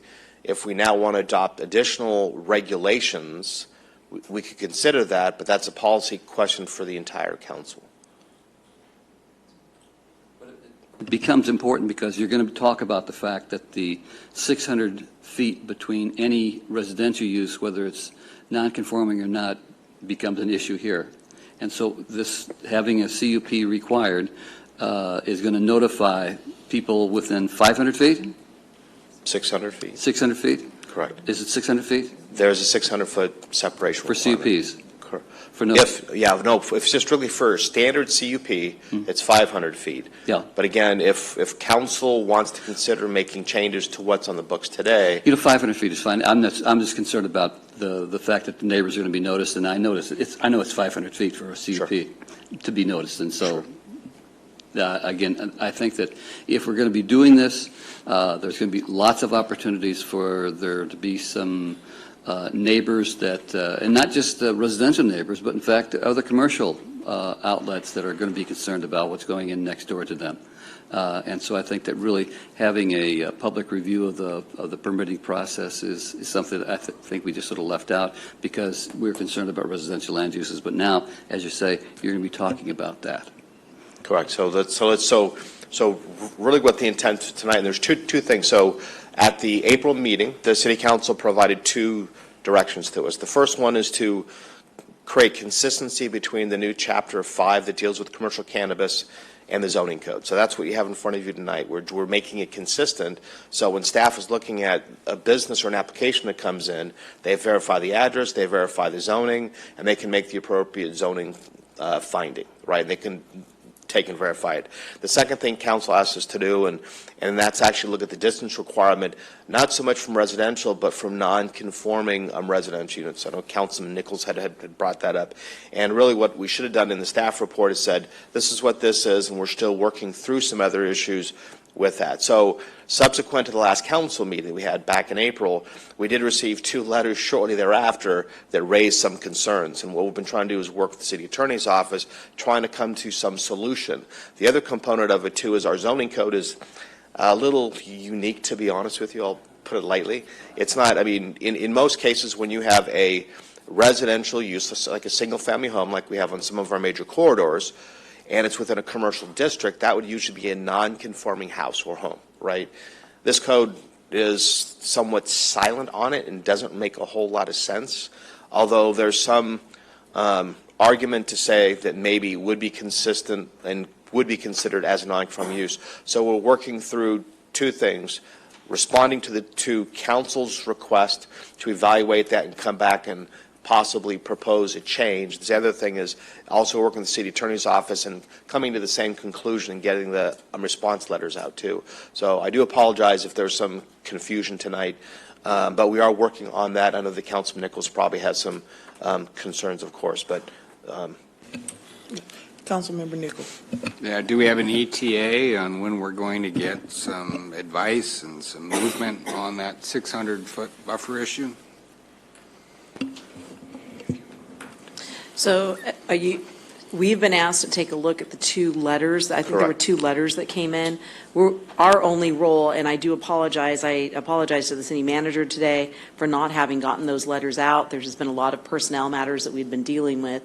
But we will not opine on any distance requirements. Correct. I think that's a... Correct. No, and I think it's what I was referring to is looking at our zoning code and how it defines, I should say, development. I just don't want this to drag on for. So I think there are two things you we know, need to do. People are waiting for us to come to. Yes. So I think there are two things you asked us to do. I'd like to reiterate that because I want to make sure I get the direction from council. You asked us to come back and deal with this inconsistency issue. That's what this does. Correct. I do also want to state for the record that by dealing with this inconsistency, we are not reopening the door for any of the applicants. Those are the types of claims we're going to get, though, because applicants are going to say, well, I might have otherwise qualified, or my name would have gone up if this had been what was in place before. What you asked us to do is to come back a second time now that we fix this and come up with some recommendations as to what we might do to increase the number or to do that second part. Well, I just want to know when we're going to address the buffer issue. I think that's what he's asking about. No, I want to know when we're going to address the buffer.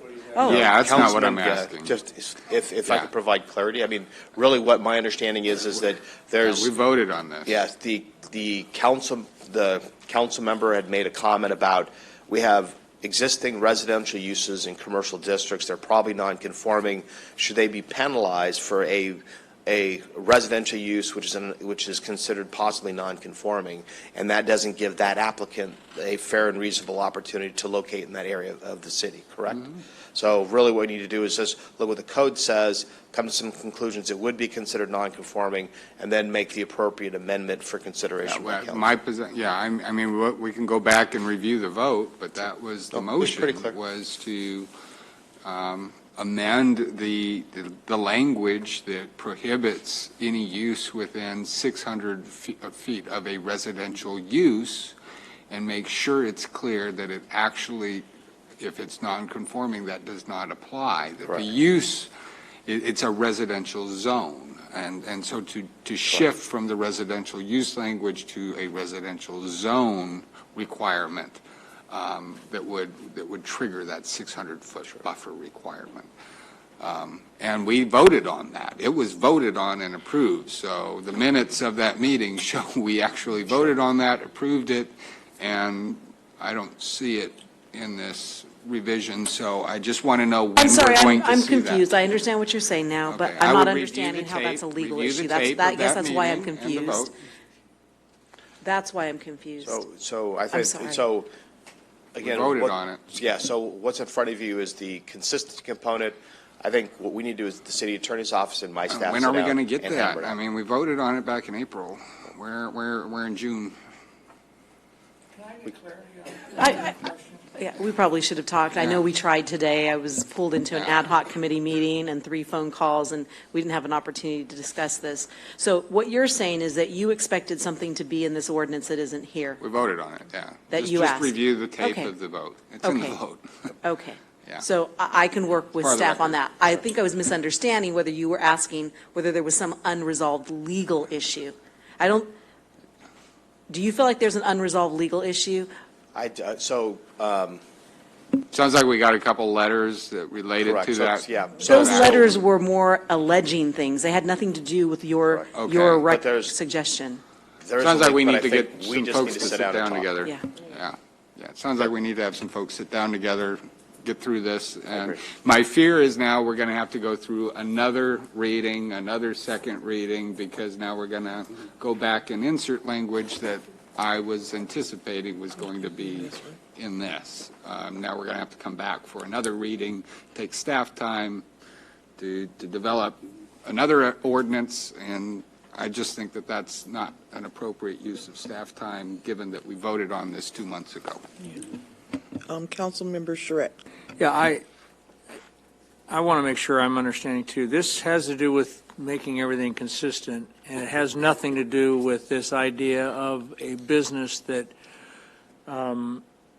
is being impacted by homes that are non-conforming, right? In other words, didn't we agree that we were going to take a business that's in generally a commercial area but is being impacted by some non-conforming homes, that the business that was going to prevail and the 600-foot requirement would be waived from those non-conforming homes? That's the issue. And that's not resolved yet? The city attorney's office and my staff and myself need to sit down and. But just I kind of- thought we just said change it.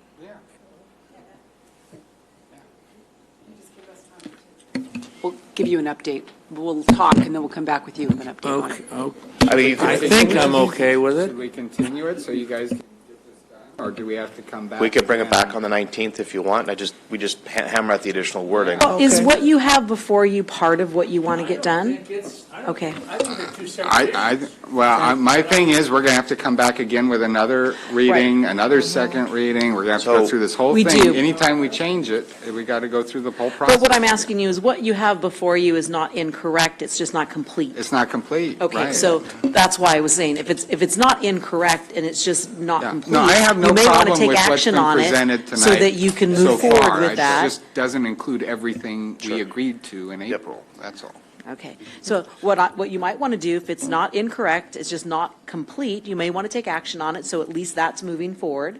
You have something moving forward, and then we supplement, we will have to come back with another ordinance, but we'll just layer on top of it unless, When can we what we're expect that? doing. I will have to see the language that staff will draft for the new Because change. it's been 2 months. So folks are asking me, if we can't get stuff done in 2 months, when can we expect it? Because, as was said, I did too, and we've had a public comment this evening, people are waiting on us to do the job that we've agreed to do and that we've voted on. Let's get it done. I agree, but I think, just so that I can say in fairness this, the people that are waiting, there are some people that have filed their that were chosen, that may be waiting on this change so that they can proceed, right? Hold on, let me get clarification. No. See, my understanding is that what we were doing right here was to create the consistency. We were going to come back and look at numbers so that you could enter into the next phase of your cannabis permits. That's not exactly. Well, that was Yeah. direction that you gave us, was to I analyze think and to come back with you. we need to review the tape, Okay. review the action that was taken, because clearly there's a disconnect. So It's clearly a disconnect. Yeah, so there is one application that was approved by council, but their zoning verification letter was denied, right? So I think what this would. Correct. So this would, I'm not sure there's half a dozen, but this would clarify that one application where council said to proceed, and it's one of the 16. Right. Just one. Right. And Right. this has nothing to do with that, what we're doing here tonight. No, that's just the consistency component that wasn't done initially. Correct. And making it possible for that one applicant. I'll make a substitute motion. I want to continue this. Let's have legal counsel meet with our community development director. I think we need to show some, some competency here that we can take a vote, put together an ordinance that reflects the will of the council, and not go through readings after readings and hearings after hearings. Let's get this done right. Let's do what the council voted to do. I would move that we continue this and have an ordinance that reflects the vote we took in April. Okay, before Mobile, do we have a second? I'll second it. Okay, so Mobile has a comment. Yeah, I'd like to get a reading from the council, how they feel what I was talking about before. One of the things that we didn't include is a public hearing. And I think really, it got me thinking when we were talking about maybe eliminating the whole idea of to non-conforming residential uses, that really having a CUP would require a public hearing. That's nothing unusual. It happens all the time.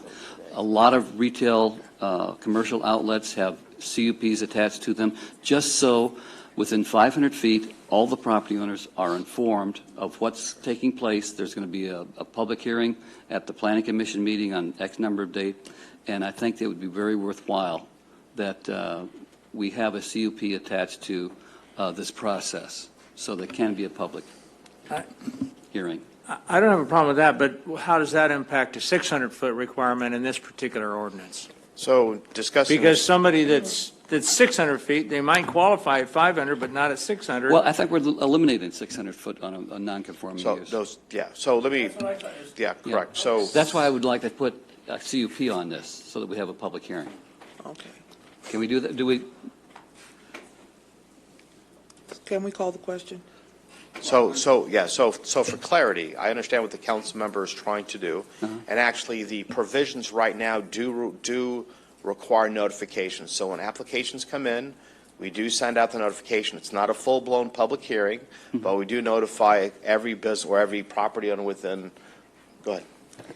So part of the process for the commercial cannabis within Chapter 5, there is a stipulation when we brought them, all the 39 applications forward, there is a stipulation that we have to do a 600 notification, and we did that to all the property owners within 600 feet of every proposed location, and that was 39 locations. Is there a hearing, though, associated with that? Well, I think we should have that, but, yeah, hearing.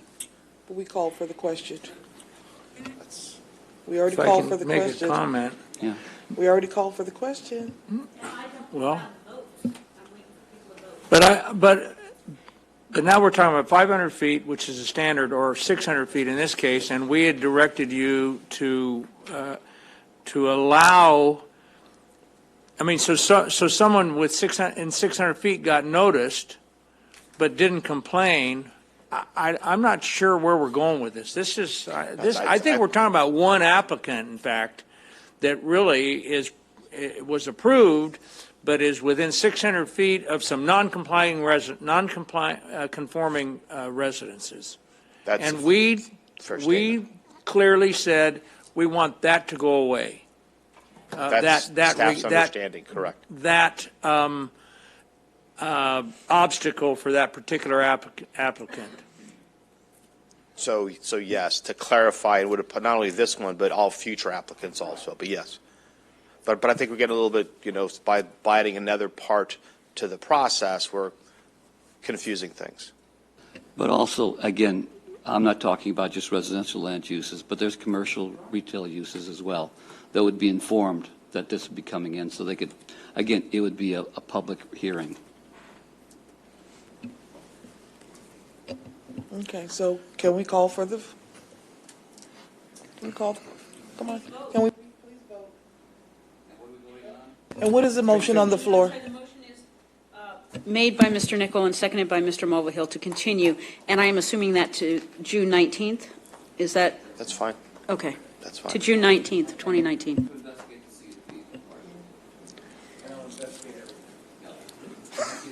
The motion was to continue. I believe staff probably knows why they're continuing. So, on item 27, the motion was made by Mr. Nichol. I'm sorry, it's late. It was seconded by Mr. Mulvihill, and the item passes 7-0. Yes, thank you. Before we adjourn, was there a final decision on item number 20? Yes, I'm sorry, and I was trying to send that. There is, and I found the case law that says that the general parliamentary rule is that abstentions are considered as concurring in the action taken by the majority of those who voted. In this case, it was affirmative, so those abstentions would count towards the affirmative. So thank you. So we want to adjourn this meeting and Mayor Pro until June the 11th. I'm sorry, Councilmember Ibarra. Can we add some items to follow up? I don't know if it'll be too late, but we had the discussion of the fireworks. If it's possible that we discuss and possibly look into changing the current ordinance for the sales, the use of the fireworks. One of the things I believe it's a little too late for July the 5th to put anything in place, but we can do that action for next year. Okay, yeah, if we can put those, and it'll be municipal codes, chapters 8.60.010, and then .120.130 CND. And then the other item, if it's possible, since Riverside didn't accept the contract for the animal shelter, if we can bring it back to the agenda to possibly seek bids to see about fixing the shelter and put it up to standard. So didn't we put together a committee for that? No, that's for the JPA. That's not for Okay. the now. So what's the request again, Sandra? The request, it would be to put on the agenda on the current situation with the animal shelter to seek RFP or bids, to open up an RFP for bids to fix the animal shelter. Okay, so you need a council vote, so we can't do that tonight. But the one. Yeah, so what we can do is take a vote to agendize it for our, we don't want to, for what council meeting? We don't want to bombard our staff with trying to get it in on the next, because we had several, it'd have to be in July sometime. Is that okay? I was hoping if possibly on Tuesday. Well, yeah, he just. Okay, so now we lost a quorum, so we don't have a vote, we don't have a meeting. And the meeting So- wasn't adjourned yet because we were discussing. So the quorum is gone, so the meeting is adjourned until June the 11th at 5:30 for a special meeting. Good night, everybody.